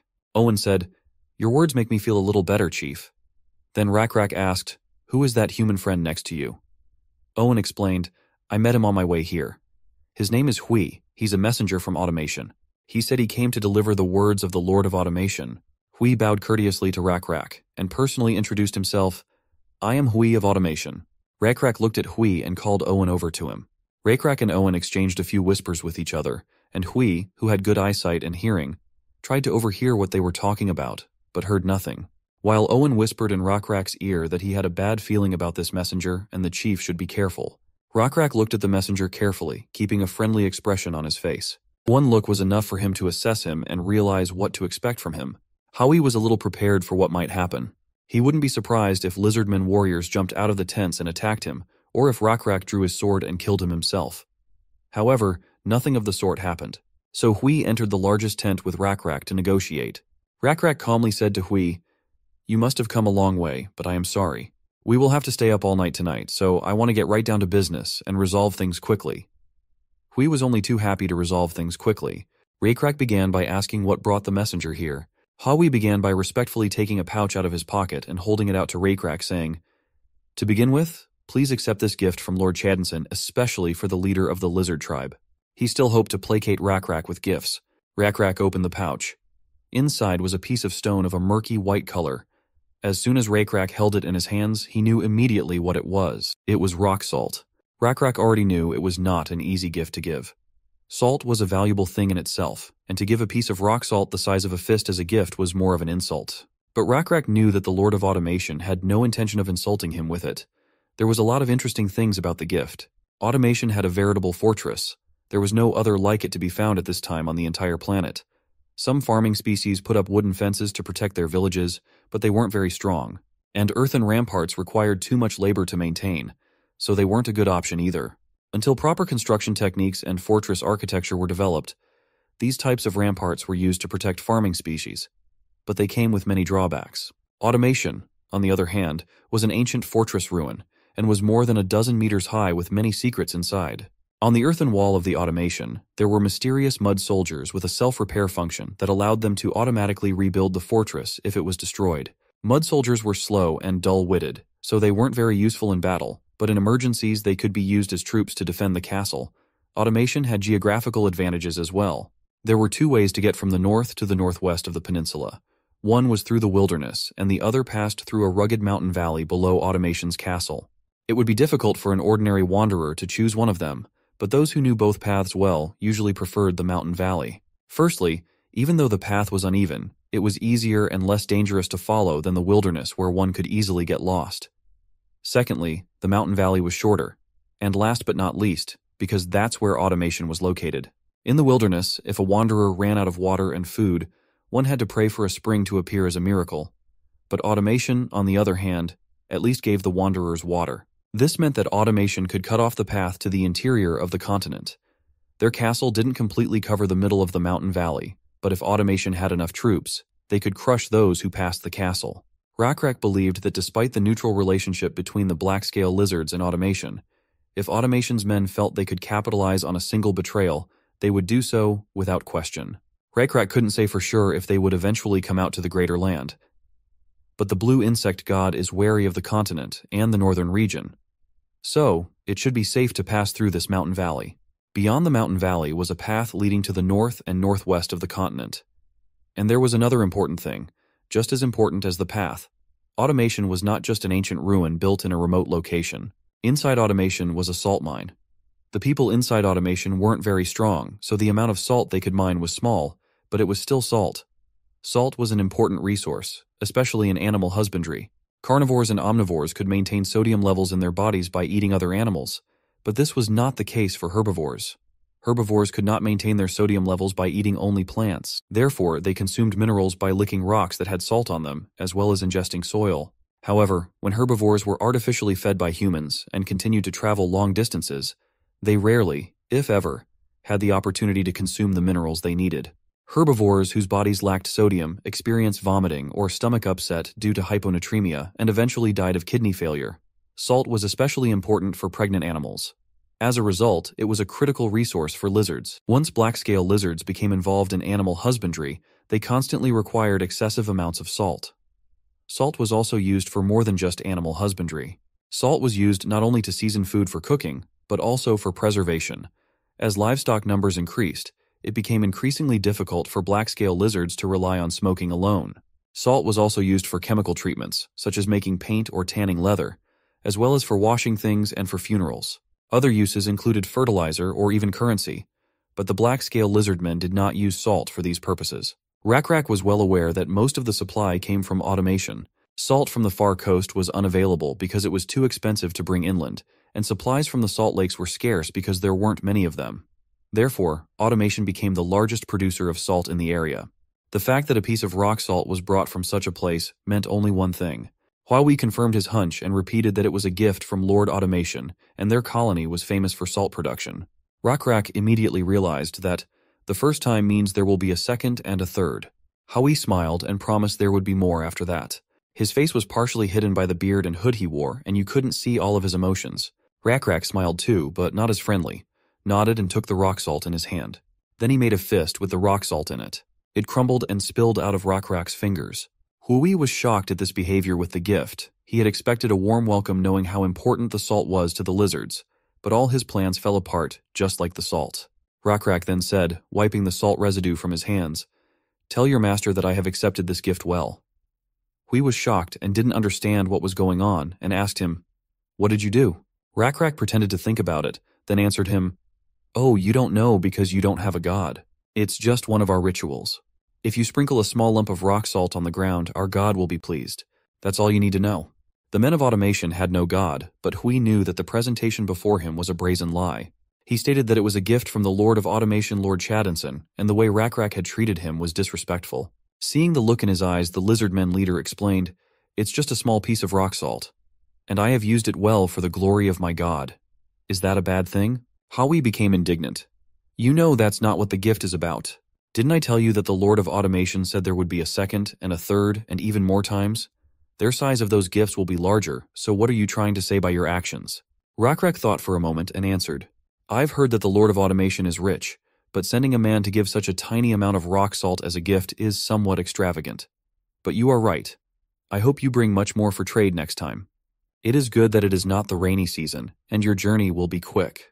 Huawei realized that he was facing a very cunning and experienced lizard man and had to hide his anger. However, it wasn't that they didn't understand each other, it was that they belonged to different races and didn't trust each other. Huawei could barely contain his irritation.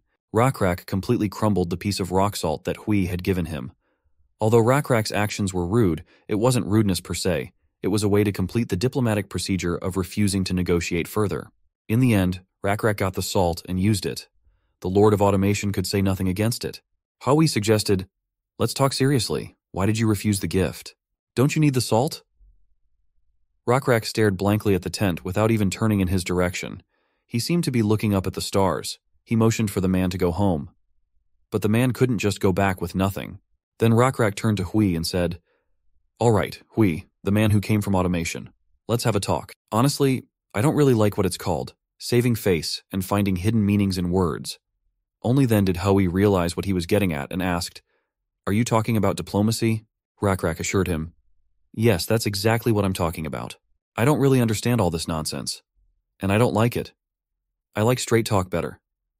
Now Huawei had nowhere to go, and he agreed, saying, "Okay, Rakrak, let's talk directly. Why did you refuse?" Rakrak raised a finger and proceeded to explain. "First of all, I don't like to accept offers that others have turned down." Huawei looked at him, not understanding what he was getting at, and asked, "What does that mean?" Rakrak answered him patiently, "If someone else turned it down, it means the offer wasn't worth it. It may be a better offer for me than the previous person, but it's still worth reconsidering and offering something better." Huawei snickered, but assured Rakrak that this was incorrect and he was wrong. The Lord had made this offer solely for him, but Rakrak knew enough to see through his lies and asked, "Do you really think Owen met you by chance and brought you here because you were lucky?" Huawei gritted his teeth. He didn't think the lizards had it so together. Rakrak continued to speak. "Owen told me you came from the north, not the west. That means you came from the desert, not from automation, and across the desert is the Knoll tribe of severed ears. I bet you made the same offer to Salkate their chief, but were refused. Perhaps you refused for another reason, which I will tell you now." Huawei listened to him in silence. Rakrak went on to say, "There are no gifts for nothing. I don't believe in that. I think even the greedy gnolls can understand that, and that is why they rejected your gifts. Hui tried to object, saying, "That's not the point. The Lord of Automation is trying to give you salt, without asking for anything in return, and just as a token of our friendship." Rakrak shook his head and continued to speak. "If we accept your salt, we will have to protect you. Am I not right?" Pointing at him with his hand, he explained, "When you humans are locked and surrounded in the castle of automation, we will have to worry about the safety of our salt. If we play along with your diplomacy and you get in trouble, we will have no choice but to turn our attention to fights that have nothing to do with us." Hui said cautiously, "Rakrak, that is what diplomacy is." Of course, Rakrak knew this, but was masterful at playing his part. Then Hui decided to come at it from the other side and said, "It's not necessarily a gift with nothing in return, and we can make a decent deal." But that wasn't an option for the Lizardmen either. Hui didn't know what to do anymore and asked, "Then why do you reject our offer?" Rakrak laughed and asked, "You really don't know? I'm sure the Gnoll Chieftain Salkate has already told you." Hui silently listened to the same answer he had heard from the Gnoll Chieftain. "Why don't we just take over automation? If we kick the humans out, the salt mine and castle of automation will be ours, and we can mine more salt than the humans could sell us. Isn't that right? Now, Hui, why don't you tell me the truth? Or should I address you as Lord of Automation, Hui Co?" To this he could answer nothing. It seemed the fate of their settlement was sealed and diplomacy could no longer help them. Their weakness was too obvious. The ancient ruins of automation towered above the landscape, an ancient relic and many meters of evidence of a bygone era. Its fortress walls, unlike those encountered at the time, held secrets yet to be unraveled. Compared to these high walls, the savages prowling around seemed insignificant. They could not dream of getting inside undetected. In addition to this, guarding all the secrets of this fortress were mysterious mud soldiers, automatons endowed with the ability to self-repair and rebuild the fortress in the event of its destruction. Though slow and dull-witted, they served as a silent, constant defense that kept watch day and night. The strategic value of automation went beyond its imposing presence. This valley held a strange attraction for vagabonds. While the treacherous terrain made the wilderness a risky path, the valley offered a shorter and safer route.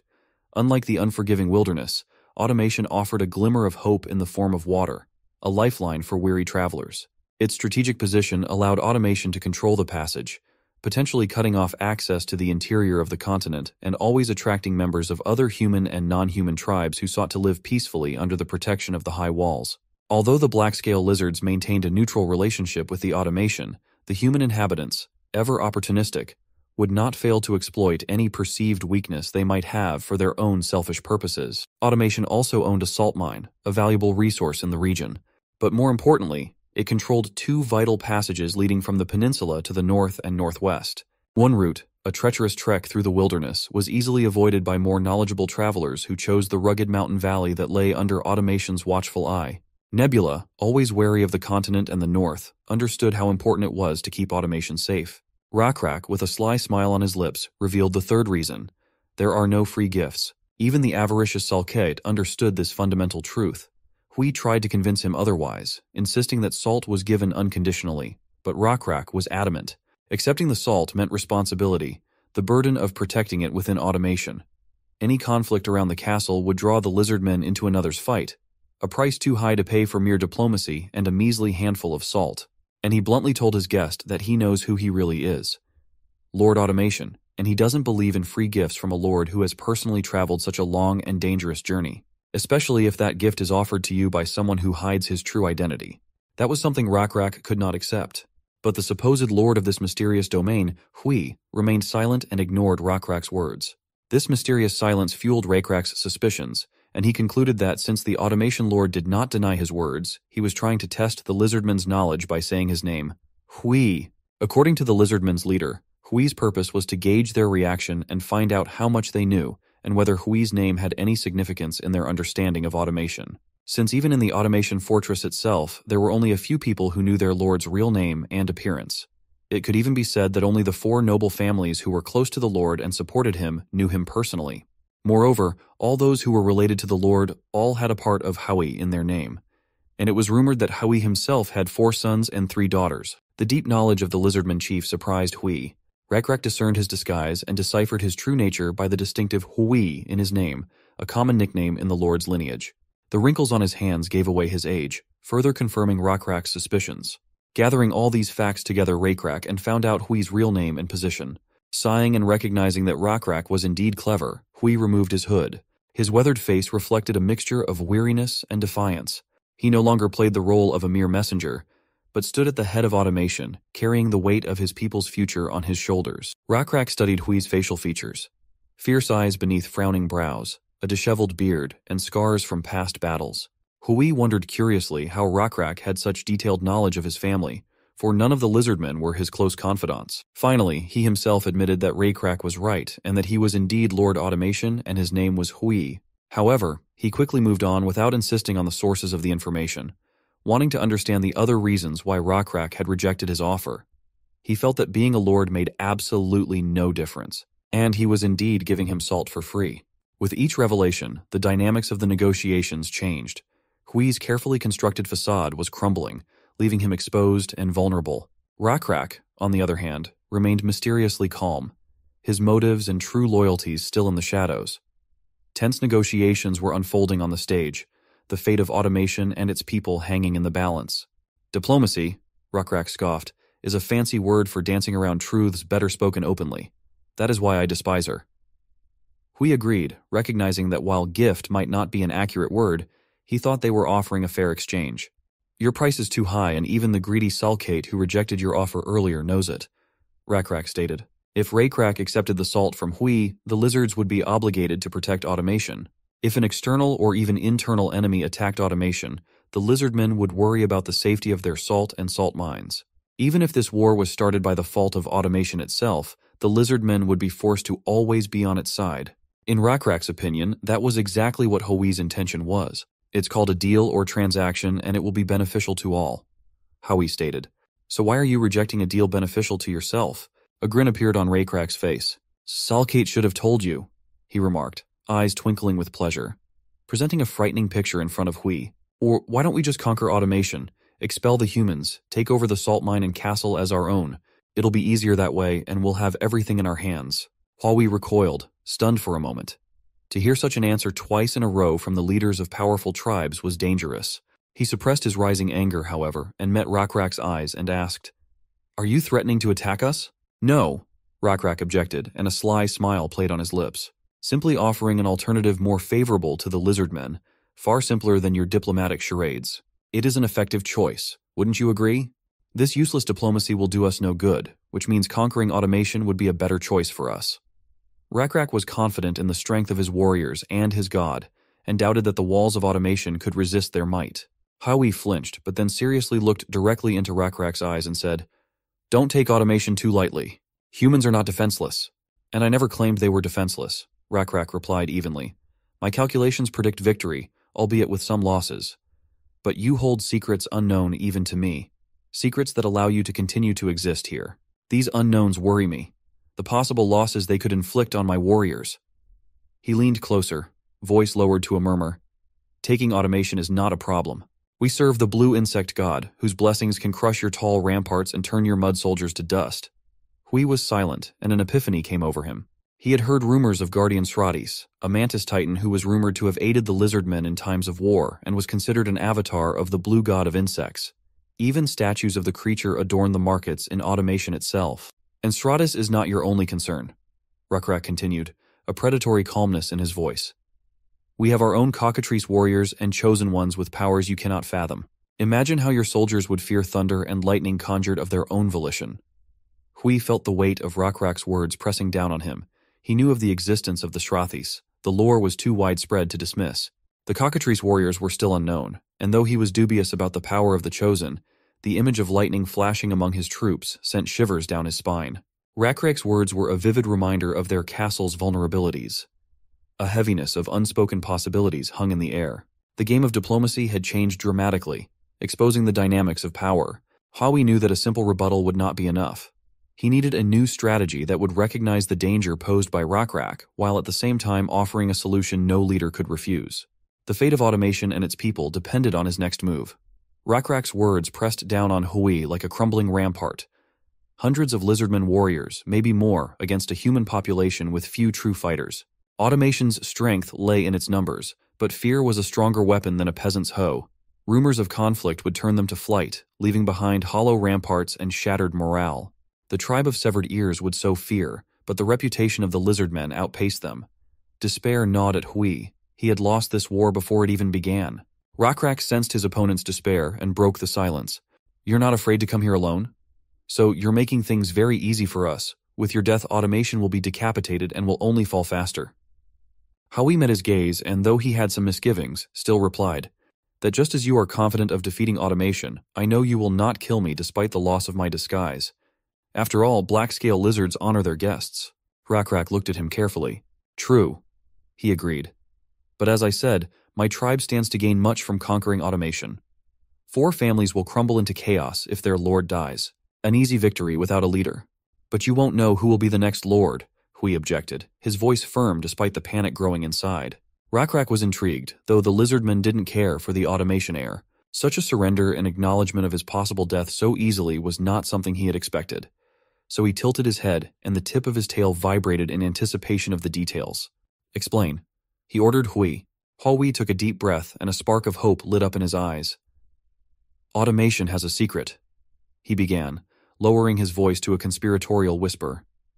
"A secret weapon that not even my closest advisors know about. A guardian so powerful that even the blessing of the blue insect god may not be enough to overcome it." Rakrak's amusement vanished, replaced by anxiety. Secrets were powerful weapons, especially if wielded by a desperate opponent. "Oh, what's the secret?" he asked, and his voice lost its former arrogance. Hui leaned closer, a sly smile playing on his lips. "That," he said, "is a story for another day, a story worth bargaining for." There was a tense silence in the room. Rakrak, whose confidence was shaken, weighed the unknown and the promise of conquest. Could this be a bluff? A desperate ploy to save automation? Or is there really power hidden within those ancient walls?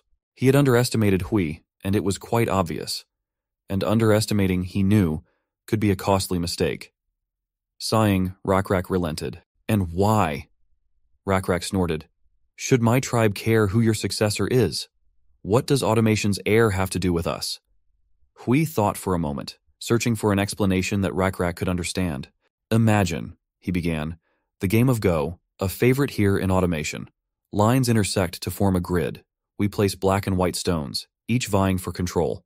Surround an opponent's stone with 4 of your own, and it disappears. Play until no squares remain, then count the captured stones and the surrounded spaces. The one with the most points wins." He paused, gauging Rakrak's reaction. The reptilian leader's pupils dilated, a flicker of intrigue in his gaze. Hui continued, "But rules are just tools. What matters is this. I am a stone on this board. So are you." Rakrak leaned forward, mesmerized. "And the game has begun?" "Yes," Hui confirmed. 2 gods play, using the tribes as stones. The wilderness is the field. One has brought the gnolls, the other the lizards. They want to pit them against each other on this board, creating their own game. And that game could be called automation, for the winner will have it to himself. Rakrak's silence spoke volumes. He knew, just as Hui knew that he knew. Lizardmen had played a role in the inheritance of automation. Recently, some Lizardmen and their followers had approached Hui's children and whispered to them about Teeth Full of Wrath and the Blue Butterfly, inclining them to believe in their deity. And some of his children began to believe in the gods. Rakrak's eyes gleamed in the shadows. "You," he admitted, "read as well as I do. You have a fine analysis." Finally, Rakrak recognized that Hui was right. Negotiating and preaching his faith was better than bloodshed. Conquering automation would not be easy. Its ramparts, built of earth, towered, presenting a formidable obstacle. The assault would have to be fended off by arrows, wooden barriers, rocks, and the blows of spears. The salt mine could be taken with less bloodshed. Unlike previous conquests, they were no longer just a small tribe. Growth required the acquisition of resources, skills, and land. However, Rakrak had his own reasons. He had not forgotten the struggle for survival in their past. He admired the tenacity of the people, their ability to find shelter in this harsh land. Perhaps peaceful coexistence would benefit both tribes. Perhaps this game of Go could have an unexpected peaceful outcome. Sunwoon had his own reasons for avoiding religious coercion. Finding a second chosen species critical to his strategy, and it could not be accomplished by spending faith points on forced conversions. He needed true believers. They are far more effective. The level of Nebula's divinity he had recently reached had given him many points of faith, allowing him to choose 2 kinds. Unlike the first kind, which focused on a single tribe in his domain, the second kind determined his entire future development. Some viewed the first kind as a stepping stone, passing on skills and discarding them later. But not Nebula. His first choice, the Lizardmen, had surpassed all expectations, and he needed an additional species for the next step. Since his goal was to conquer the southern peninsula, which would require crossing enemy lines and the cold northern coast, he needed a cold-tolerant species to support and potentially expand the Lizardmen tribe. It wasn't just about conquest, it was about strategic synergy and adaptation. It was time to organize a clash of civilizations, ruled by him and his rival, another god already known to us as hegemony. The winner would receive the prize of the human race, while the loser would bid farewell to his life. Still, a face-to-face meeting with the hegemony seemed inevitable. Perhaps she could provide valuable insights beyond mere reports. Hegemony arrived fashionably late and attempted a friendly bow and greeted him as an old friend, saying, "It's been a while, Nebula." But Nebula wasn't about to play along with him on this, and curtly reminded him of their long-standing feud, effectively quashing Hegemony's attempt at camaraderie. Hegemony objected, citing their past encounters and how much he enjoyed their last game together, which he thought was great. Nebula, constantly analyzing everything, turned to reminiscing. It was a boring memory for him, a simple victory when he was up against the Hegemony's Holy Orc strategy. Another trivial story. Hearing this, Hegemony became indignant. Trivial? Was that game trivial to you? Nebula explained that at first, the first few times he played against players using the Holy Orc strategy, he was worried about whether he could find a counter to the meta strategy. But when he found an effective way to counter it, every next game was already boring and without challenges. Hegemony, visibly embarrassed, hid his face under his helmet. Could there be a humble man hiding behind this avatar? Nebula wondered.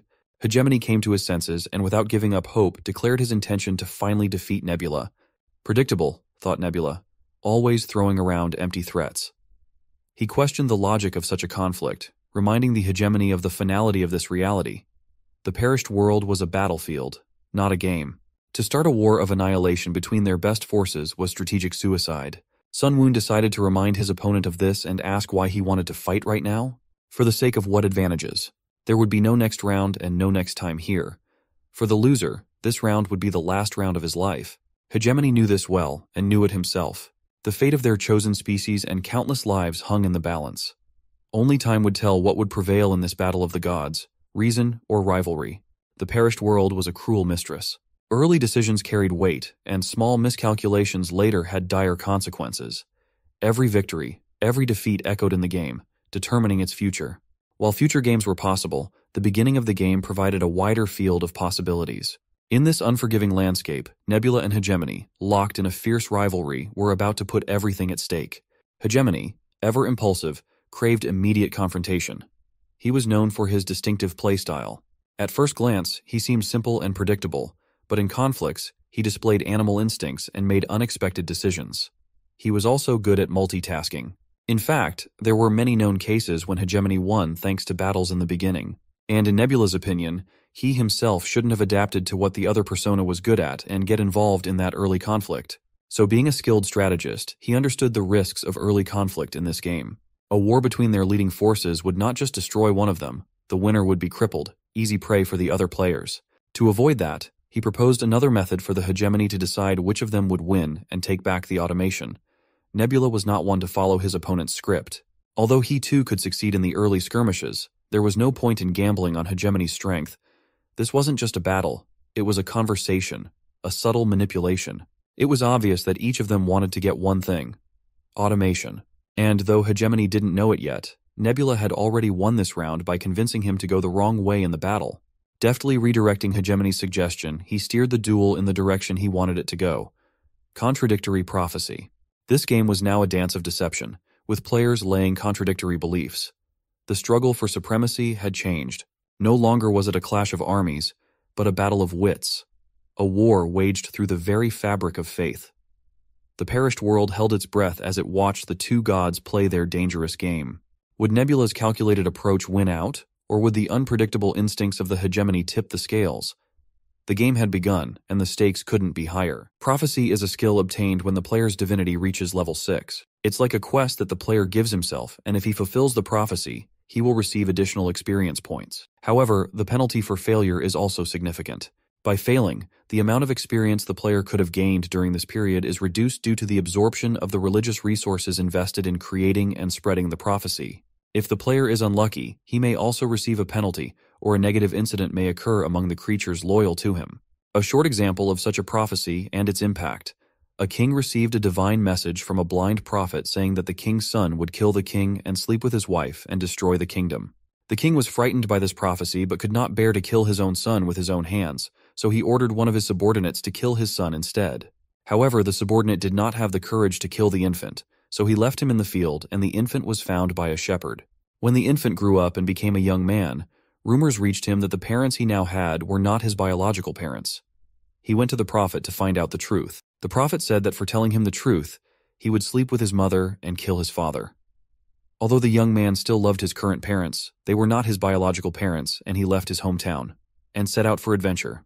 While he was riding in a wagon on the road, he happened to meet a king quarreled with him, fought and defeated him. Then he even fought a kingdom-threatening monster who had the head of a man and the body of a lion. As a reward for killing the monster, he married the queen, who had lost her husband, and became king.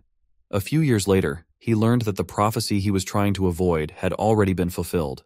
The king he met and killed on the road was his biological father, and the king's wife he married was his biological mother. Upon learning this, the queen, who was his wife and biological mother, hanged herself, and the king gouged out his eyes and threw himself out of the palace.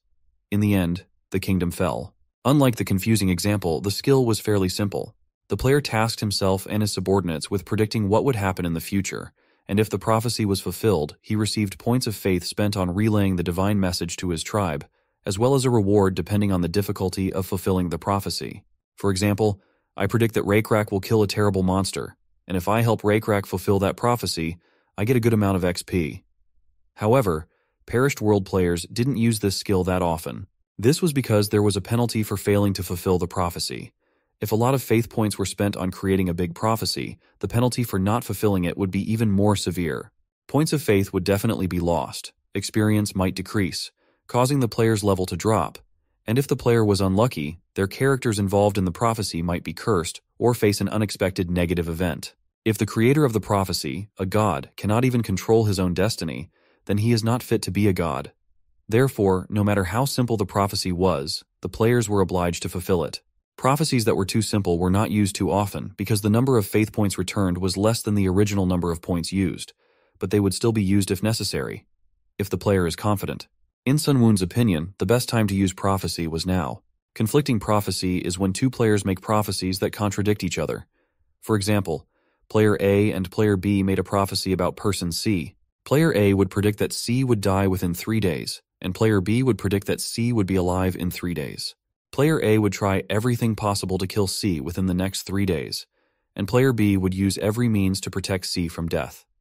Thus, only one of player A or B will fulfill his prophecy, and the other will fail. Thus, one will receive a reward and the other will receive a punishment.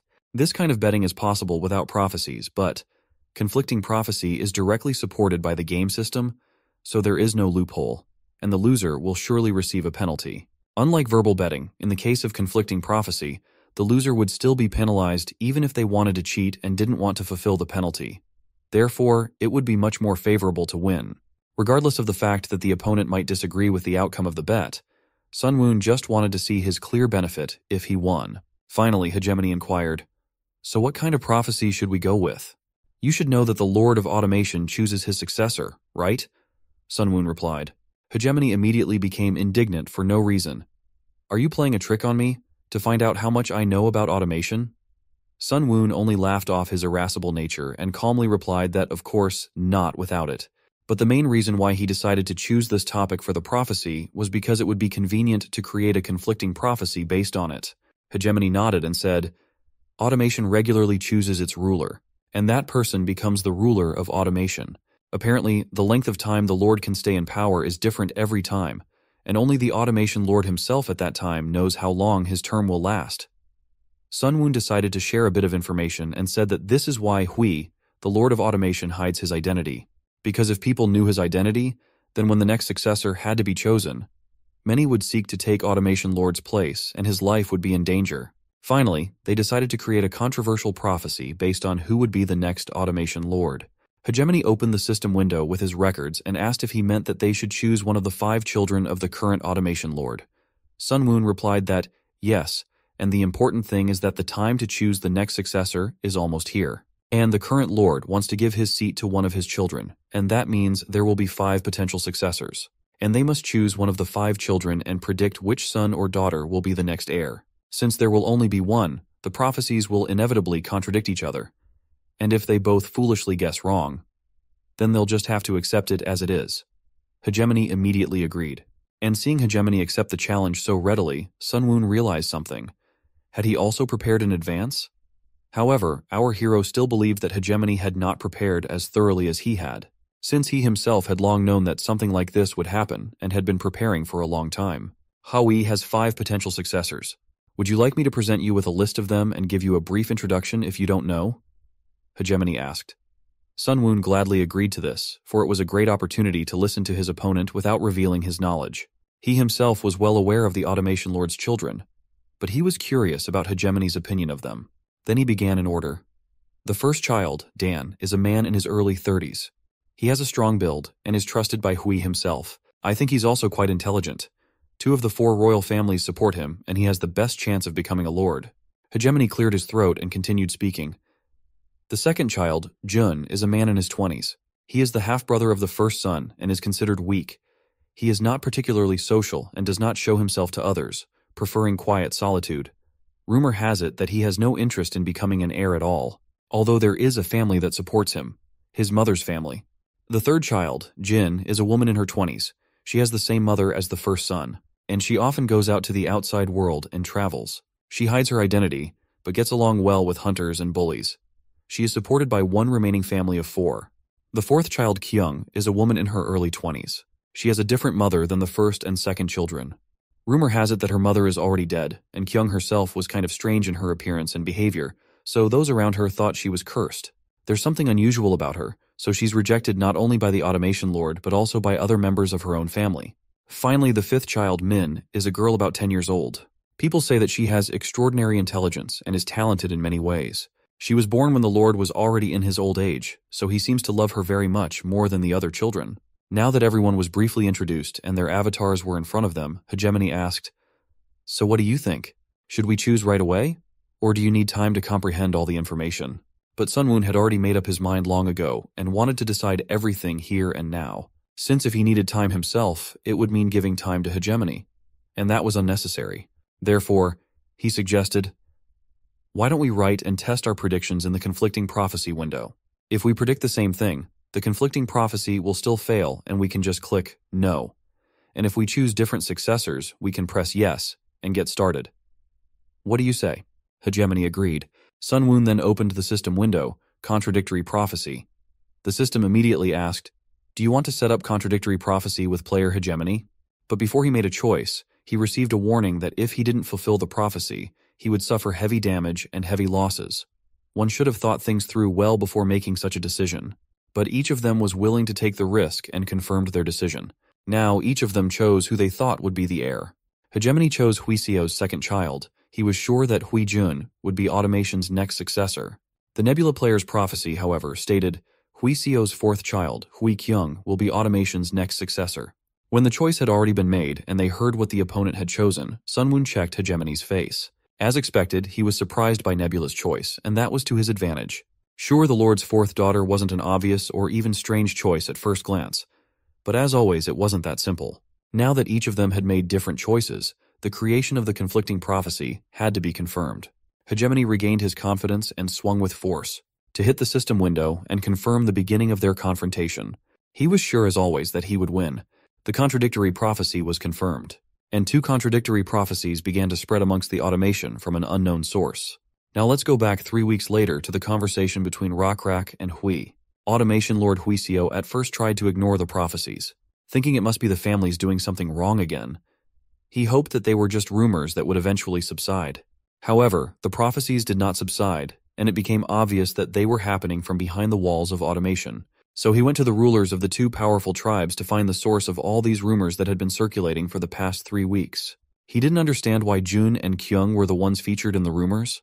Contrary to what other family members thought, Huiseo had no intention of choosing his first son Dan as his successor. However, there was talk that the successor would be either the firstborn Dan or the third child Jin, so the prophecies themselves were a bit suspicious because they were at odds with conventional theories. He assumed that someone must have started the rumors on purpose. Eventually, Huiseo hired a man to find the source of the prophecies.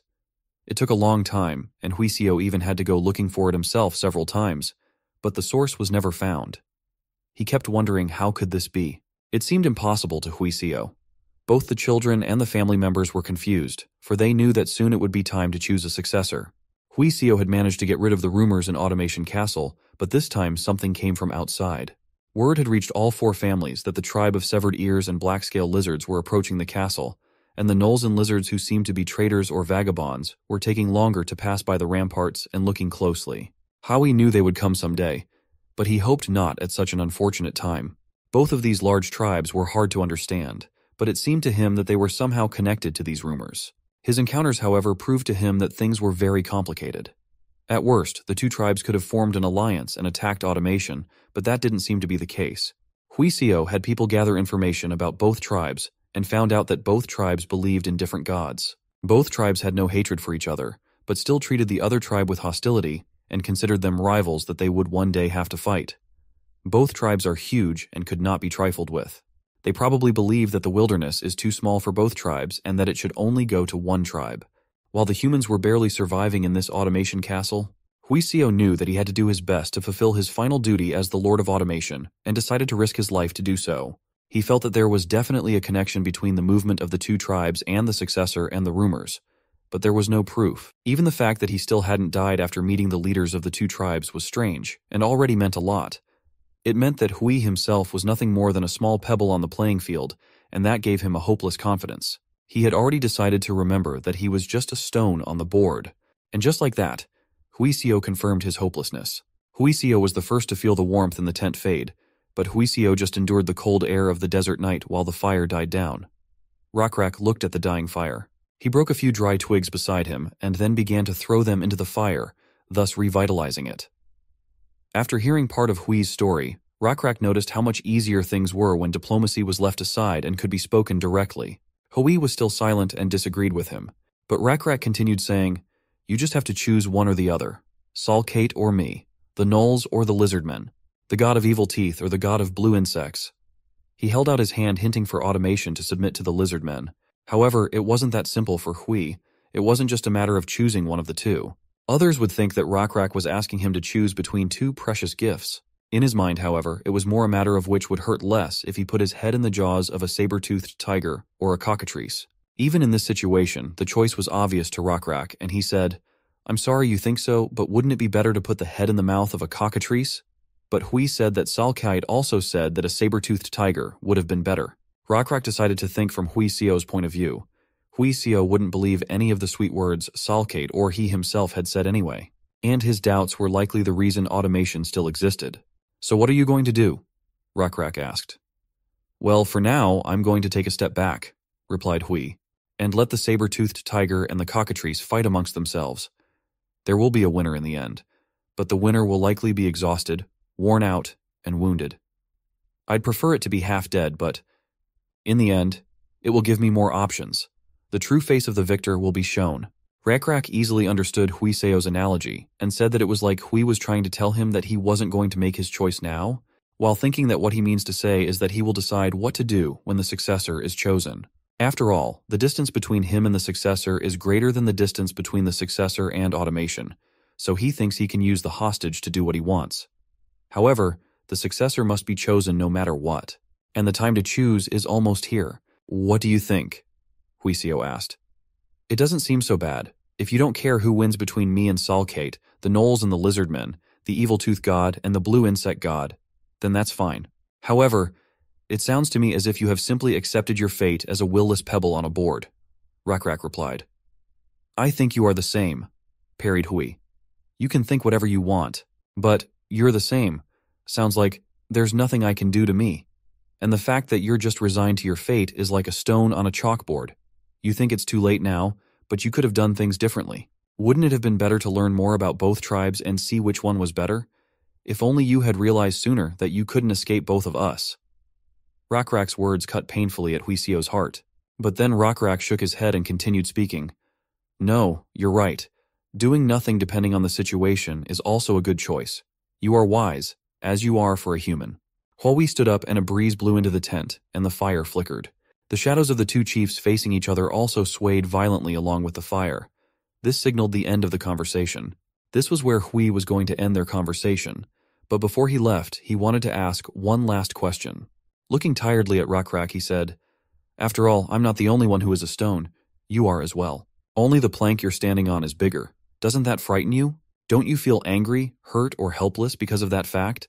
Huisio meant that Rakrak was also just a toy of the gods. The corners of Rakrak's lips lifted slightly in a meaningful smile, and Huisio realized that Rakrak didn't think so. However, he couldn't guess Rakrak's answer to his question.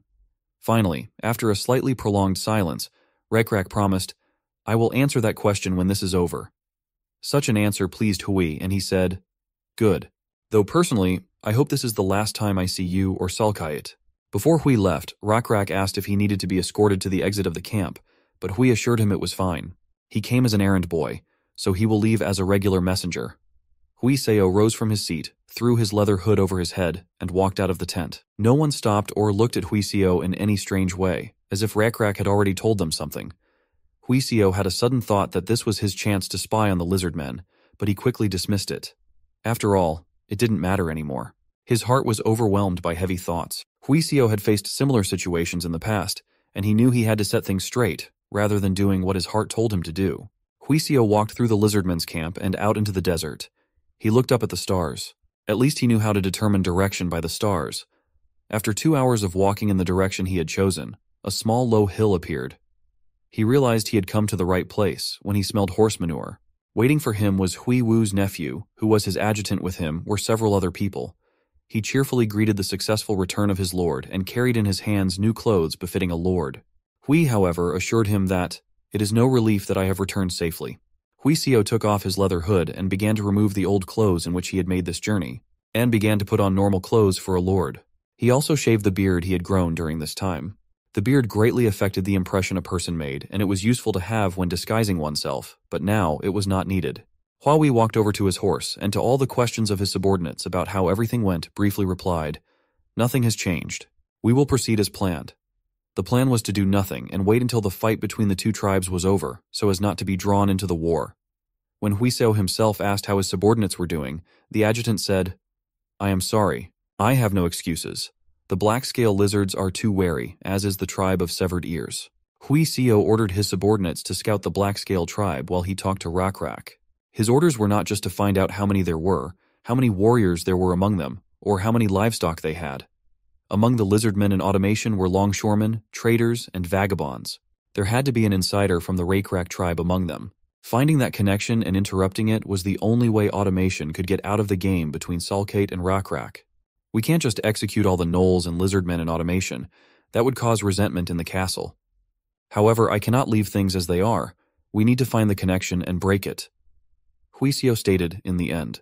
The adjutant assured him, "For the past few days, we've been looking for familiar automation Lizardmen, but we haven't seen anyone other than the local Lizardmen warriors." Huiseo then said, "All right, there's no way the Lizardmen didn't notice them. There must be Lizardmen who have been ordered to come to automation and gather information about us. We need to expand our range of reconnaissance." In that case, the adjutant was sure that if they added more soldiers to the scouts, there would then not be enough of them to defend the castle walls. But none of that mattered to the Lord. Automation's walls were safe for now. As long as the two large tribes held on either side of the castle, there was no need to worry about physical defense. Even if automation and the high ramparts collapsed, they would rebuild themselves, preventing outside invasion. The real problem was the invisible wall, which was constantly being attacked by various religions, prophecies, rumors, and ideas. Even Huiseo couldn't fully understand the modern concepts of information and psychological warfare, but he vaguely guessed at it. Pondering all of this, they hurriedly returned to their castle. 3 weeks ago, when the two prophecies of the gods had just begun to spread, somewhere among the high mountains, a woman was climbing a cliff, clinging to the rocks with her bare hands. She was swearing, repeating a phrase she was sure she had been teased with, "Damn child." But this time, the damn child was not her, but the one who had set her up. Her palms were already shredded and blood was running down her arms. Judging by how well she was climbing, it looked like she had talent, but at the moment, she seemed to be in a predicament for more than just her injured hands. Her left ankle was badly swollen. The woman wiped the blood on her hands with her face and reached for the ledge. However, this was a mistake. The ledge was a cleverly hidden rock that tilted as the woman hung onto it and put her weight on it. Fortunately, the woman had a good sense of balance. The woman was Hui Kyung, Hui Sio's fourth child. At first, Hui Kyung thought everything was going well. She was used to the alienation of those around her, for she had grown up hearing words like cursed child and she ate her own mother. Hui Kyung grew up without the support of 4 families and her own father. She couldn't live proudly as a child of a lord, but none of that mattered to her. She knew there were many more people living in worse conditions.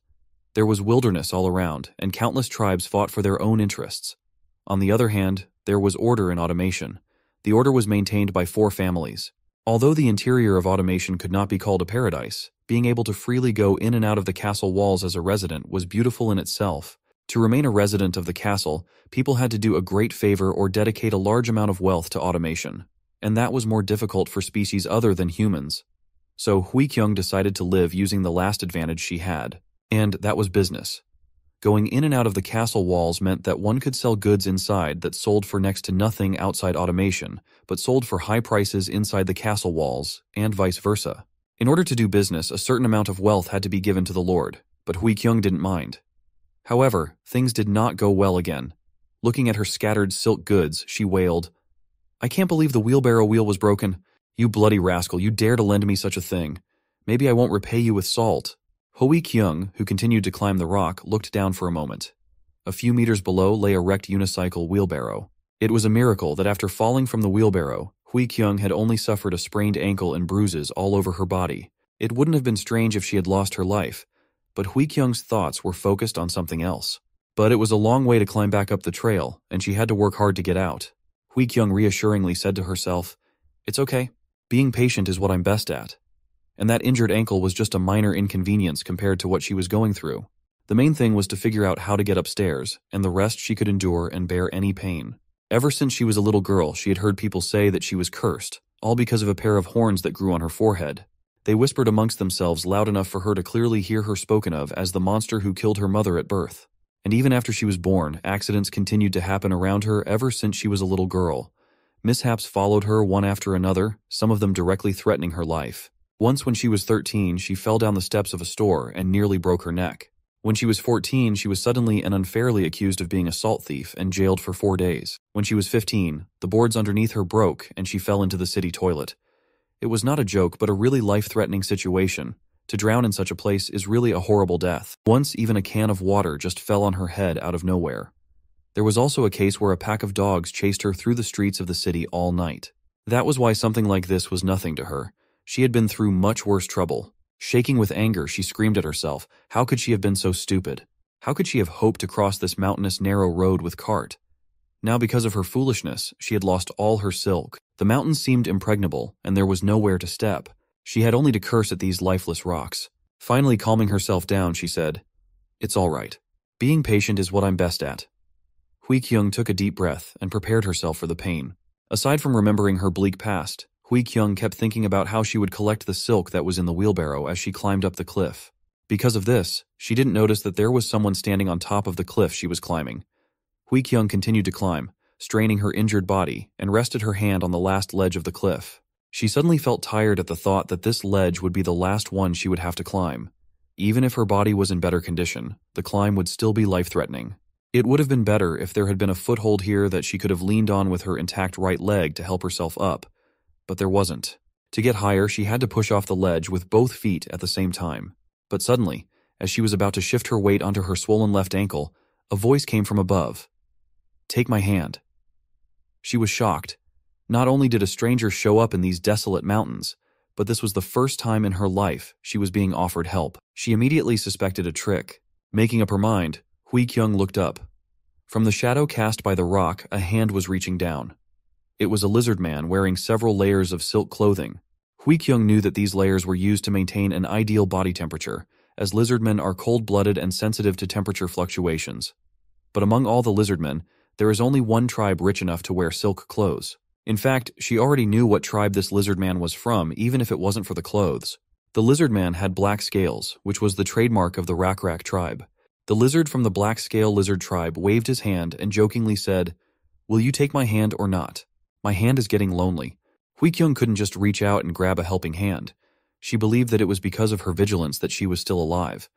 Therefore, she first of all asked, who was she, and what was the Lizardman doing here? But before answering her questions, the Lizardman advised her to take his hand, as she was in no condition to have a long conversation right now. She didn't calm down and asked then, "Have you been following me all this time?" The Lizardman answered her, "I think you'd rather take my hand and go upstairs to have a proper conversation than hang like this clinging to the rocks with your last strength." In answer to her last question of whether he was constantly following her, yes he was. Hui-kyung hesitated, even though she didn't think the Lizardman would be a roving bandit. However, she had to consider the possibility that he might turn out to be a nasty stalker with unknown goals. Finally she said, "Even if you helped me up, I have nothing to give you in return. I'm broke." As if finding her concern funny, the Lizardman asked, "Is that really what you think about when you're hanging over the abyss?" She replied, "Yes, because I can climb up on my own too. And I'm not going to ask for anything." "It's okay, because I won't ask anything," the Lizardman said and leaned towards her. Hui-kyung smelled the unique scent of the Lizardman's scales. Some people thought that lizard scales had a fishy smell, so they covered their nose, while others just thought of water and bushes. Hui-kyung belonged to the latter. When she hesitated, the lizard grabbed her wrist and pulled her up, and while she was still reeling from the surprise, she was lowered to the ground. She was surprised. Did he just pull me up with one arm? Now I understand why the lizards of the black-scale lizard tribe are called strong. The Lizardman looked back and forth at the road by the cliff and asked, "This road is wide enough for a man to walk along. On one side of the road there could be a landslide at any moment, and on the other side is a valley with many meters of precipice. What were you thinking pushing a wheelbarrow full of stuff down a road like that? It's a good thing you only got away with that injury." But Hui-kyung was that it wouldn't have been a problem if it wasn't for the broken tire. The Lizardman then reminded her that wheels could always break and cause problems, and she should always consider possible trouble and think ahead. Considering the current technological level of humans, the Lizardman was completely right, and there was nothing she could object to. So she changed the subject and asked the Lizardman what his name was. He politely apologized for not introducing himself yet, and said his name was Siren Mule of the Black-Scale Lizard Tribe. You may disregard the name Mule. It is a name that has been passed down, but neither I nor my father know what it means. It's not the most common name among lizardmen, but my father wanted me to keep it, so I always introduce myself as Siren Mule. You can just call me Siren. Hui-kyung nodded and said, "Okay, well I thought I should at least thank you since you helped me out." "Thank you, Siren." After thanking Siren, Hui-kyung tried to limp past him and continue on her way, but Siren blocked her way with his hand, saying, "We're not done here yet, Hui-kyung." She immediately froze in place, thinking, "Damn it, I knew this would happen. I told you, I have nothing. And how the hell does he know my name?" When Siren said her name, she reached for the obsidian knife hidden in her clothes. Hui-kyung knew that her identity must not be revealed. Hui-seo, who had led automation after his mother, had decided to lead automation differently after her murder. He decided to hide his identity. He revealed his true identity only to the members of the 4 trusted families in the castle. They served as his hands and feet, and at the same time had to keep a vigilant eye on each other. Such a life came with a certain amount of risk, but Hui-seo managed to settle things within his means. Hui-seo also wanted his children's identities hidden, and the children had to follow his orders. If they didn't make enough effort to hide their identities, they wouldn't be able to become successors, wouldn't get their father's attention, and might die prematurely. Hui-kyung knew that black-scale lizards were strong, but her obsidian knife was sharp and long enough to pierce its heart. Instinctively, she almost snatched the knife, but she refrained from doing so at the moment. Hui-kyung thought, "Even if I do use the knife, I need to find out how he knows my name first. No matter what, I'll use my knife after I get information from him. And definitely not because he helped me." So she first asked how he knew her name. Siren showed both palms, making it clear that he had no intention of getting into trouble and wasn't going to fight. He simply replied that Rakrak told him her name, and then ordered him to find her. "Rakrak, chief of the Black-Scale tribe?" she interjected. Hearing that name, her jaw dropped with a mixture of fear, reverence, and surprise. Hui-kyung recognized the familiar name. It didn't take her long to realize who he was talking about, but she continued to clarify. "Are you talking about the hunter Rakrak? The thunder lizard? The first chosen one? The leader of the Black-Scale Lizard tribe?" To all this, Siren replied that, "We just call him Chief." Rumors reached Hui-kyung that the tribe of severed ears and the tribe of black-scale lizards were preparing for a battle in the desert. This rumor was spread among the people of automation, as they were the center of this entire fight, and their fate depended on the outcome of their eventual battle. If Saren wasn't lying, finding out how Rockrak had gotten her name for Hui Kyung wasn't that important. Black-scale lizards would do anything to find out. The next question was far more important. Why would someone so famous and powerful ask to find her? She immediately asked the Lizardmen this question. To be honest, I don't know exactly myself, but I think I can try to explain part of the reason to you. Saren gathered his thoughts and asked, Are you aware of 2 recent rumors that have spread throughout automation and the entire peninsula? About what? That the second son of the family excelled at horseback riding, or that the Su family's second daughter gave birth to twins, or that the fishmonger finally brought live fish to the market. Hearing the last of the rumors, Saren asked if it was even real. Hui Kyung immediately reassured, No, over. I checked it out. It's all lies. All fish are salted. The Lizardman then said, Well, anyway, I wasn't talking about some petty rumors like that. You should have guessed it. Even I, an outsider, heard about it. Haven't you been to automation lately? She had been, and she replied, I haven't been there. I needed to buy silk, and I went as far as I could to get it at a cheap price. I was lucky enough to find a man from whom I could buy silk. So what is this rumor you speak of? Saren replied, More precisely, there are 2 rumors. One says that the Lord's second child will become the next Lord of Automation, and the other says that the 4th child will become the next Lord of Automation. Hearing this, Hui Kyung frowned for a moment, and exhaling a sigh of relief, she skeptically said that these were all false rumors. But Saren didn't share her skepticism and stated, I know you're Hui Seo's 4th child. Hui Kyung shook her head. I guess you don't understand because you're not human and you don't live in automation. But fighting doesn't necessarily mean knife fighting. These rumors are part of a fight between my siblings who are trying to become the next Lord of Automation. I'm not sure exactly why, but my second brother and I seem to be caught up in these rumors, and I'm sure there will be someone who will benefit from it. I'm just an outcast with no chance of being my father's heir. There's nothing you can get out of me. It would have been better for you to look into another sibling. My first brother and older sister aren't the type to spread false rumors. I don't think they did it. Then it was probably my second brother or my younger sister. But my younger sister is too young for something like that, so she couldn't have done it. My other brother is probably behind it. He always likes to make things up behind other people's backs. He probably wanted to make himself the victim of false rumors, but he thought he'd draw too much attention to himself, so he dragged me into it. How childish. Finally, Hui Kyung said, Anyway, these rumors have nothing to do with me or you. Why don't you just say that the black-scale lizard tribe sent you to get information about automation? It seems you somehow found out that I'm one of the Lord's children, but I'm an outcast. You can't get anything out of me. It would be better for you to look for another sibling of mine. Hui Kyung finished her speech and watched Saren's reaction, and since she had learned everything she wanted from the lizard man, he had to die. Hui Kyung gripped the hilt of her knife tightly. Even though Saren was just standing still, there seemed to be no place where Hui Kyung could strike. And because of the height difference, Hui Kyung thought she couldn't reach him. Being strong didn't mean being fast, and maybe she had a chance. But Hui Kyung already knew that the probability of failure was higher than the probability of success if she attacked the lizard man. What if she succeeded in killing him? He knows exactly who she is, and he was sent specifically to her. So if she kills him, then she will incur the wrath of the black-scale lizard tribe, which had the most incredible rumors about it. However, she also couldn't just let Saren go. If word spread that she had let the stranger go, even when she had the chance to stop him, and especially if her father found out, she would disappoint him greatly and possibly be awarded the death penalty for it. So she decided it was better to try and kill this lizard man and die than to live with her father's disappointment. Seeing her intentions, Saren lowered his gaze and turned to Hui Kyung. I think you misunderstood something. Seeking you was Rockrak's first order, but I also have to fulfill the second command as well. The second command I received was to protect you and your life at all costs. Hui Kyung was surprised and felt an unpleasant feeling somewhere in the back of her mind. It was a feeling she had ignored for a long time because others ignored her. It was strange, and since she hadn't experienced it in a long time, she couldn't give it a name. Hui Kyung decided that she didn't want to know what the feeling was, but somewhere in the back of her mind, she heard a voice. One that asked, Do you want me to tell you what it is? It's called warmth. The warmth of someone caring about you. Did my heart become tender to this lizard man I met just a moment ago just because he said those words? But it was inevitable.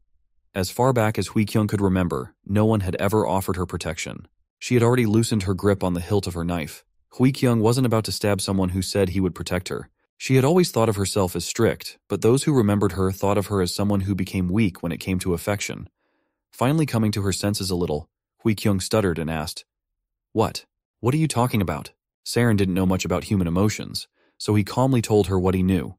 You said it was a false rumor, but your siblings don't think so, nor do the other families. Chief Rakrak said that the automation succession ceremony is coming up. Everyone is paying attention to the big changes coming.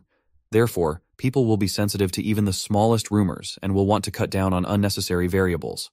Given the circumstances, the weakest ones will be eliminated first, and you will definitely be the target of an assassination attempt and more than one on your life. While Saren was talking, Hui Kyung pulled herself together and said, Even if I agree with everything you just said, I can defend myself on my own, so go back to where you came from. I have no reason to get help from the black-scale lizard tribe, and like I said, I have nothing to offer you in return. Look for another brother or sister. But Saren answered her calmly. I cannot do that. The tribal chief has ordered me to protect you specifically, and neither I nor the tribal leader wants anything from you, except to keep you alive. Hui Kyung sighed. She realized that logic would not make the lizard go away, so she would have to resort to emotion. She didn't want to tell him so much, but what could she do? Hui Kyung let go of the knife and walked closer to Siren. He was surprised when Hui Kyung came up to him empty-handed and said, Look at this. Hui Kyung lifted her bangs with her hand. There were a pair of cylindrical bumps on her forehead. The cross-section was so uneven that any keen eye could see that they had been cut off by her hands. As you have already realized, these are horns. More precisely, the parts where the horns used to be. Horn stumps, you might say. Do they grow back? Saren asked. Hui Kyung nodded and said, Yes, that's why I trim them when they grow long. Everyone who knows me says I'm cursed because of these horns. There are some who say that simply because they find it distasteful that a person has horns, but those who know me well avoid and hate me even more, because I am truly cursed.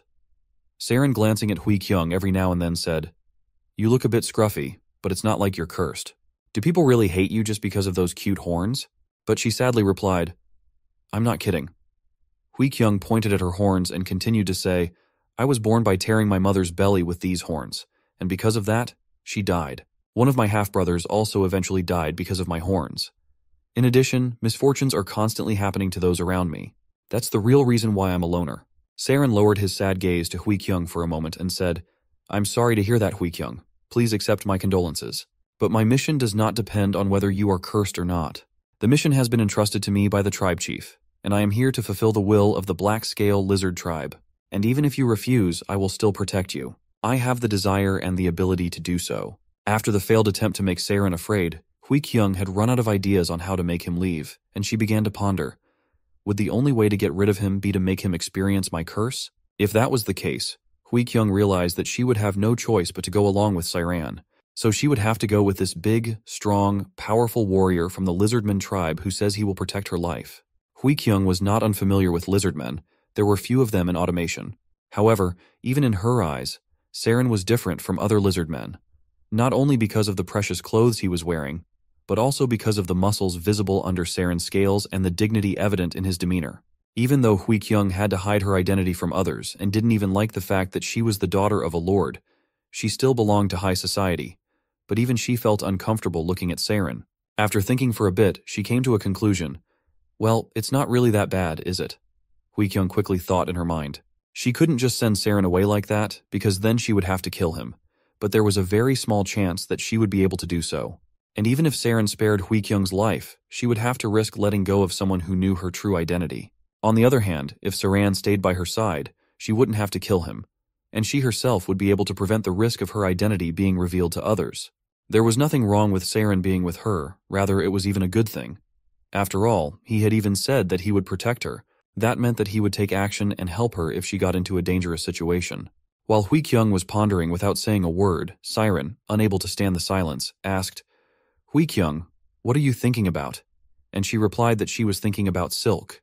And now that she was thinking about it, she realized that she couldn't just leave all that silk down there. She needed to go back downstairs, which she was going to do. Saren sighed as Hui Kyung staggered to the edge of the cliff and stood there. He snickered. People will praise you for being able to climb up the cliff with an injured leg, but they'll say you're crazy to climb back down. I know that, and you know it too. I'd stop you, and you'd object that you really need that silk. However, there's a better way to get people to do things for you. So you just have to ask for help. Hui Kyung's face turned red at Saren's suggestion. She was used to relying only on herself. Seeing her indecision, Saren said, I don't blame you. After all, you became like this because of the curse. I am just trying to convey to you that there is a better way of doing things. I have come to protect you, and there are many things I could help you with. One of those things is to help you not starve to death, and to do that, you need to bring back the silk." Hui Kyung looked away embarrassed and finally asked quietly, "Please help me. Help me get that silk." Saren started climbing up the rock and slid down the rest of the steep slope. He then tied the bundle of silk around his torso and climbed back up. It took less than a minute for Saren to climb back up. He quickly gathered up all the bundles of silk, as if it was no big deal and they were light as feathers, and they headed off to automation together. Hui Kyung decided she should know more and asked, "So you're not a warrior? I've heard that warriors of the black-scale lizard tribe wear water buffalo skulls on their heads." But Saren assured her, "I am a warrior too, but nowadays we don't wear buffalo skulls often, only if there is some ritual, though Chief Rakrak still usually wears them. But it is also true that I am one of Mrs. Jail's errand boys.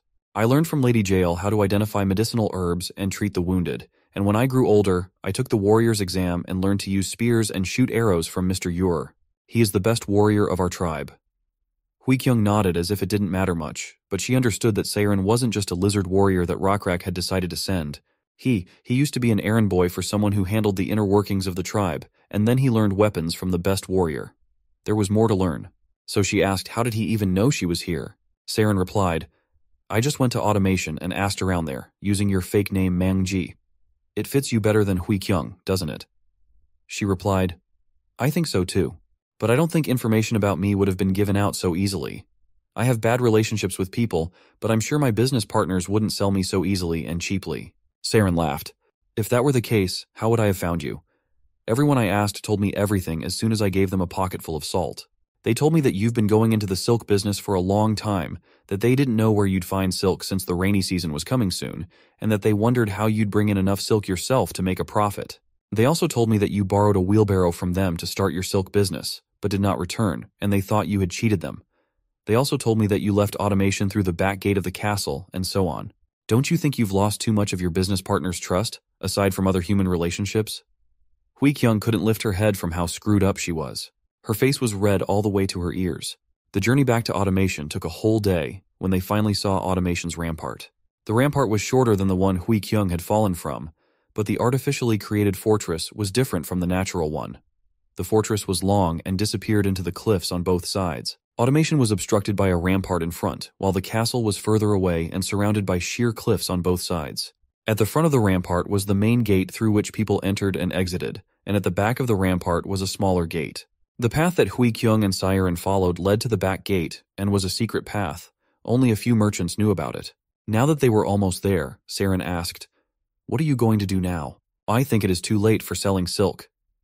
Hui Kyung said that the market should still be open, but first she should meet the Geo family and talk to them, since it was one of them who had lent her the faulty car, which she'll have to pay for now.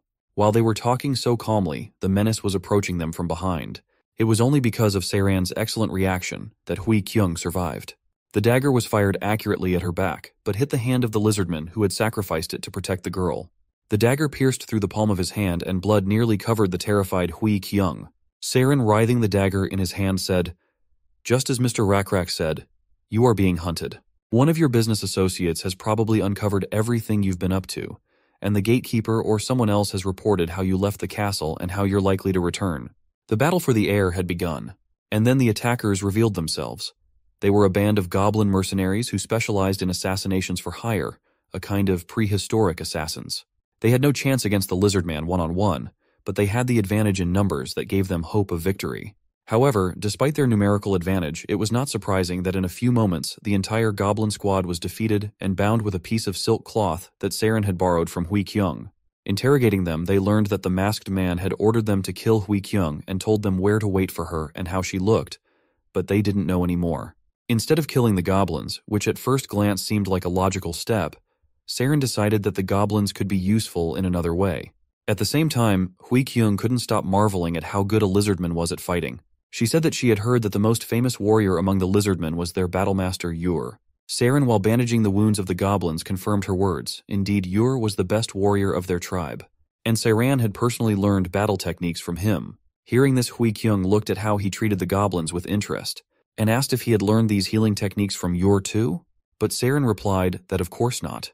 He learned how to heal others from Jaeol when he worked as her errand boy. The more he told about himself, the more it became clear to Hui Kyung that he was no ordinary lizardman. Jaeol is the one in charge of the Black Scale tribe's internal affairs and is Rakrak's wife. Being her errand boy means that he was under Jaeol's supervision, and the fact that he learned to fight from Yor meant that he holds an important position in the Black Scale tribe. In the end, the fact that someone as high-ranking as him had come to protect her meant that she was indeed very important to their tribe. All she had to do was find out why. But even without knowing their true motives, she could extract a lot of benefits for herself and make it her advantage. But all her thoughts of using the lizard were blown away when she saw Saren give her precious silk to the goblins who had nearly killed her. She immediately screamed in outrage. It was her silk, which she had obtained with her own sweat and blood, and he was giving it to assassins. But Saren assured her it was to placate them. Once they were paid, they would calm down and there would be no more attacks from these particular goblins. Giving up a small piece of silk for that, a small price to pay. Hui Kyung suspected that the one who ordered the goblins to attack her was her first brother Hui Dan, who was supported by the Geo family, but the goblins denied it and it wasn't really true. And here's why. As they approached the gates of automation, they saw a whole group of merchants who couldn't get in and were piled up laden with their wares at the entrance. Looking closely, Hui Kyung noted that the gates of the castle are closed, and the guards would not let anyone inside, regardless of race or merchandise. This meant that something unusual was going on in the castle. When they got closer, they asked one merchant what had happened and why the gates of Automation Castle were closed. Seeing their load of silk, Foxman assured her that she, as a silk merchant, would not be able to enter either. Neither would everyone else. The doors were closed right in front of their noses for a while, and guards didn't say why or when they would be reopened. And even if someone who was an Automation citizen was let in, they were still not let out again. Trading was the main activity in Automation, and if they closed the gates to all traders, then something really serious had happened in the castle. Hui Kyung, as one of the heiresses, was of course allowed in, and Saren with her. But they were warned that they would not be able to leave Automation until they were ordered to do so. Everything came to a head during the visit to the Zhou family, where Hui Kyung went first. The head of the Zhou family was in a bad mood and reluctantly agreed to talk to her. It was obvious that he had much more important things to worry about than meeting her. Seeing that, Hui Kyung asked what was wrong with his expression. She should be the one being angry here, not him. Sipping her tea, she said, "Gyo-jung, I almost died because the cart you lent me broke." He only replied tiredly, "It seems you haven't heard anything yet." "Well, whatever. Did nothing particular happen on the way here?" This question surprised her a little, but she decided to answer honestly that it was a failed assassination attempt. Luckily, she had a warrior from the Black Scale Lizard tribe with her, who had saved her and defeated her attackers. She pointed directly at Siren, who introduced himself to the head of the Geo house as Siren Muel from the Black Scale tribe. Gyo-jung had not yet met the members of this tribe in person and was glad to meet them. He in turn introduced himself as Gyo-jung, the leader of the Gyo family, one of the 4 families of the Automation Castle. Saren said that after they had defeated the goblins whose attempt to kill Hui Kyung had failed, they had interrogated them, and learned from them that the Gyo family was not involved in the assassination attempt. At least that's what they said. Gyo-jung confirmed their words, saying that of course their family was not involved. After all, they never did any dirty tricks like other families. Hui Kyung didn't believe him yet and asked with a strained smile, "Really? So what happened in the Automation Castle? I don't think it's because the cursed 4th daughter was ambushed. All the castle residents were locked inside." Gyo-jung replied with a stone face, "An assassination attempt occurred here inside the castle too." Hui Kyung was shocked by what she heard. An assassination attempt occurred here inside the castle, where everything seemed to be safe. Gyo-jung continued, "Now that the castle lord has left, a leading heir of the Automation Castle, your brother, Hui Dan, went missing." It turned out that the Geo and Wu Sun families, who supported Hui Dan, suspected the other 2 families of being involved in Hui Dan's disappearance. But there was no proof, and no corpse either, so all the families supported the decision to close the castle gates until proof was found. Gyo-jung even allowed Hui Kyung to visit the room where Hui Dan disappeared from, so she could see for herself with her own eyes. She and Saren looked around the room carefully, hoping to find anything that would indicate what had happened to her brother. Looking around the room, Hui Kyung noticed how things had changed since the last time she had been here. As a child, she had been quite close to him, closer than any of her other siblings, as he treated her better than anyone else despite her curse. But as she grew older, she herself began to avoid direct contact with her older brother and became more and more withdrawn. While she was reminiscing, Saren, thanks to his good sense of smell and attention, noticed something near the table leg. He recognized it unmistakably. He immediately called Hui Kyung to him, saying that there was a strong odor of blood coming from that spot. Indeed, there was a faint spot of blood on the table leg below, and the table was on the carpet. As soon as they picked it up, there were distinct streaks of blood underneath. A lot of blood. The marks were distinct despite the fact that someone had tried to cover them up and wipe them away. The puddle of blood was still too big, and hiding it was not possible. When they went back to Gyo-jung and told him about their find, he wasn't surprised at all and calmly replied that Hui-dan was probably dead. They found that evidence too. The only problem that remained was that they couldn't find his corpse. As they say, no body, no crime. That's why after they found those traces of blood, they decided to lock the castle gates, so the culprit wouldn't be able to take the corpse out of the castle. They hoped that the corpse would begin to decompose and its odor would spread through the castle. Following the trail of the corpse odor, it would only be a matter of time before they caught the culprit. Looking at Hui-kyung, Gyo-jung finally summarized that this is why she shouldn't take any action. They will handle everything themselves. She'd better think about her own safety and lay low. But Hui-kyung was not the kind of person who would sit idly by. She couldn't sit on the sidelines even if she wanted to. She immediately started thinking, would the culprit really not have considered that much before committing the murder? No, let's not think about this too deeply. As Gyo-jung said, there's no need for me to take action. Suddenly she heard a voice inside, a terrible and familiar voice, one that made every cell in her body shake in terror. It was the voice of her horned curse, which expressed itself not only in the horns on her head, but also in the insidious spirit within, which, of course, no one but herself knew about. He asked, should I tell you? Are you really just going to sit there and do nothing again? Hui-kyung tried to shut that voice out, but she was having no success. Her inner struggle was visible even from the outside, and Saren even started to worry about her, asking if she was okay. But she was silent in response, and her eyes glowed with an otherworldly light. She seemed resigned and strained to listen to advice from somewhere deep inside. She finally came to her senses and immediately asked the head of the Gyo house a strange question. Gyo-jung, what kind of person possesses a pot big enough for a corpse to be stored in without being suspected? He was surprised by the question and asked her which pot she meant. Then she clarified that she meant a pot where meat could be stored without rotting. But it wasn't Gyo-jung who answered her, but Sairan. He suggested that a butcher or a hunter might have such pots, but he wondered why she was asking. He finally realized what she meant. Someone who had such a pot could store meat, any meat, including human meat, and keep it from rotting for a long time. Hui-kyung confirmed his hunch. In such a pot with meat, it was only necessary to add enough lily, and it could be preserved for a very long time, long enough to get rid of the corpse without a trace. Someone who can easily take a hunter around with them in the castle. Someone who has a lot of meat preserved in salt within the pots at their home. Now Gyo-jung realized what she was getting at, and he finished her logical chain of reasoning by adding that it was someone who could naturally visit this office. Someone very familiar to everyone. Someone who could just walk into Hui-dan's office. It could only be one person, who was just now completing the disguise of the evidence of his crime. Securely closing the pot lid and smiling smugly, confident that he would never be caught, thanks to his ingenious plan. The killer was a hunter and possible successor of the Automation Castle, the second child of the Lord, Hui-jin. All that's left is to catch her, along with all the evidence. Hui-kyung's reasoning was very convincing and logical. Therefore, even though only a few people inside the castle were informed about the name of the likely culprit who committed the murder according to Hui-kyung's reasoning, the rumors spread very quickly. And when Hui-dan's death was officially announced and the sad news became known to everyone in the castle, everyone already knew that the main suspect was Hui-jin. Her cunning plan was revealed, and she had no choice but to flee. Escape from the castle at night and under the cover of darkness. On the way, she couldn't stop cursing. Damn it, how the hell did this happen? Hui-jin thought it was a brilliant and perfect plan that guaranteed her success without consequences.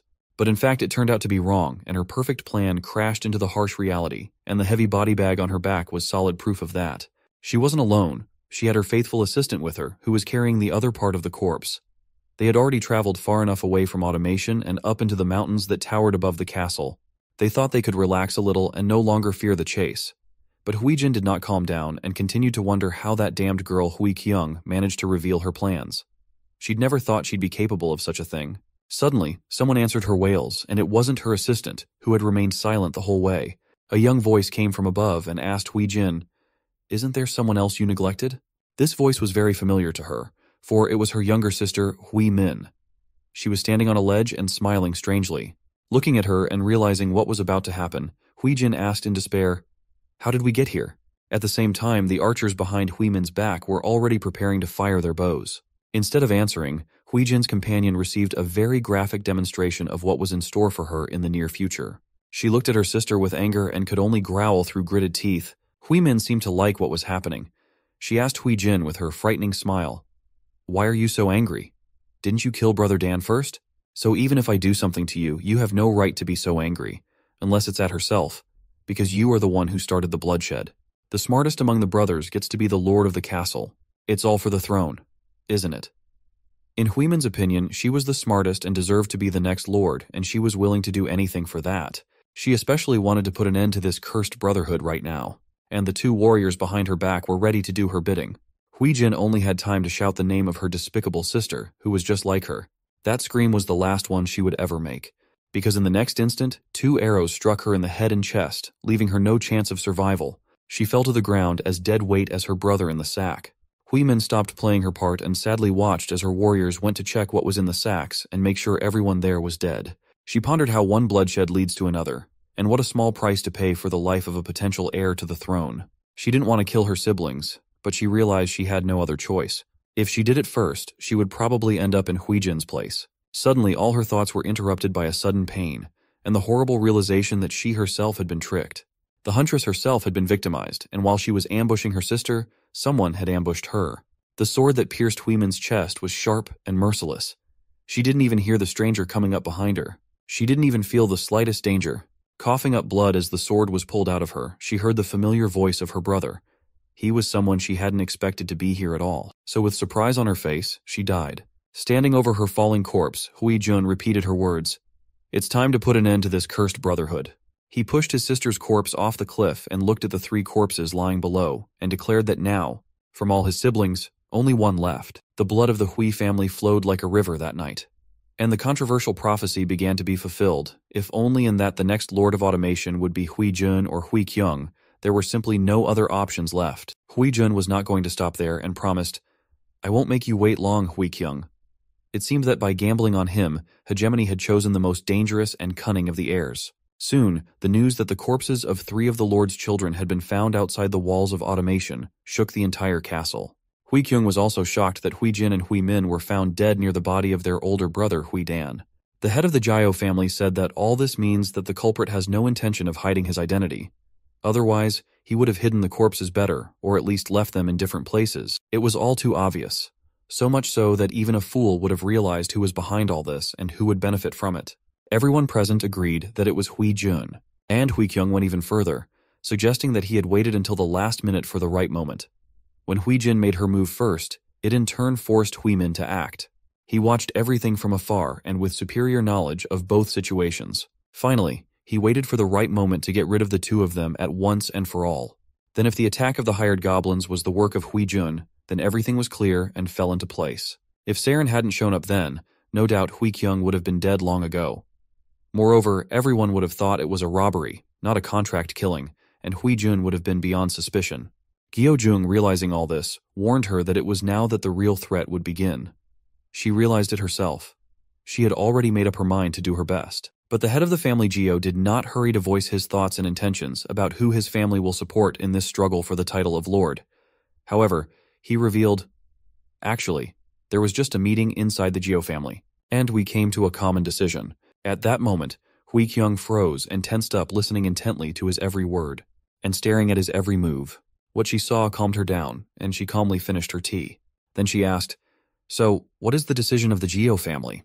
Gyo Jung pretended to hesitate and asked, "Isn't it obvious that Hui Jun is dominating the scene right now?" So, Hui Kyung looked at him carefully again. She was well aware that her fate was being decided right now. If none of the family supported her, things would go badly, and her days inside the castle would be numbered. Fortunately, the Gyo family decided to take a gamble on Hui Kyung. Now she at least had a chance. She bowed to him and thanked him for recognizing her as the likely future heiress to the Lord's title. But Gyo Jung assured her that it's a decision made based on calculation, not recognition.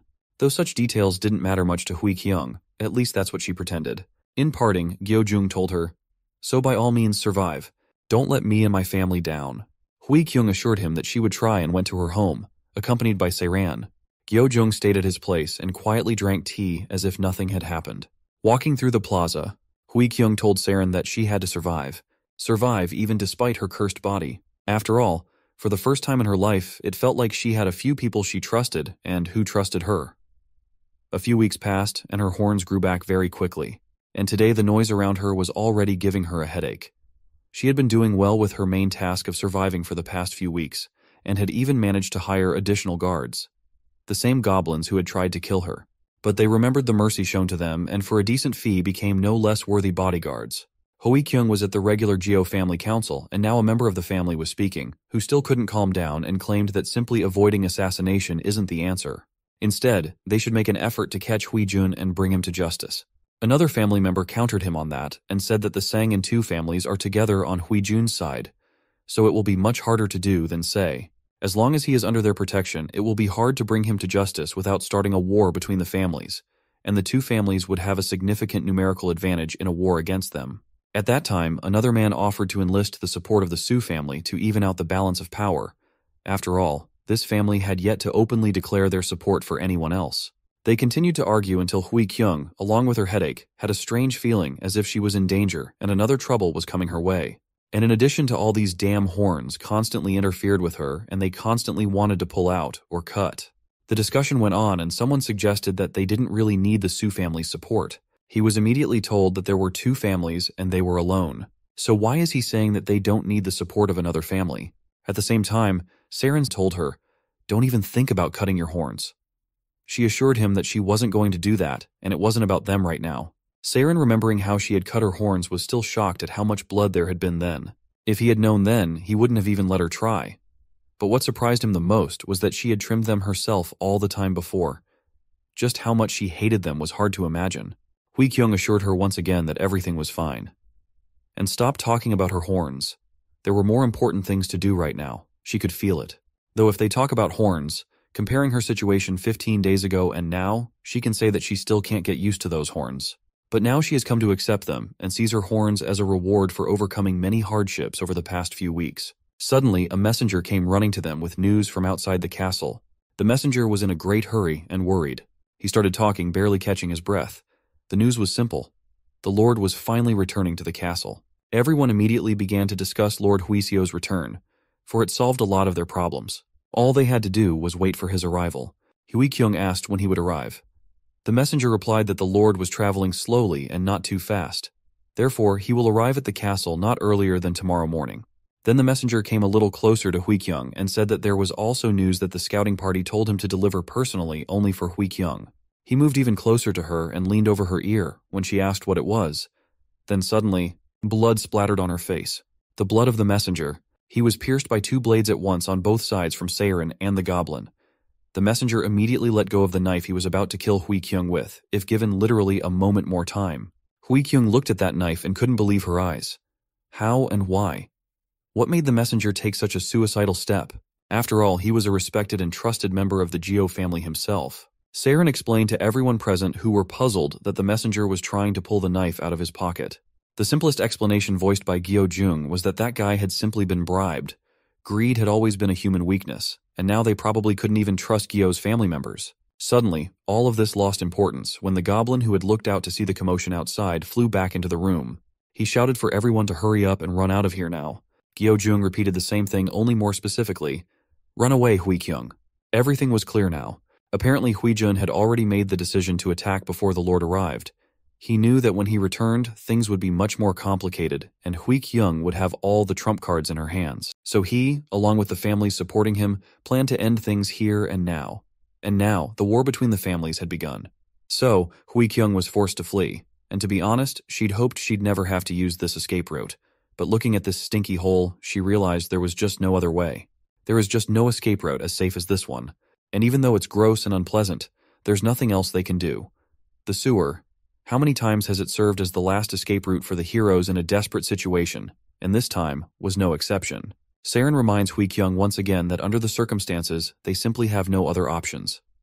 So Hui-kyung, without thinking long, started to go down into the hole, intending to go first.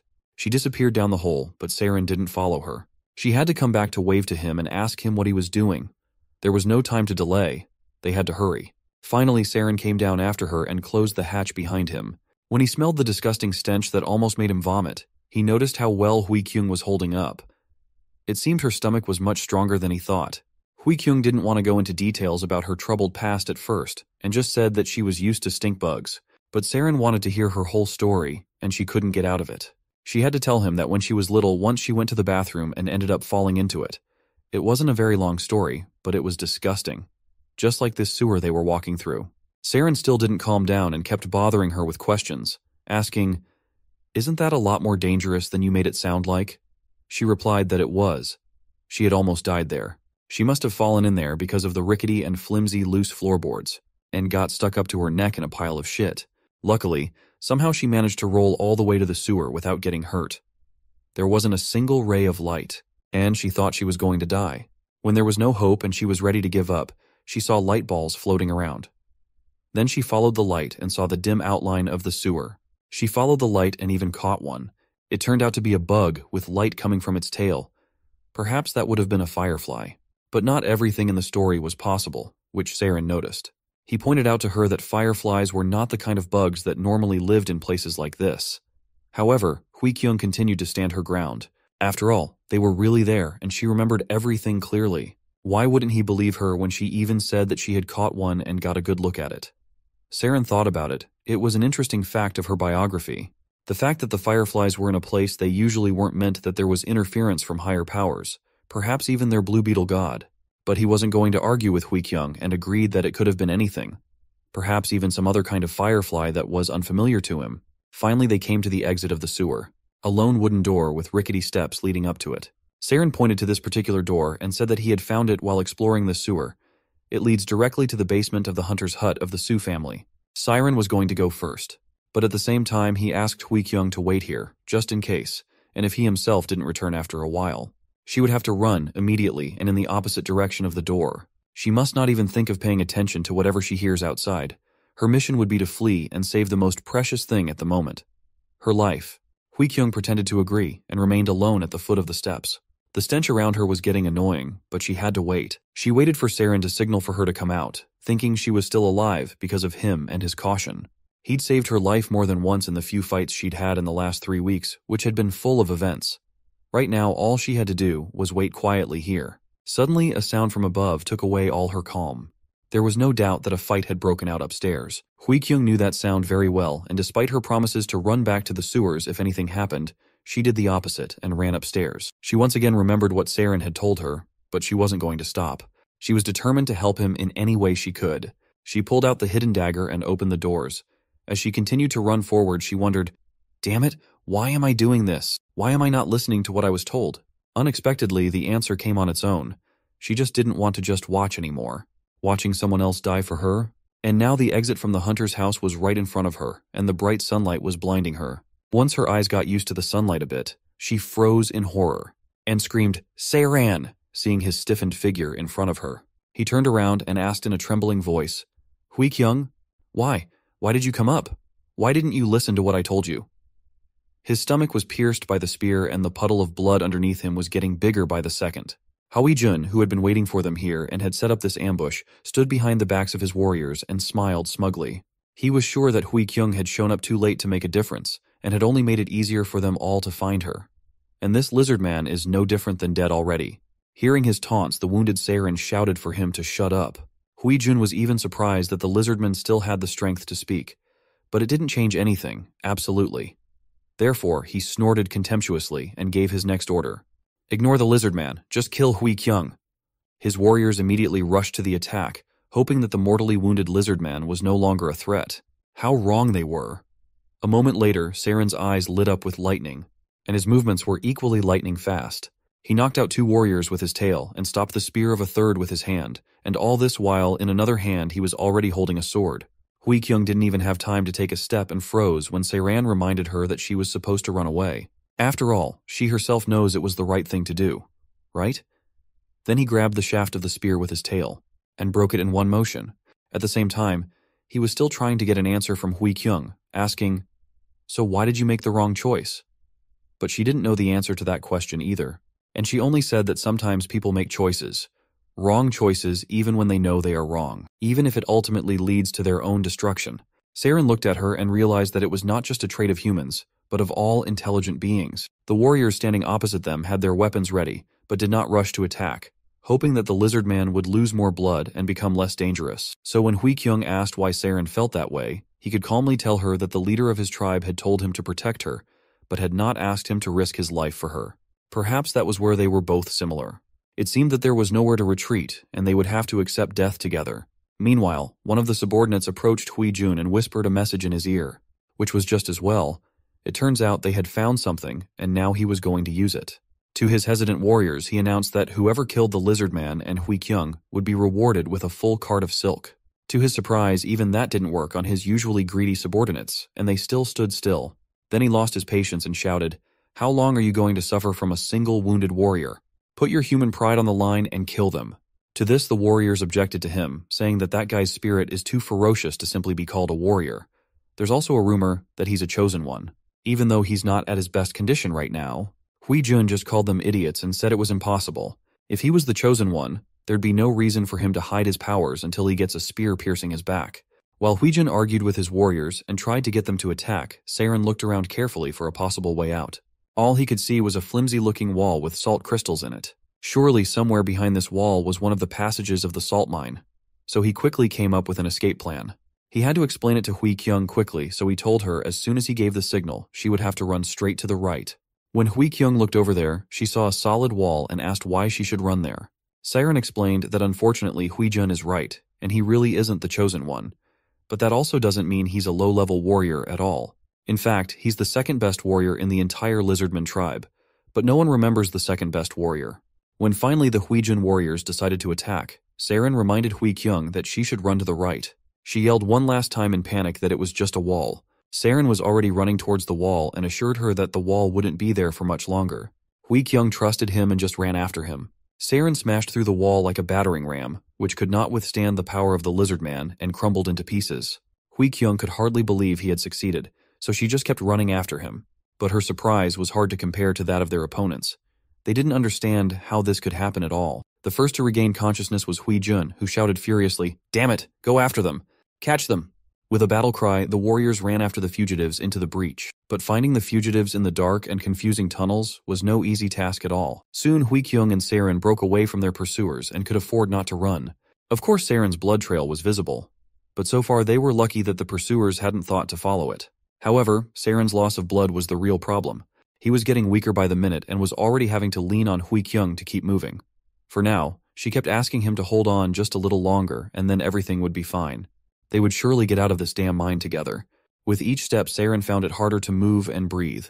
But Hui Kyung continued to lead him onward, hoping to get out as quickly as possible. Soon, the walls of the mine in front of them began to narrow, which could mean that they were not far from an exit or a dead end. Unfortunately, it wasn't long before Hui Kyung froze in despair.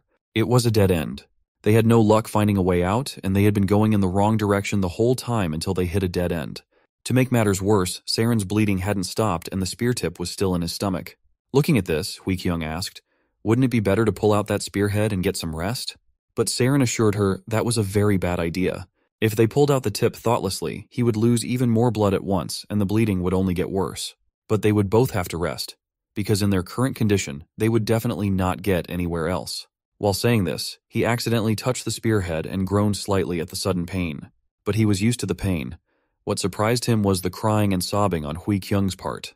Saren asked her in surprise if she was crying, but she didn't even want to talk about it and asked him not to even ask her. But Saren insisted because he wanted to check and find out why she was crying. Was it because of him? Surprisingly, she admitted that yes. All because he's dying, and anyway, what does he want to check? That she can't even cry? She was already hoping that things would change and she wouldn't be alone all the time. After all her life before it was like this and bad things happened to everyone around her. Saren, seeing her despair, assumed she thought it was all because of the curse. But she was wrong, and he was determined to prove it to her. To do so, he asked her to think back to how many dangers they'd encountered together in the last 3 weeks. There had been many, but all of them she had overcome and survived. Most people would call it not a curse at all, but another word for it. Luck. Yes. Luck. She's not cursed at all, and there's plenty of proof of that. Saren asked if she remembered the day they had first met. Then he noticed something interesting when he climbed down from the cliff to pick up the silk. It was then that he noticed something was wrong with the wagon. Such a breakdown was quite strange. It looked like someone had deliberately broken the part that held the axle, even though she had borrowed the wagon from Gyeojung before the Battle of the Airs broke out. Just like this case, Saren assumed that something similar had happened in the past. For example, he found it suspicious and strange that in the past, the bathroom floor had broken so easily under the weight of an ordinary child. So it seemed logical on Saren's part to assume that none of this was an accident, and that someone had been deliberately trying to kill Hui-kyung since she was a child and make it look like an accident. She should have realized it herself. Someone had been purposefully trying to take her life for a long time. Suddenly, as if resonating with what Saren had said, a chilling voice sounded inside Hui-kyung. One that told her that she knew it herself too. More than that, she even knows deep down inside who tried to kill her. Soon the pursuers found them after all, by the trail of Saren's blood. It was no surprise, and it was bound to happen sooner or later. Their hiding place was revealed and illuminated by the light of torches. Shouts of warriors were heard, and they surrounded the only exit. Soon, the footsteps of Hui-jun were heard, who gloatingly stated the fact that the Lizardman had already lost a lot of blood judging from the trail of blood drops. But the most important thing is that this place is deep in the salt mine. A dead end. And here the runaways can't break down the wall and escape like before. Just what he needed. A perfect trap with no way out. A trap they've driven themselves into. He was not going to wait any longer and immediately sent all his warriors to attack, ordering them to kill the runaways immediately. Saren and Hui-kyung prepared to take their final battle and meet their fate. Hui-kyung thought that at least now she would not blame the curse for anything. And if she died, it would be entirely her own fault. Saren wasn't going to die yet. He told her he was still waiting for her luck. Maybe this time she'd get lucky in the face of death. But the Hui-jun soldiers weren't waiting. They were already charging towards them with a battle cry. Suddenly, a bright blue flash blinded the attackers. A shining ball of lightning appeared right in front of them. No one realized what was happening. Not the soldiers. Not Saren and Hui-kyung. Not Hui-jun. Everyone froze in place. The light formed into a flashing sphere that cast shadows behind the people in the cave. Those who had good vision were able to make out a strange, square-shaped creature fluttering in the air. And as the mine began to dim, all the other people were also able to see the creature. An electric stingray, a demonic spirit called Buzz, Pez, or Pazd. But his name said nothing to everyone in the cave, and they all stared at him questioningly. Just as the bright light disappeared, everyone heard a voice coming from within their hearts. Buzz didn't hesitate and turned directly to Saren. In a voice shrouded in mystery, he announced, "Saren Mule, you have been chosen." When Hui-jun's soldiers heard the word chosen, they hesitated and did not dare to move forward, much to the annoyance of their commander. Hui-jun was shivering with anger. He was so annoyed that when they were about to deal with that pesky Hui-kyung, everything went wrong again. Moreover, he didn't understand why his soldiers were so stupid and hesitant at a time like this. He wasn't going to stand for it, so he shouted at his soldiers to move and not even think about regretting that they didn't make an alliance with the Gnolls. And why were they so scared of that flying thing anyway? If they're so scared to go over there, they should take a bow and arrow and shoot it. Where are the archers? Buzz turned around at this noise and saw Hui-jun and his soldiers. To him, they were only minor hindrances. Finally, Saren came to his senses and realized who was in front of him. However, he did not seem happy at the news that he was the chosen one. There were 5 chosen ones in the black-scale Lizardmen tribe: Rokrak, Jaeol, Ur, Owen, and the Stargazer. No one knew why, but until now, they had been the only ones receiving God's special grace. So the fact that Saren was chosen meant that the chosen ones would become 6 or someone had died. So Saren asked which of the chosen had died. Buzz was in no hurry to answer, and his light only dimmed instead of flashing. The Stargazer died. A few days ago. But Saren had left the tribe before that, and it was news to him. While he was recovering, Buzz looked back at Hui-jun and the soldiers and said, "There are annoying things here. Unfortunately, I can't do anything about them because I am only here to carry out God's will." Saren was not upset and assured him that he would deal with them later, but before that he had just one question. "Why him?" Buzz replied, "God chose you himself, so I don't really know the reason. But you probably think you deserve it. Aren't you the second best warrior of your tribe?" At those words, Saren slowly nodded. Then Buzz shone brightly and assured that now he could no longer worry about these enemies, because he will now act on behalf of God, and when he does so, he can borrow God's power, and he will have that power starting now. Buzz glowed as he disappeared just like when he had appeared. The salt mine then returned to darkness save for a few lit torches. For a moment, everyone was still standing in place, not believing what was happening. But Hui-jun's shout quickly brought his soldiers to their senses. He demanded them to attack at once since the monster had disappeared. And they should even dare to delay, but they had already missed their chance. With the power of the Chosen One, Saren could easily deal with them. He started with the spearhead that was still sticking out of his stomach. With a cry of pain, he gripped it tighter and his eyes glowed with lightning. Hui-kyung heard cries of pain behind her and asked Saren what was going on. But he assured her that everything was fine. In one firm motion, he pulled the rest of the spear out of himself, and quickly burned the wound with a lightning bolt to stop the bleeding.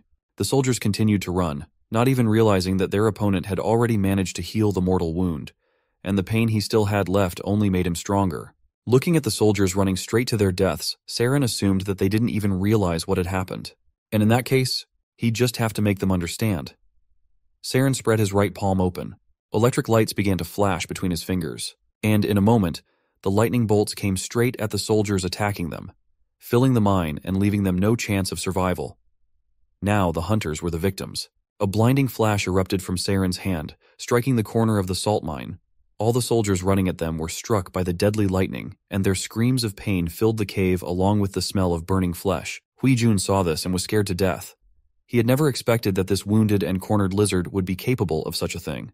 In an instant, an entire squad of soldiers was defeated, and the survivors fled in panic to save their skins. Huijun shouted in panic to the soldiers already fleeing even faster than him to retreat, for this lizard man was truly the chosen one. Together, they hurried to the exit as fast as possible. Saren was trying to catch his breath. Using the power of the chosen one was not an easy task, especially for a wounded lizardman. Huikyung was amazed by this incredible strength, but she was also concerned about Saran's condition. Despite his assurances that he was fine, it was hard to believe him. But what was easy to believe was the destructive power of the chosen ones of their black-scaled lizardman tribe. Huikyung didn't understand why, with such impressive power, their tribe still didn't dare to openly fight the tribe of cut ears. Siren himself didn't exactly know the answer, but he guessed the reason. Now that he had used this power himself, he could definitely say that this power could not be used indefinitely. Because when he used it, it felt like some type of mental power was being consumed. Now he understood why Owen always smoked cigarettes after using this power. Huikyung was still worried about his health, but he persisted in assuring her that he was fine and just a little tired. But that was okay, because now that he had cauterized his wound and stopped the bleeding, he felt much better, and he was ready to go. Then Huikyung was not going to stay longer in that cramped mine and was determined to see the sunlight again. They had a good chance of getting out of the mine because today she was luckier than ever before. However, as they made their way to the exit, the obstacles did not become less, and they were blocked every time by a Huijun soldier who jumped out from around the corner, and they had to deal with him. Of course, with Saran's new strength, they had no chance, but they kept trying. When their attempts failed, even fleeing didn't save them. So they pushed onward and onward, leaving nothing but roasted corpses in their wake. All this was watched by Hegemony, who could barely contain his rage at seeing their success. He just couldn't afford to let it go on any longer and was determined to stop them. Yes, it wasn't exactly part of their arrangement with Nebula, but he himself didn't want things to go that far. Now he had no choice but to act. To stop them, he decided to summon an animal under his control, a saber-toothed tiger, to deal with them and bring him victory since Huijun couldn't do it himself. Soon, Saren and Huikyung froze with surprise and fear. It was hard to believe, to encounter such a creature so deep in the mine. At the sight of a giant, muscular, saber-toothed tiger, they were confused and did not even immediately realize what it was. But the tiger did not hesitate and with a growl continued to approach them. Saren was the first to come to his senses and quickly jumped forward, covering Huikyung. He had only one question. What was the saber-toothed tiger doing here? But there was no time to look for an answer to that question. The tiger suddenly leaped at him and Saren only had time to activate his Chosen One power a second before it would be too late. A flash of lightning illuminated the mine, and the saber-toothed tiger fell dead at the feet of our heroes. Looking at his corpse, Saren could not stop wondering how the saber-toothed tiger had crossed the walls of Automation Castle and managed to enter the salt mine. And the most important question was why. In search of what he came here? That was something he had no way of knowing. However, Huikyung was no longer surprised at anything. She was already dizzy from everything that had happened this day. With her already happened so many incredible things that now she already thought that absolutely everything can be, and this tiger is just another proof of it. Finally, they approached the exit of the mine. They were in no hurry to get out of the mine, but they would be vulnerable to another ambush, and Saren was almost certain there would be one. But they had no other choice. All they had to do was be ready. Saren went first so that he could meet the danger if anything happened. As expected, the ambush was here, and two of Huijun's soldiers were ready to attack from a very unexpected direction. In order for them to succeed, Huijun himself decided to play the role of a cornered victim. He played it skillfully, saying, "Damn it, so in the end, you're cornering me like this." Huikyung completely fell for his tricks, and without suspecting the ruse began to ask him who he thought started it all. Huijun knew what to say to her.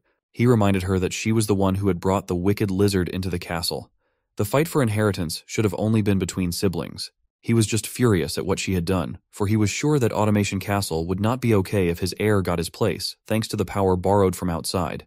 Humans would then be pushed aside, and certain species and races that helped the heir get the throne would simply swallow up the humans of automation, making them their servants. Hui Kyung was shocked at such accusations. Did he really think that she was the one to blame for everything? In his opinion, this was the perfect moment to attack. He had absolutely no interest in who was right, so he shouted for her to shut up and die.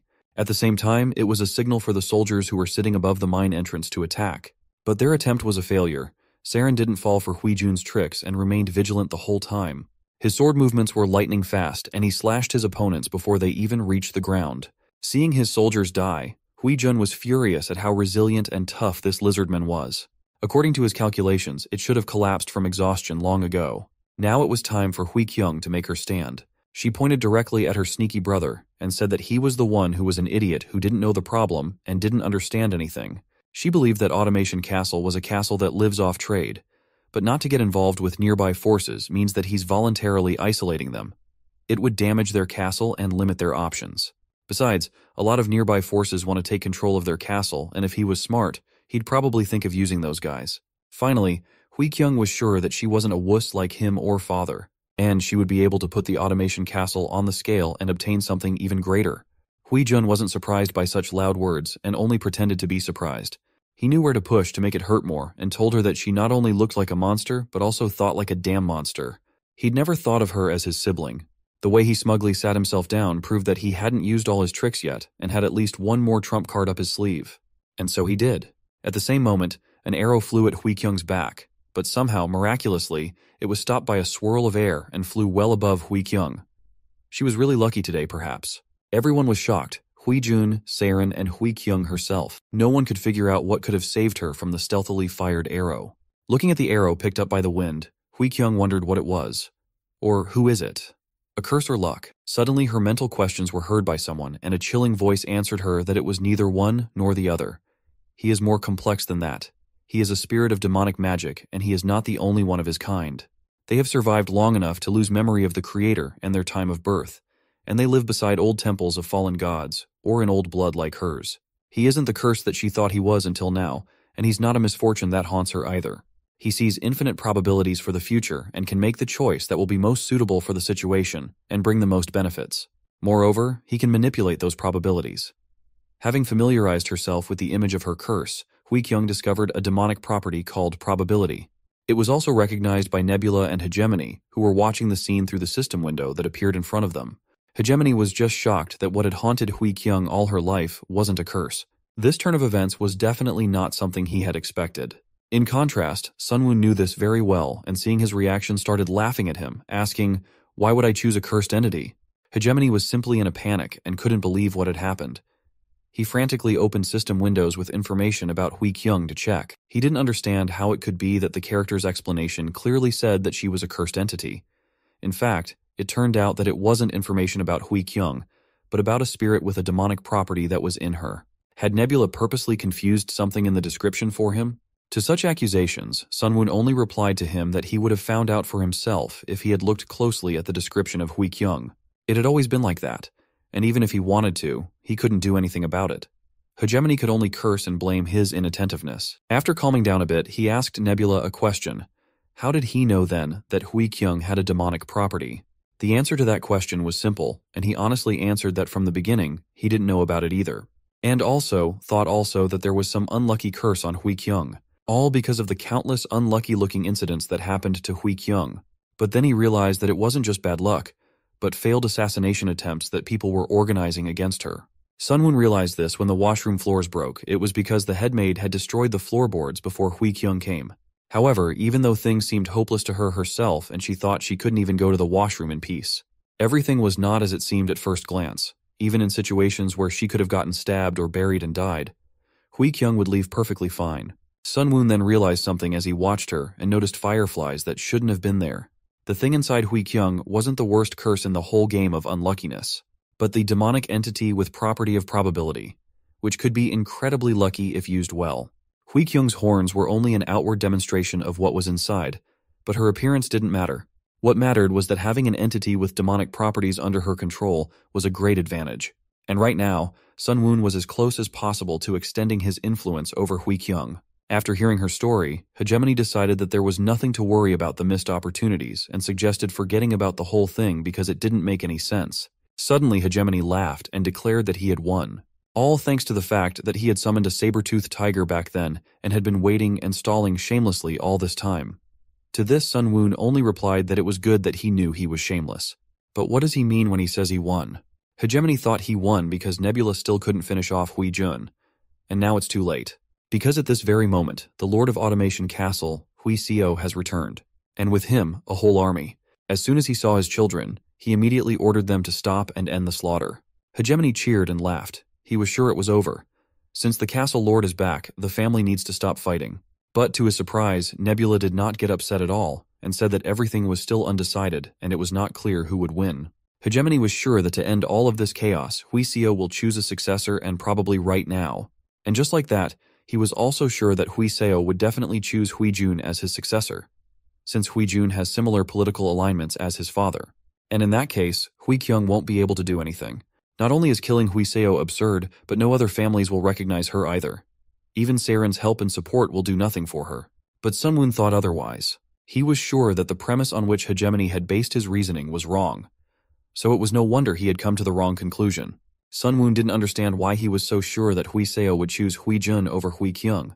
Well, now everything was going to be resolved, and Hui Seo's final decision would show who was right and who was wrong. Hui Seo approached his children, and as expected assured them that there was no need to fight any further. He was going to decide who would be his heir right here and now, unexpectedly. But before he could say anything else, Hui Kyung asked her father to listen to her. Hui Seo paid close attention to her and remarked that her horns had grown a lot, and she responded by remarking that he had shaved off his beard. These meaningless phrases were just the calm before the storm. Finally, when Hui Seo asked what she wanted to say, she gathered her thoughts and blurted out a question that shocked everyone. "Why did you try so hard to kill me?" Even Hui Jun was shocked at this news. He had no idea that his father had tried to kill Hui Kyung long before him. Surprisingly, Hui Seo didn't even try to talk back. All he did was ask her when she found out about it. Hui Kyung, with an expression too cheerful for such a moment, told him that she found out about it a long time ago, but she lied to herself and ignored it, just because she didn't want to believe that the father she loved so much was capable of such a thing. She knew that the truth was that the reason he was trying to kill her was because of her mother, who had died while pregnant with her. Moreover, the truth was that this brand of a curse that bothered her whole life was a lie that Hui Seo had made up. She couldn't wait to hear him justify himself. He started by remembering her mother, Ryo. Her body was already too weak to bear a child, and as bad luck would have it, she had the flu. She died of exhaustion from the strain of childbirth. Ryo was too special to Hui Seo, and her loss was an unimaginable pain for him. It was at that moment that the word curse started rolling around in his head, and then he couldn't get rid of it, not knowing who to blame for the death of his beloved wife. So then he chose to think that Hui Kyung and her horns were the curse that led to the death of his beloved Ryo. It was the easiest thing to blame it on her. The position of Castle Lord was full of never-ending difficult days, and then he believed it was Hui Kyung who had taken away the one thing he held precious.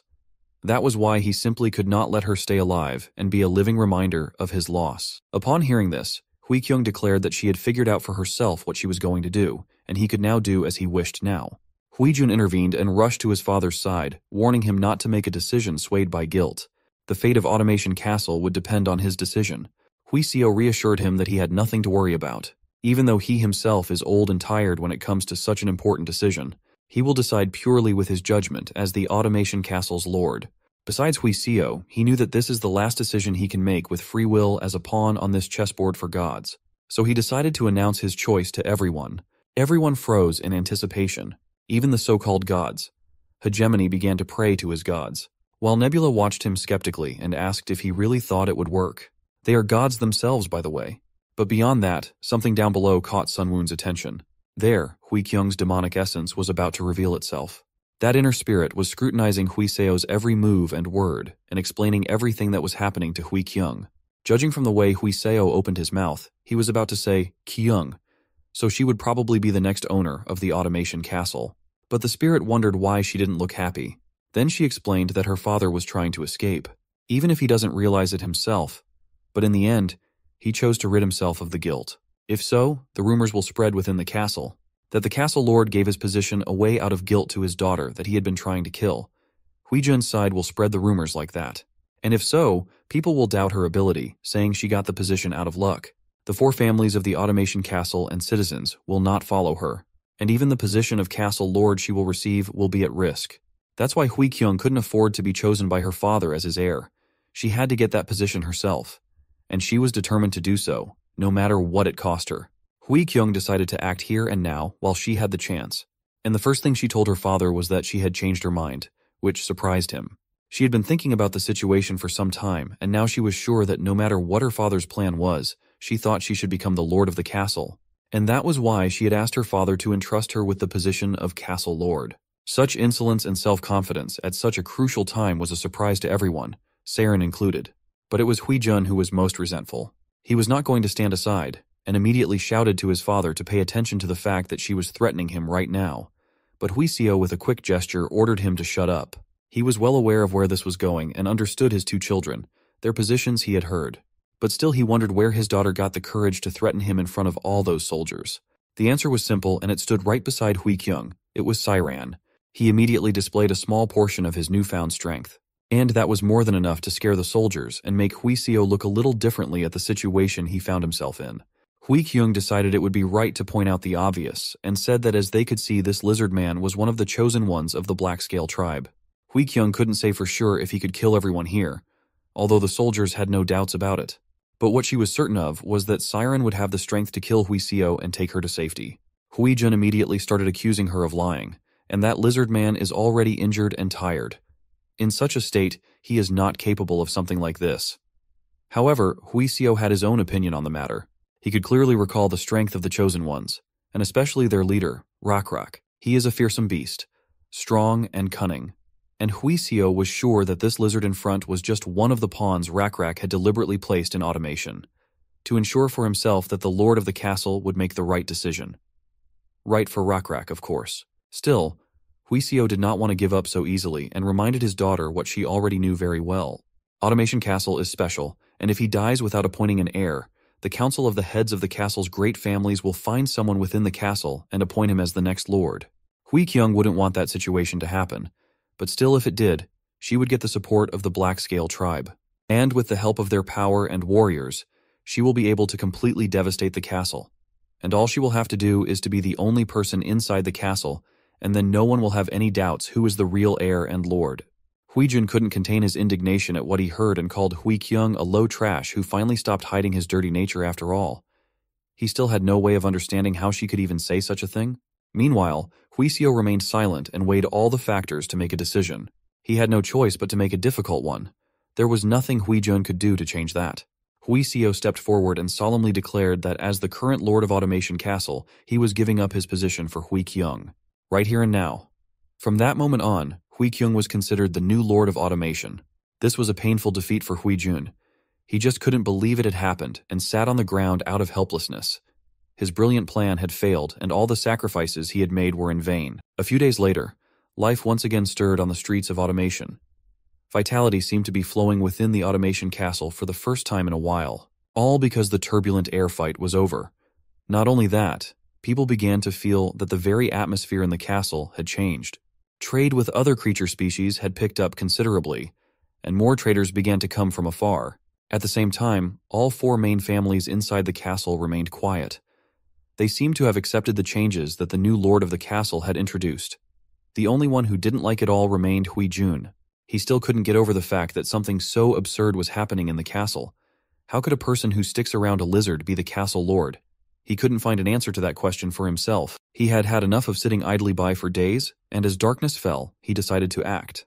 Under the cover of night, Hui Jun equipped his horse for a long journey and prepared to leave this place and gather power somewhere else. Once he had found the right power, he intended to return and take his revenge. But his wet dreams of revenge were interrupted by a lizardman who came out of hiding place. Hui Jun immediately tensed up and asked, "Who is that coming this way?" Siren stepped out of the shadows and immediately picked up on the fact that Hui Jun was probably going somewhere far away. But of course, he wasn't going to say where he was going, and only stated that it was absolutely none of the lizard man's business where he was going. Siren agreed with him. It was none of his business, and he wasn't going to stop the defeated heir. He only reminded him that whether he stayed here or not, he still wouldn't be able to accomplish anything. Hui Jun considered all of this as empty threats and curses and set off. How wrong he was to think that he would just be allowed to leave. Someone wise had told Saren that sources of trouble like Hui Jun shouldn't be allowed to exist whether he was close or far away from Hui Kyung. And to be honest, Saren agreed with that wise man. He picked up the torch and gave the tentative signal. At the top of the automation walls, he was perfectly spotted. The goblin assassins knew their job well. When Hui Jun ran out of the gates of automation, he didn't even hear the sound of death rumbling right above him. He was never meant to leave the walls of automation. One swift movement from the goblin, and his head had already fallen from his shoulders. Now the proof that Hui Jun could never cause trouble again was in the goblin's bag. From the outside, it looked as if the rider had calmly continued on his way and nothing had happened. But in reality, it was already a headless rider. This was a fat point in the hegemony's defeat. He knew perfectly well that he had lost unconditionally. Even Sun Woon was surprised at how calmly the usually emotional hegemony accepted his defeat. But he had his reasons. He realized that one who does not acknowledge their losses cannot grow. Apparently, this wasn't his first failure in this game. Of course, it was frustrating to lose, and Hegemony was upset. But he had no choice but to admit that it was Nebula who had won in this contradictory prophecy, which was obvious. In the end, as surprising as it was, the Hegemony acknowledged his loss cleanly and left. And he didn't leave on his own. He took his tribe of gnolls with him and led them to the other side of the continent, guiding them to the far west. It seemed that Hegemony was not really worried about the failed prophecy and was ready to face all negative consequences and events. Now the paths of Hegemony and Nebula had diverged again, but that didn't mean they wouldn't meet in the future for another battle, perhaps the final one for one of them. Watching all of this, Sun Woon immediately figured out the Hegemony's plan. He was going to make a military march across the continent, capturing weapons from the continent's inhabitants. By taking such a step, he must have been confident in his tribe's fighting strength. Now that the Hegemony had left its original location, a vacuum was created, which Sun Woon was able to use to increase his forces in the territories previously inhabited by the gnolls. They used to occupy the North Shore regions and the peninsula's southern half. These were all coastal territories, and Nebula saw an opportunity to utilize them. Besides that, he still had the ocean small domain that the Lizardmen had taken over from the Frogmen. The serpent who had this small domain being originally a freshwater creature, it hasn't even had a chance to use it properly. Well, it wasn't all that urgent and could be thought about later. Right now, Nebula had to meet the new lord of the castle. Hui Kyung was just in the right state of mind, tired after a busy day of business. She had fallen asleep right on her desk. It was the perfect moment for Sun Woon to appear to her and guide her in the direction he wanted. Hui Kyung was awakened right in her sleep by a small blue firefly. As soon as she woke up, the firefly returned to its true owner. The mysterious hooded figure of Nebula stood right in front of Hui Kyung. She immediately realized who was in front of her, the blue bug god she had heard so much about from the Lizardmen. Hui Kyung bowed in reverence to the god whose followers she had received so much help from. She knew this was just the beginning, but she had nothing to thank him for. She had started various businesses, but they had all failed and had little to offer the god. All she got in response was silence. But then the firefly that was in Nebula's hand shone even brighter, and turned into a small ingot of iron. This piece of iron was what Nebula had shown Hui Kyung. It was his message to her today, though for her, it was not clear at all what it all meant. This ingot of metal looked like a piece of iron that automation merchants used as currency, but that fact didn't help her understand what they wanted her to do, and it made her feel very stupid. Did God really want money from her? Suddenly, a lizard's hand touched Hui Kyung's back. She immediately turned around fearfully and saw Saren in front of her. What was he doing here? And where did the blue bug god go? Everything around her began to blur, and she began to realize that it was probably a dream. Finally, Hui Kyung woke up, and real gravity quickly helped her regain consciousness. After falling out of the chair, she had no doubts. It really was a dream. After something like that, it was definitely necessary to take a walk and clear her mind, which Hui Kyung did. Walking around, she pondered whether this dream was just a dream or some kind of revelation. She didn't have even the slightest idea how to help the blue bug god. Though if he was showing her an ingot of iron, what should she do with it? She wanted to earn trust points from the blue bug god, but to do that, she still needed to find out what the revelation in her dream meant. Not far from her, a merchant from distant lands was surprised at the high quality of silk sold in automation. The Lizardman merchant really didn't see this as a surprise. He had already sold silk of this quality at the local market several times before. But this traveler was from the far western lands, and this was the first time he had come to automation. The western lands are located in the direction of the setting sun, and no one from there could come to automation before because the Gnoll tribe blocked their way. The Lizardman merchant really hadn't seen creatures of that race here before and asked if he was going to buy silk or not. The troll was satisfied with the quality of the goods and was going to buy all the silk the merchant had. He had a full bag of iron currency for that purpose. As soon as he showed the iron, the Lizardmen immediately agreed to make a deal. Such a quantity of high-quality silk must have been expensive, so the troll showed a whole bag of ingots. Of course, that was more than enough. The merchant was about to declare the deal a success when suddenly Hui Kyung shouted to him to wait. As for the troll, she told him to leave his money where it was now. Hui Kyung explained to him as peacefully as possible that she was sorry, but this guy was supposed to do business with her first. The merchant didn't understand what was going on at first and wanted to object, but one look at Hui Kyung was enough for him to realize that he'd better shut up. The troll had no choice but to turn around and leave. Only then did Hui Kyung answer the Lizardman's questions and tell him that if he continued to do business this way, he would be in even more trouble. She pointed to the silk and asked if he thought it was wise to sell it at such a low price. No matter who she is now, she is also a merchant, so she just couldn't look at such a bad deal.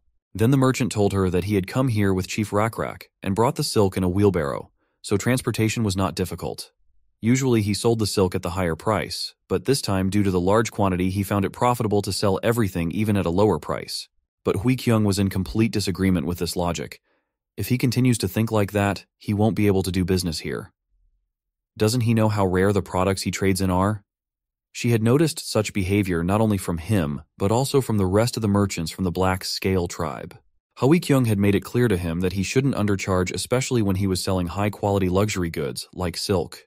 And there was one more thing he had missed when making the deal. Iron. She had an iron ingot in her hands, just like the trolls were. The merchant had to watch carefully as Hui Kyung explained to him what the scale was. On the scale, she placed 2 pieces of iron. One was the one normally used in Automation's castle, and the other was from the troll. Hui Kyung was going to compare their weights. Whichever one was lighter would go up.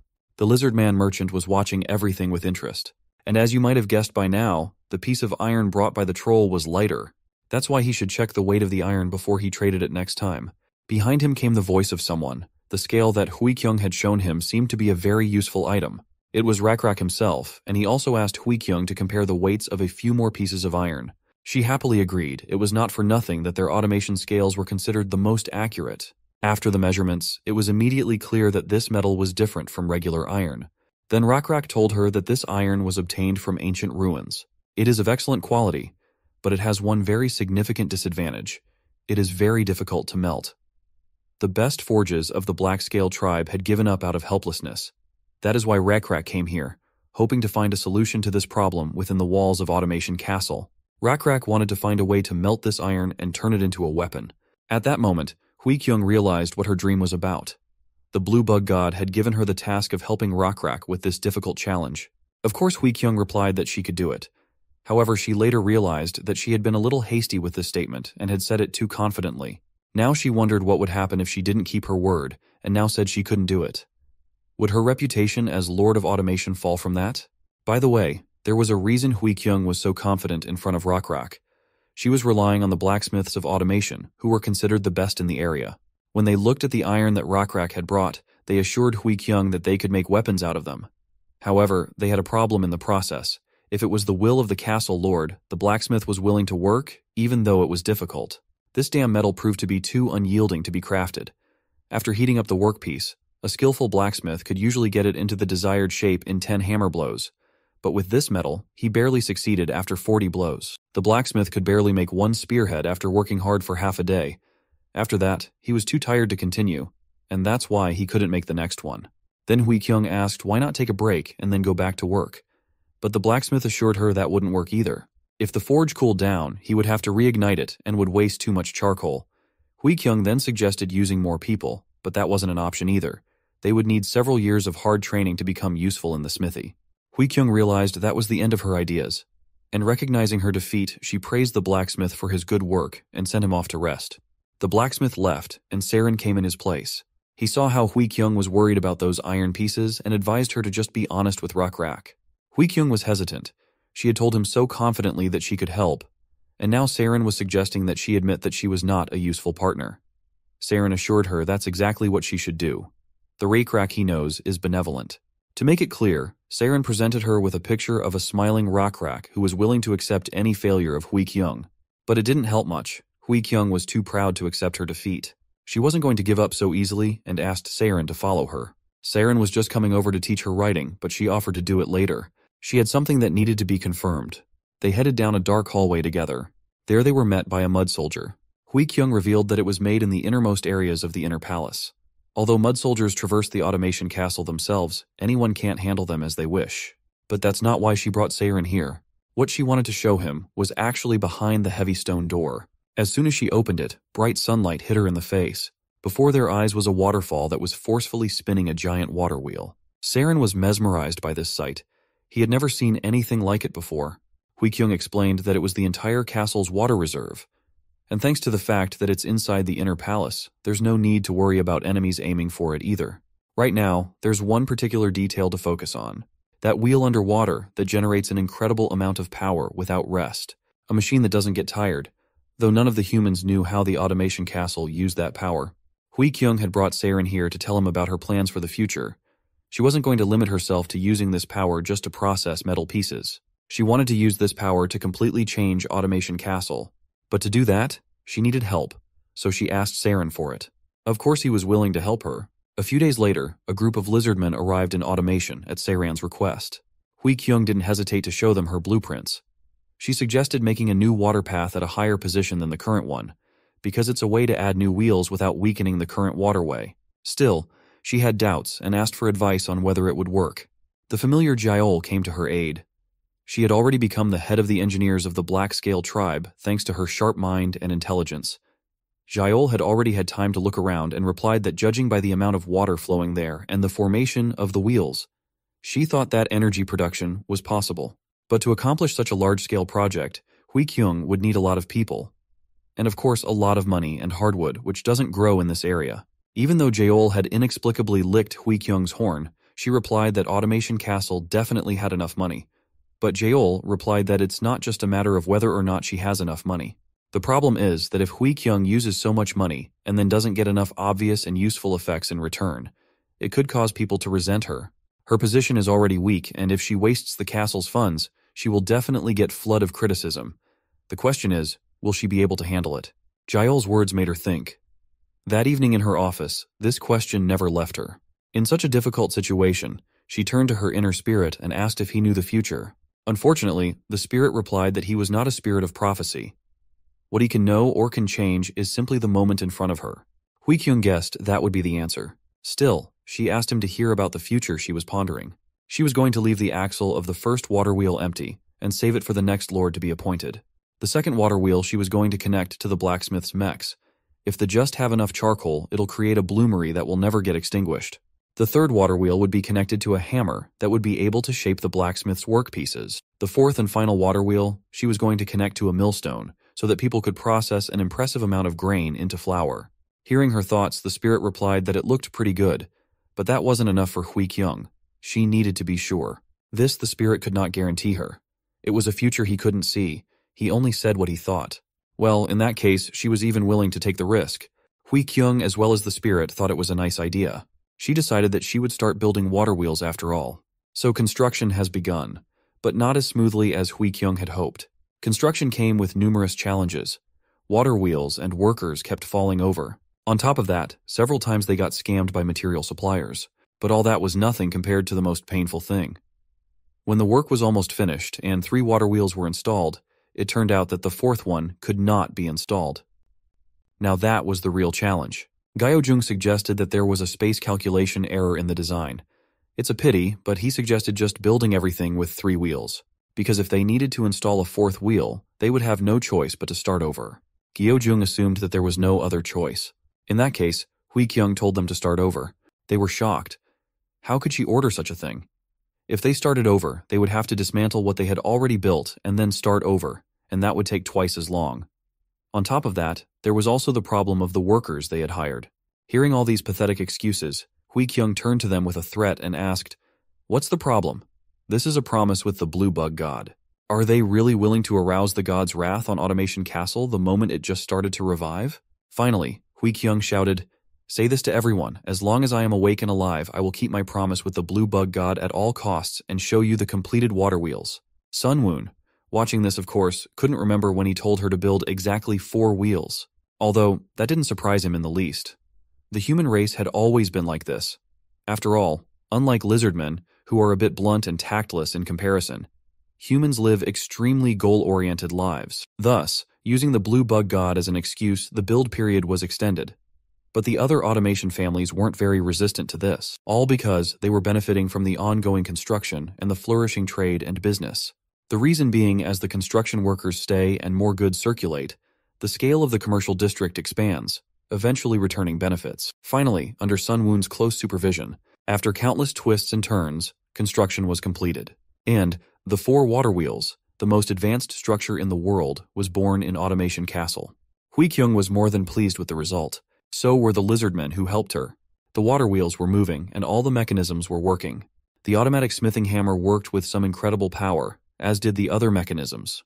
Now the Automation Castle will surely become a place about which travelers will say the following: I have been to many places, but I have never seen a place as remarkable as Automation Castle, famous for its ironwork that is trusted and used all over the continent. Hui Kyung was satisfied and only apologized to the blue bug god for using his name for her own purposes. But still, she believed he would understand her, and would appreciate her plan. She was right. Sun Woon was just as pleased as she was. Thanks to Hui Kyung, he was able to improve his iron-making skill to level 2. His civilization had now laid the technological groundwork to produce higher-grade iron. Also, his civilization was now able to smelt steel to create more durable and long-lasting ironware. In addition, now iron made in automation and marked with a special tag became the first base currency to establish itself on the 3rd continent. Even that was not the end of it. The writing system developed in automation called Chung Letter System also became the mainstream on the 3rd continent. Thus, the technology of the civilizations under Nebula's control developed much faster than the average development speed of the other players. How could he even be angry at Hui Kyung for this? This was the exact reason why Sun Woon had chosen humans as his second race. As a result, Automation Castle prospered more than ever, and began to attract races that had never been here before. Elves, for example, who strolled through the castle and were surprised by the sound and sight of the continent's famous water wheels. One of them knew that the giant water wheel inside the city grinds grains. The other could not imagine how huge it was that the sound of its operation reached all the way here. A Lizardman trader intervened in their conversation and corrected them that the water wheels were not only used to grind grain, but also to make weapons for the tribe of black-scale lizards. But the lizard was not particularly interested in talking. Since the travelers had come here, they probably wanted to buy high-quality silk, right? After feeling the goods, the elves were surprised by the quality and immediately decided to buy it. They were going to pay for the goods with iron ingots, not the ones made by automation, but their own. They assured that they were of the highest quality, made of iron that is found only in their region. But the merchant, having learned from his own experience, was not going to take their word for it and took out a scale. As could be guessed, the elves' iron ingots were lighter than the standard. Their iron was of the lowest quality.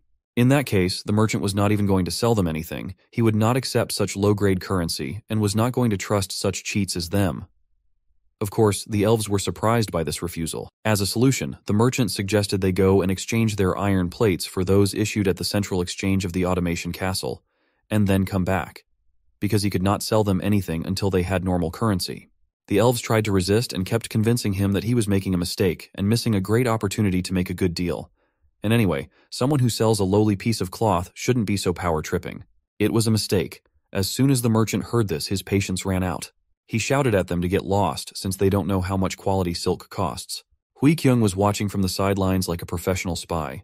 She liked that this lizard man ended up being a worn-out merchant. But what she didn't like were those 2 elves.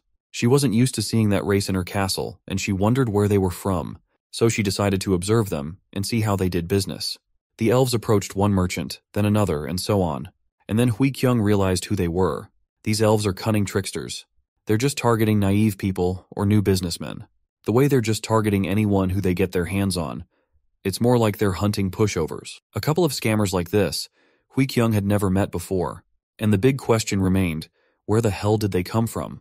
Meanwhile, Sun Woon received a private message from one of the players. He was surprised. No one had written to him before. The message was from a player named Eldar. Based on his name, Sun Woon immediately assumed that this was a new player he hadn't met yet and was most likely controlling the elf race. During the issue with the hegemony, they resolved their conflict regarding Automation Castle by talking, as our hero needed to resolve all issues outside of the battlefield. As far as he knows, right now the elven forces are located far away on the northern coast, so why would Eldar want to talk to him? Still, Sun Woon lacked information regarding the entire northern coast that was located beyond the wasteland. And if the conversation was trivial, It would even be useful for gathering more information. So he decided to accept the request. He was immediately greeted by the melodious voice of an elven woman. She introduced herself as Eldar, the goddess of the elves. She had only one question for him: was he the god of this small castle and these people? Sunwoon, looking at her, couldn't understand what was going on and what was wrong with her. Is she really an RP player? I'm sure you know it, but just in case. RP or role-playing. Immersing oneself in a role within a game. That's exactly what that elf was doing. Such players are quite rare, but still Sunwoon was willing to talk to her, and he greeted her as well. She liked the beginning of their conversation and immediately picked up on the fact that Nebula was better than Hegemony, at least in his manners. Sunwoon was surprised that she knew Hegemony. As it turned out, she knew him too well, and she was the one who personally drove his barbarian group out of the northern coast. To Sunwoon, that sounded doubtful, though it might explain the strange behavior of Hegemony, who was very quick to agree to a contradictory prophecy instead of war. So Eldar had defeated him after all, and he was forced to look for a different place. But it was strange for an RP player to be so strong. Usually, such players are quite mediocre in terms of game achievements. Well, in that case, Nebula decided to find out what she wanted. Eldar was quick to state her demand. She wanted Nebula to pay her tribute, and then she would be merciful and spare his pathetic civilization along with him. It was a rather self-righteous demand on her part. There was no point in talking to her further, and Sunwoon immediately cut off their communication by blacklisting her name. He wasn't going to pay tribute, of course, and didn't even respond to her request. The Eldar base was located on the northern coast, and it was almost impossible to get to it for reconnaissance with insects. Sunwoon wasn't going to go there himself either. It was dangerous, and there was no telling what might have happened to his civilizations during his absence. But Eldar was also limited in what she could do as well. Just as Sunwoon knew little about Eldar, who turned out to be just another guy who had chosen a female avatar in the game, neither did he know much about Nebula. That was probably why he had sent his elf scouts to Automation Castle, since he couldn't use his little domain for that either. There was also a chance that there were no birds or insects in his small domain. And then Eldar was very unlucky. However, considering Eldar claimed to have driven the hegemony away, he shouldn't be underestimated. He probably has an ace up his sleeve and support that he relies on. In that case, Nebula needed to quickly prepare for war. But before that, he was going to see what the other players had. Meanwhile, at Automation Castle, Hui Kyung had uninvited and unexpected guests. A delegation of elves had come to negotiate with her. It was headed by Leaner, the president of one of the largest trading companies of the elven civilization. He wanted to meet personally with the Lord of Castle Hui Kyung and no one else. He had come to apologize and resolve the problem that Hui Kyung had banned elves from trading in the castle because of the fraud of the two she had overseen. And they didn't come empty-handed. They had prepared a valuable gift. When Hui Kyung opened it, she was nearly blinded by the glow of a large precious diamond. According to the elf, this artifact had been found in ancient ruins. The elf hoped she would accept the gift and forgive them for their mistake, which would not happen again. Hui Kyung closed the box back up and said it was an outstanding artifact. However, she threw it on the ground and said she was rich enough already. Did he really think he could bribe her with it? Such an artifact meant nothing to her, which could not be said for the elf, who immediately rushed to pick up his treasure. After making sure the artifact was safe and sound, the elf breathed a sigh of relief and asked how much she wanted then. Hui Kyung wondered. The elves had never come from the northern coast before this. So why were they so eager to start trading with automation now? Has the situation really changed? Finally, Hui Kyung answered them that if they wanted good relations with her, they shouldn't even think of bribing her. Instead, they better stick to the law and fulfill the restrictions imposed on them. The elves had no choice but to agree. But it didn't end there. Hui Kyung also offered to buy them statues of the blue bug god if the elves wanted to earn her favor. To this, the elves replied that they believe in the dancing shadow god. But Hui Kyung was not the least bit confused by this. She didn't care.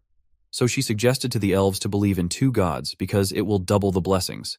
In fact, they had nothing to lose, so they could safely try it. A few weeks passed, and there was a knock at Hui Kyung's office. It was Siren. He had been given a message from the great Hassadian elf chieftain.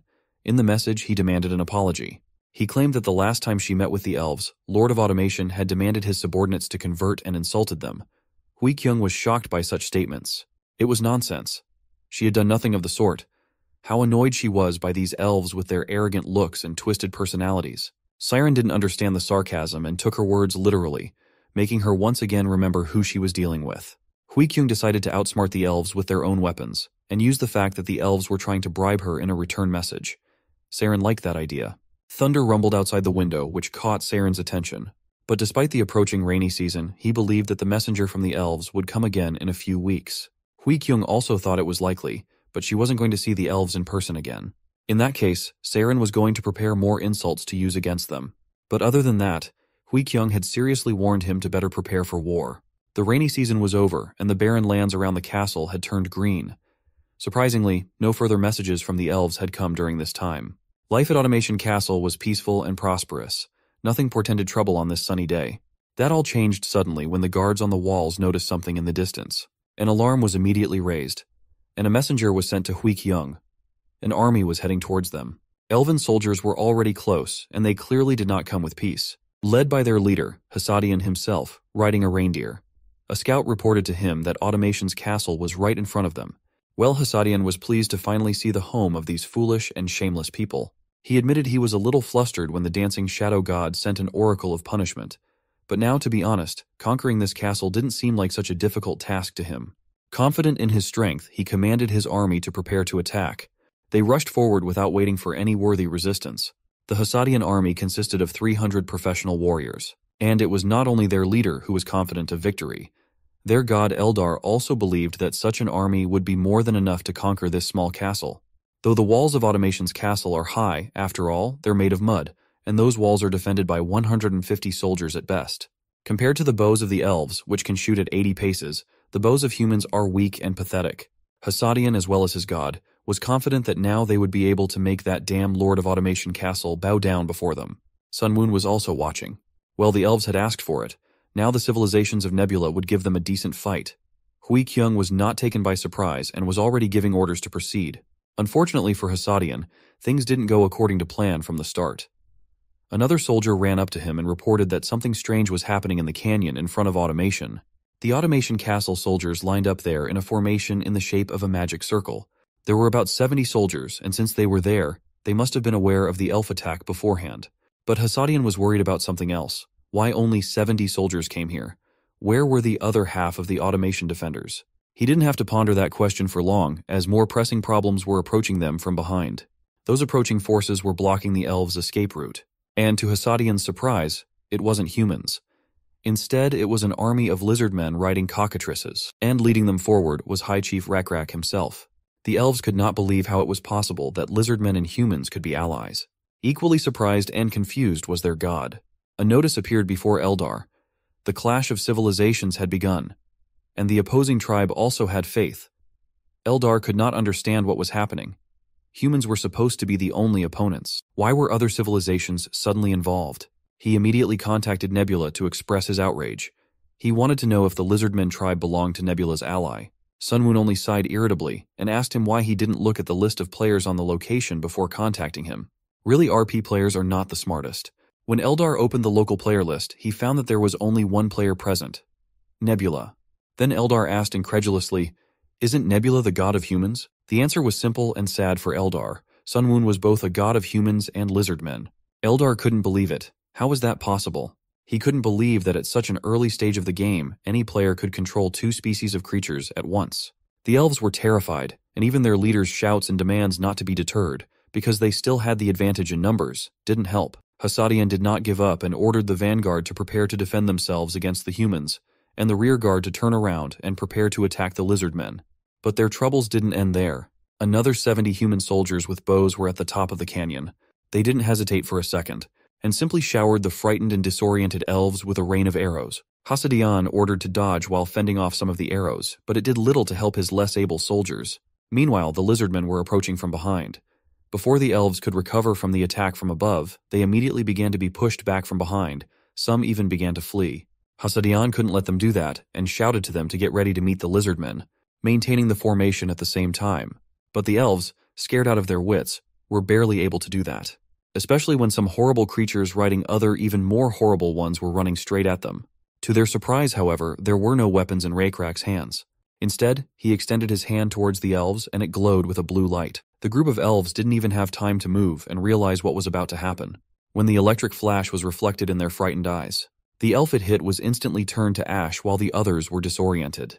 Rakrak took advantage of this moment to approach with spear in hand, and mercilessly slaughtered the weak elves. The rest of the lizardmen followed his lead. The cockatrice cavalry was merciless, and soon the cries of dying elves for salvation and mercy filled the canyon. They were helpless in the face of a superior force. and began to run for their lives. Hassadian tried to stop them, but all his calls for the soldiers to stay and fight only shook the air in vain. He even reminded them all that they must bring the will of the dancing shadow god, but that didn't help at all. The elven soldiers fled and were afraid to even look back. Hassadian did not give up and continued his fruitless attempts to stop them to save him. The elven army had already lost their morale, and the best solution would be to end things quickly now. Rakrek said they will charge once more, and this time, the electric stingray demon pest would help them with that. It flew right over the battlefield, and the rest of the Lizardmen saw it as a sign from the chieftain, calling for their attention. As everyone looked at him, Rakrek gave his last order for the day: kill everyone. It was all over for the elves. Eldar had no choice but to admit that he had lost. Sun Woon was surprised that he gave up so quickly and didn't even try to intervene and use his divine power to descend on the elf leader and grant him superpowers. Eldar was forced to admit that even if he had done so, he had inevitably lost and had only once again shown that Nebula was stronger. As the losing side would have it, Eldar wondered what the winner wanted. Sun Woon wanted only 3 very important things: information, skills, and resources. When Eldar heard that, he was indignant that he wanted everything at once, and it looked like a robbery in the middle of the day. Then Nebula told him that he didn't really need all 3 things. But anyway, if Eldar doesn't try to obey and come to our hero's side, his elves will have a hard time living. While he thought about it, Sun Woon decided that the most important thing at this time was information about the northern coast. Not this guy. The silence lengthened, and Nebula asked again if Eldar accepted his offer. It was a hard decision to make, but Eldar even thought it might be profitable for him. He had lost almost 300 warriors here, and after that it would be hard for him to survive as an independent player with what he had left. On the other hand, Nebula is already playing with 2 species of creatures, so if he has to choose sides anyway, let it be someone very strong, like Nebula, for example. Eventually, Eldar changed his mind, and while a few minutes ago he was claiming that he was being robbed in the middle of the day, now he took up his RP stuff again and solemnly declared that he had been touched by the mercy of Nebula, god of humans and Lizardmen. Eldar was willing to give everything to him: information, skills, resources, and anything else he needed. Further playing his role, he even pretended to cry, asking for forgiveness for his past arrogance. It was a mystery to Nebula what was wrong with this guy all this time, but it didn't matter, because he was ready to share everything he knew about the North Coast now. Now Sun Woon understood what had made Eldar change his behavior. He wanted to make an alliance. Eldar made no secret of it, and as a sign of his sincere intentions, he began to tell Sun Woon what he was eager to know without demand. On the northern coast were the civilizations of 3 players: Solongos, Lim Chunsik, and he himself. Together they formed a loose alliance there without systematic support for each other. The player known as Solongos controls a rare race of centaurs. Sun Woon knew something about them. Although the centaur race had the advantage of being cavalry soldiers, they also had their disadvantages. For example, it was very difficult for them to increase their population quickly, and they consumed a lot of resources. Sun Woon wouldn't want to rule such a race, but at the same time it was quite annoying when it had to be opposed. The other player was Lim Chunsik. His nationality was clear from his name. However, that wasn't what mattered. It was the fact that he managed to subdue the ogre race and found a way to compensate for their shortcomings. Ogres were known for their incredible strength, but had a low intelligence level. Sun Woon was well aware that the average ogre IQ value was 10. However, Eldar told him that Lim Chunsik had succeeded in raising their intelligence using the blessings of his small domain. Nebula pondered. Indeed, the blessings of the small domain are not limited to just physical stats. It was because of this that Sun Woon was able to give people different blessings. If Lim Chunsik was able to obtain a good small domain and give its blessings to his ogre race, then even such dumb creatures might well be able to develop a fairly advanced civilization. It's a gamble, but it's not a bad play. Sun Woon concluded that of the 2 future opponents, Lim Chunsik was stronger than Solongos, and then he would probably be the one that Hegemony fought with. But his guess regarding Hegemony's opponent turned out to be wrong. Because Hegemony shared his borders with Solongos and Eldar, he never had to fight Lim Chunsik. So Hegemony realized that he couldn't get a fair one-on-one battle. He figured out Eldar's plan to hold out and gather forces so they could attack Hegemony together and march south to set up a new base. Eventually, Hegemony had to flee the area and ran into Nebula. Eldar confirmed his hunch and continued with his story, perhaps because he was no longer useful after Hegemony had disappeared. But soon Lim Chunsik began to demand an exorbitant amount of offerings from Eldar. It was difficult for Eldar to meet his demands, and that's why he demanded offerings from Sun Woon as soon as they met. Now Nebula realized that Lim Chunsik had chosen Solongos as an ally over Eldar, probably because Solongos ruled the nomadic centaur race. while both the elven and ogre races are settlers, and the strength of the settlers depends on the size of their land. So it's not surprising that the situation turned out this way. Lim Chunsik saw Eldar as a competitor for land. Pointing to the fertile lands that belonged to Eldar, Nebula warned that Lim Chunsik would surely seize them someday, and there would be nothing good for the elf god in that. Sunwoon couldn't say exactly when that would happen, but one thing was certain: Lim Chunsik would be the first to betray the alliance with Eldar. On the other hand, he would try to keep the nomadic centaur race among his allies, at least for the near future. For our hero, this scenario was problematic. He didn't want a strong force to appear in the north, and to prevent that Eldar could help him. For him himself, it would be an advantage. Eldar was ready to happily agree to all the terms, but he wasn't sure he could provide enough help after losing his main forces and high priest in battle. Fortunately, he still had his small domain at his disposal. Based on the name the elves called him, Dancing Shadow God, Sunwoon quickly guessed that she had gotten a small domain of arts at the beginning of the game. Eldar was surprised that Nebula knew so much about the game. Well, in that case, Eldar could be useful to our hero. He called him closer and whispered his plan in his ear. Eldar was shocked and asked if what he heard would really work, and how would the other players react to it. A few days later, far away in the mountains to the north, a group of centaurs stood on top of a mountain. Among them was the leader of their civilization. He called a prophet to him, and asked him to tell him the story he had been spreading among these lands for the past few days. The prophet assured him that this prophecy would soon be fulfilled, and in the near future, a true king will descend upon all these lands. When the king arrives, the world will be reorganized. Those who used to have power will lose it, and those who traveled freely in the land will lose their way. The centaur leader ordered him to tell him, "Who is this king the prophet speaks of?" The centaur prophet started from afar and explained that the king is the one before whom everyone bows his head. Even the strongest tribal leaders dare not stand with their heads up in the presence of the king. The centaur chief thought this was ridiculous. He thought that the king the prophet was talking about was a god, but the prophet quickly dismissed his assumption. There are no gods in these lands.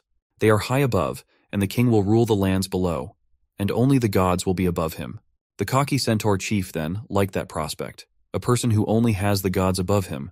The prophet must have been describing someone like he himself. But the prophet had to disappoint him. The prophecy was not about him. Then he suggested that perhaps it was about one of the lizardmen that everyone had been talking about recently. But even here, he did not guess correctly. Yes, lizardmen are fierce and feared by all. But because of their physiological characteristics, they will not be able to take the position of king on the northern shore. The one who will be the true king is the giant, the acting leader of the ogres. With his overwhelming size and immeasurable strength, he will sit on a throne made of stones. He is stronger than the centaurs and wiser than the elves. Hearing such a prophecy, the centaur chief was furious. He could not believe that a centaur prophet could say such a thing. How could the high priest of the ogres Kijin become king, and how could the prophet even dare to suggest that the centaurs would serve him? But the prophet still stood his ground. He said what the gods had revealed to him. The centaur chief couldn't stand it. In rage, he shouted that the long-eared prophet was wrong. At the same moment, he struck a crushing blow. Only blood spattered his rage-blinded face. He, the great Tamaridu, would never bow to any but the gods. All this was watched from above. Eldar had done as Nebula had ordered him, but he still had his doubts. Even though Tamaridu looked angry, in the end he probably wouldn't believe in this prophecy. Well, in that case, all Sunwoon had to do was to make the prophecy come true, and soon all would become clear. From that day on, Tamaridu had nightmares every night. It was the same thing over and over again. He was standing in front of a high mountain that he kept trying to climb. With each step, he wondered why. Why, no matter how hard he wanted to and how hard he tried. There was no way he could climb this mountain. Why are these northern mountains so high and impregnable? Why was it that just as he was about to reach the top, one obstacle after another appeared?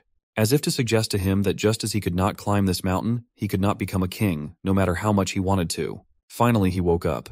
This recurring nightmare was like an obsession. And to get out of this obsession, Tamaridu was sure he had to become king. But who would know the name of Tamaridu in these wilds? In the end, it seemed he had no choice but to watch the ogre Kijin become king. His musings were interrupted by one of the guards. The centaur chief had visitors. Tamaridu immediately ordered them in. After meeting them, he sat on his throne and thought. Today, 2 more people had come to him with their prophecies. The first was a green-eyed elf. His prophecy was the opposite of what the already dead prophet had said. That elf said that he had heard a prophecy that the ogre leader Kijin would become king, but the elf was sure that they should change that, and that the real king should be Tamaridu. After the elf came the man from Automation Castle. He immediately said that he had heard the news that a centaur king had appeared, and so he immediately brought tribute to the new king to trade in his lands. They were all talking about the king. But why was Tamaridu beginning to worry even at the words that came from ordinary mortals rather than revelations from the gods? And now his attention was drawn to the last, third guest, a lizardman who came from far away. It was the familiar lizardman from the black-scaled tribe. Owen. Tamaridu asked in surprise. Did he also come here to say that he should become king? But Owen wasn't so straightforward, and instead replied that he didn't know anything about the future. But if Tamaridu wants to become king, then he is here to tell him to give up. Of course the centaur chief didn't like that and asked, isn't he worthy to be king? And does he need the recognition of the other chiefs to do so? Then Owen asked Tamaridu if the other chiefs recognized him. Well, the humans and elves said he was good enough. What about the lizardmen? Owen wasn't sure. However, what he could be certain of was that Rockrak would recognize any Tamaridu title. He would tell him to take any useless title he wanted, and then Rockrak would personally show him what real power was. Tamaridu didn't even know how to react to that. Was it a threat or a recognition? However, Owen went on and advised the centaur chief not to become king for his own sake. Now this was already completely clear and did not please Tamaridu at all. Owen explained to him that it was not a matter of qualifications or ability. It is a matter of whether or not your god confirms you're becoming king. Tamaridu froze in horror. Does the rushing without hesitation god not want him to become king? Owen said it was just a guess, but just as there is a hierarchy among the tribes below, there is also a hierarchy among the gods. And the rushing without hesitation god of the centauruses must be below the endlessly looking down god of the ogres. Such statements made Tamaridu's eyes blaze with anger. He grabbed his axe and rushed to Owen, intending to do to him what he had done to the prophet. But he stopped. Owen stood there, not even moving, smiling in the face of death after insulting the centaur god. Though Owen didn't think so, he was only talking about the hierarchy among the gods and didn't understand why Tamaridu was so angry with him. If he wanted to unleash his rage, he could direct it at another god who was suppressing his god. With a shudder in his hands, Tamaridu realized that this might be true. Then that nightmare he has every night could be a negative revelation. Maybe that way the god, knowing his feelings, instead of giving him the revelation that he should become king, rejected him. If Owen's words were true, then what should he do? Owen was ready to give him a clue, and to do so, he told him how black-scaled lizardmen sometimes went against the orders of their commanders if they thought it was right and necessary. Perhaps Tamaridu should follow their example and disobey his god to benefit him in the end. Tamaridu just has to do what his god doesn't want him to do, for the benefit of his god. Having said that, Owen left, leaving the centaur leader alone with his thoughts. Soon, Tamaridu himself was sure he was destined to become king. In the name and for the good of his god, he must choose a path that God does not desire. Nebula and Eldar watched the whole spectacle. The elf god could not believe that his small domain could be used in such a way, and wondered why he himself had never known about it. Nebula answered him that any tool could be useful depending on how it was used. Moving the hearts of people is all because of art. Murals, sculptures, prophecies, all of it. In this way it was possible to influence species that were under the control of another player, directing them in a different path than the one their god had planned for them. Solongos would now have to go through many hardships due to the interference of Nebula and Eldar. Still, Eldar wondered if it would be enough. While it was possible to intervene in the affairs of the species and quarrel them, but as for the gods, it seemed unlikely to Eldar. This was where Sunwoon was in disagreement with him. Anything was possible. Solongos must be well aware of the limitations of roaming civilizations such as the centaurs. Gradually, there would come a point when they would find it difficult to stand up to the dwellers with their technology, fortifications, and larger populations. And when that moment comes, the centaur civilization will be absorbed by the Lim Chunsik. Solongos knows this, so there is a high probability that he will not actively stop the leader of his civilization. That was Sunwoon's plan, but the reality was a little different. As soon as the centaurs gathered their troops and camped near the ogres, Solongos showed up to meet Lim Chunsik. He immediately began to apologize for the behavior of Tamaridu, who was out of control and disobeying. Lim Chunsik assured him that everything was fine. It was his own fault for ignoring this elf and not capturing him a long time ago. Now this scoundrel had dragged another player into this. Solongos hadn't counted on this outcome either. Now Lim Chunsik has started apologizing for the fact that Solongos had to confront hegemony, and he didn't help him. And now, soon Tamaridu and Kijin will fight, and if Tamaridu dies, Solongos will lose an important high priest. Suddenly Solongos stated that he wasn't apologizing because of that, and Lim Chunsik misunderstood him. Solongos was apologizing for his Tamaridu, who would kill the High Ogre Chief Kijin. Of course, Lim Chunsik didn't see it that way, and instead of answering, he laughed smugly. Solongos responded in the same way, and only the laughter of these two self-righteous gods echoed over the mountains. Soon the day of truth came, among the snow-capped mountains of the north coast. The clatter of hooves filled the whole area, and Tamaridu, at the head of his army, commanded his army to advance. Tamaridu had high stats like all centaurs, 58 points of strength and 17 points of intelligence, making their race strong in the beginning. But as time went on, their advantage only diminished as other civilizations developed. Tamaridu was sure that this path would decide once and for all who would become king.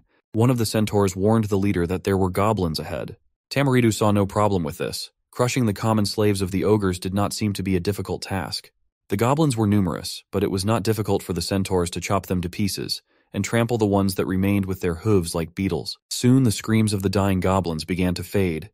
They didn't stand a chance, but a much bigger problem loomed ahead. From a ravine littered with large trees, the ogre leader Kijin appeared. He knew the centaurs would come this way, and only laughed at Tamaridu's foolishness in hoping for a surprise attack. Soon, the rest of the ogres showed up as well, scaring the centaurs who had just dealt with the goblins. Tamaridu commanded his warriors to retreat, but damn it, it was too late. The corpses were constricting the centaurs' movements and preventing them from turning around. The ogres immediately seized the opportunity. They began to smash the helpless centaurs with their massive hammers. A single blow was enough to turn a rare creature into a bloody mess. Tamaridu had to admit that ambushing after blocking the enemy's mobility was a smart idea. But it wasn't enough. All those cheap tricks wouldn't work against a skilled warrior. Immediately, 2 decapitated ogres fell to the ground after Tamaridu's quick movements. Now they were left one-on-one. And the centaur chieftain was confident that he could defeat Kijin in the name of his god and could become king.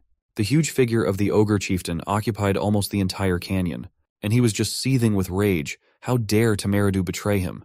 Now the stupid centaur would regret it in afterlife. With battle cries, they rushed at each other. At one point, Tamaridu managed to knock the hammer out of the ogre's hand, and wanted to strike with his fist, but the ogre easily dodged it, and grabbed the centaur by the throat. It was a dead grip from which it was impossible to escape. Tamaridu tried to fight back, but it was useless. That bastard ogre was too strong. Everything was over, and the centaur's body fell to the ground. For the last time, Kijin only reminded him that he told him that he would regret it. Meanwhile, Eldar and Sunwoon were watching everything from their screens. Eldar had thought that the centaurs would do much more damage to the ogres and hadn't expected such a quick outcome. Of course, he didn't think the centaurs would win, since the ogres are the strongest race. But centaurs are a rare race and good fighters, and he would like to see more from them. Sunwoon didn't react to all his musings until he asked him directly if lizardmen were his main strength. They are vulnerable to the cold, and in that case, how would they be able to stand up to the ogres? Nebula once again sighed. His ally was too stupid. He had told him before, his lizardmen would not stand up to the ogres. Eldar seemed to have heard that for the first time and asked what he meant. Sunwoon was too lazy to explain it to him, and instead he asked Eldar what his rank was in the game. Eldar had nothing to be proud of, and he didn't really want to say, but still he had to share that he was about 3400th in the leaderboard. That explained a lot to Sunwoon. Such a rank was a very questionable result. He used to think that players for the role of gods were chosen based on their ranking, but it seems he was wrong. What were the conditions for being chosen then? The players weren't chosen randomly, were they? In any case, even such an ally was better than nothing, and Sunwoon asked Eldar if he would continue to cooperate. Even such a simple question caused him difficulty, so Sunwoon just assumed it was a yes. This of course annoyed Eldar, who didn't even understand what Nebula was saying. Meanwhile, their opponent Lim Chunsik wasn't sitting idly by either. He was diligently gathering information. In the end, he found out all the basic information regarding Nebula. Even the ID looked familiar to him. In the past, he had seen him at the first place of the player rank too often. There were rumors that this crazy bastard didn't stream or compete, and just only ate and played. It seemed like a strange coincidence for Lim Chunsik to meet Nebula so early. But he himself seemed to be luckier than Nebula. He had the ogre civilization at his disposal, combined with the small domain of birds, which gave him the blessings of the wisdom of an owl and the intelligence of a crow. He knew that Nebula had the insect small domain and the lizardmen civilization at his command, and both of them were vulnerable to the cold. When winter came, Nebula would have no choice but to try and wage a short-term battle. By then, Lim Chunsik would have all the preparations completed. In addition, he himself was not easy. In the past in the game, he was in the top 20 in ranking, and now he was confident that he had everything he needed to defeat Nebula. Time passed, and the weather worsened. It was getting colder by the day, and Lim Chunsik kept wondering when Nebula would attack. Something didn't add up. Suddenly, something caught his attention. Smoke and fire far away in the mountains, right where the elf village was located. He couldn't even think of an idea why the village was burning. What's going on? Did that bastard dare to do such a thing? and used the slash and burn tactic? Lim Chunsik was right. This is the tactic Sun Woon used, also known as the scorched earth tactic. It's when you destroy all the areas your opponent can occupy to block his supplies. Eldar himself probably used this tactic as well. However, he didn't like the fact that his elven village was on fire, even though Nebula had previously evacuated all the elves from there. Eldar had indeed used such tactics before, but usually not this early in the game. Sun Woon was in agreement with him. It usually didn't work in the beginning, but this time they got lucky. The location of Lim Chunsik's possessions on the northern coast made him vulnerable. He couldn't produce enough food himself, so it had to be bought or captured. And now that the Lizardmen tribe controlled all the trade at Automation Castle, the ogres would not be able to buy food supplies there. And once the battle started, the ogres were probably planning to rob the elves or buy food from them. But now, that will be impossible when the elf village is completely ravaged. In addition to all this, the weakness of the ogres is that they eat a lot. They probably don't have enough supplies to survive the winter even now. Lim Chunsik made the mistake of not realizing who is actually vulnerable to the cold. Also, Sun Woon got lucky with Eldar. He is part of his luck. Usually for Scorched Earth strategy you have to burn your own lands, but it just so happened that this time it was enough to burn the elves' territory. Now they just need to wait, and the ogre civilization will definitely not survive the second winter. Everything happened just as Nebula had predicted. A year later, the ogres suffered from hunger so badly that they began ravaging allied goblin villages. The goblins fled in fear, but the starving ogres pursued them and caught them. They didn't come here for the goblins' meager food. They came for the goblins themselves, to satisfy their hunger. But most of the goblins had escaped. They were small and agile, unlike the clumsy ogres. Kijin was not pleased to hear this news. His tribe was in a quandary. Now that the goblins had fled and there was no food left in their village either, the ogres would have to endure an even worse famine. Because of this, some have already started fleeing from the tribe, and their numbers are growing every day. Even with all the intelligence bonuses for Chief Kijin, it was hard to think of a way out of such a situation. The tribesmen kept asking if there was any news from God, but Kijin could not answer them. Their endlessly looking down God was silent, and Kijin himself wondered how long they would have to wait for an answer. The ogre village now looked like a ruin. The ogres were dying every day, and so were the goblins, their remaining servants. Lim Chunsik realized that he could not bear it any longer. He had to act, and urgently. He decided to call his former ally Solongos. The centaur god answered immediately and asked what was wrong. Lim Chunsik had only one question for him. How many forces does he have at his disposal? It turned out that Solongos had lost all of his warriors in the battle with the ogres, and now he had almost no one left. Lim Chunsik was shocked by this turn of events, as it had been more than a year since their battle. In that time, it was possible to gather at least a small squad. But the reality was much sadder. After Tamaradu was killed by Kijin, a tribe of black-scaled lizardmen came and conquered the centaurs' lands. Almost all of the centaurs were killed in the escape. They were now scattered in small groups, and their faith level was too low. This made things much more difficult for Lim Chunsik. There was also something else Solongos wanted to contact him for. Recently, the bastard Eldar had called him and offered to become an ally of Nebula just like him. In case Solongos helped them, they promised to spare his life. Lim Chunsik was already preparing for the worst and wondered what Solongos had told them. The centaur god assured him that he refused, even though he had been considering their offer for some time. After Solongos saw what kind of situation Eldar was in after being submitted, he realized that he didn't want that kind of existence. And even if he and Lim Chunsik had conflicts earlier, they had spent so much time together that Solongos simply couldn't betray him. Lim Chunsik was touched by such loyalty. Also, despite all the difficulties, Solongos managed to gather 10 warriors and the remnants of his faith to try and have one last battle with Nebula. Lim Chunsik himself only wanted to suggest it. Of course, both of them had lost a lot of strength due to Nebula's tricks, but if they tried to have a battle in the open terrain, they would have a chance at a battle among the gods. They will be able to descend on their priests and use their divine powers to destroy the main enemy forces. Because Eldar lost, he probably lost a lot of his divinity and faith and won't be able to descend on his warrior. So despite Nebula's high level of divinity, he will be outnumbered, and the advantage would be on their side. Lim Chunsik was now confident that it wasn't too late to change things. He would rebuild his civilization after crushing Nebula. So, the combined army of ogres and centaurs moved out to attack. As planned, a spacious valley was chosen for the battle. The warriors of Lim Chunsik and Solongos were exhausted from hunger and wandering, but that didn't stop them. Finally, High Chief Kijin ordered everyone to stop. An army of lizardmen marched out to meet them. Leading them, of course, was Raikrek on a cockatrice. This was the moment Lim Chunsik had been waiting for. He immediately used his divine power to descend on the ogre leader. He was now confident that they could win. Solongos also followed suit and descended on the leader of his squad. Now they stood shoulder to shoulder.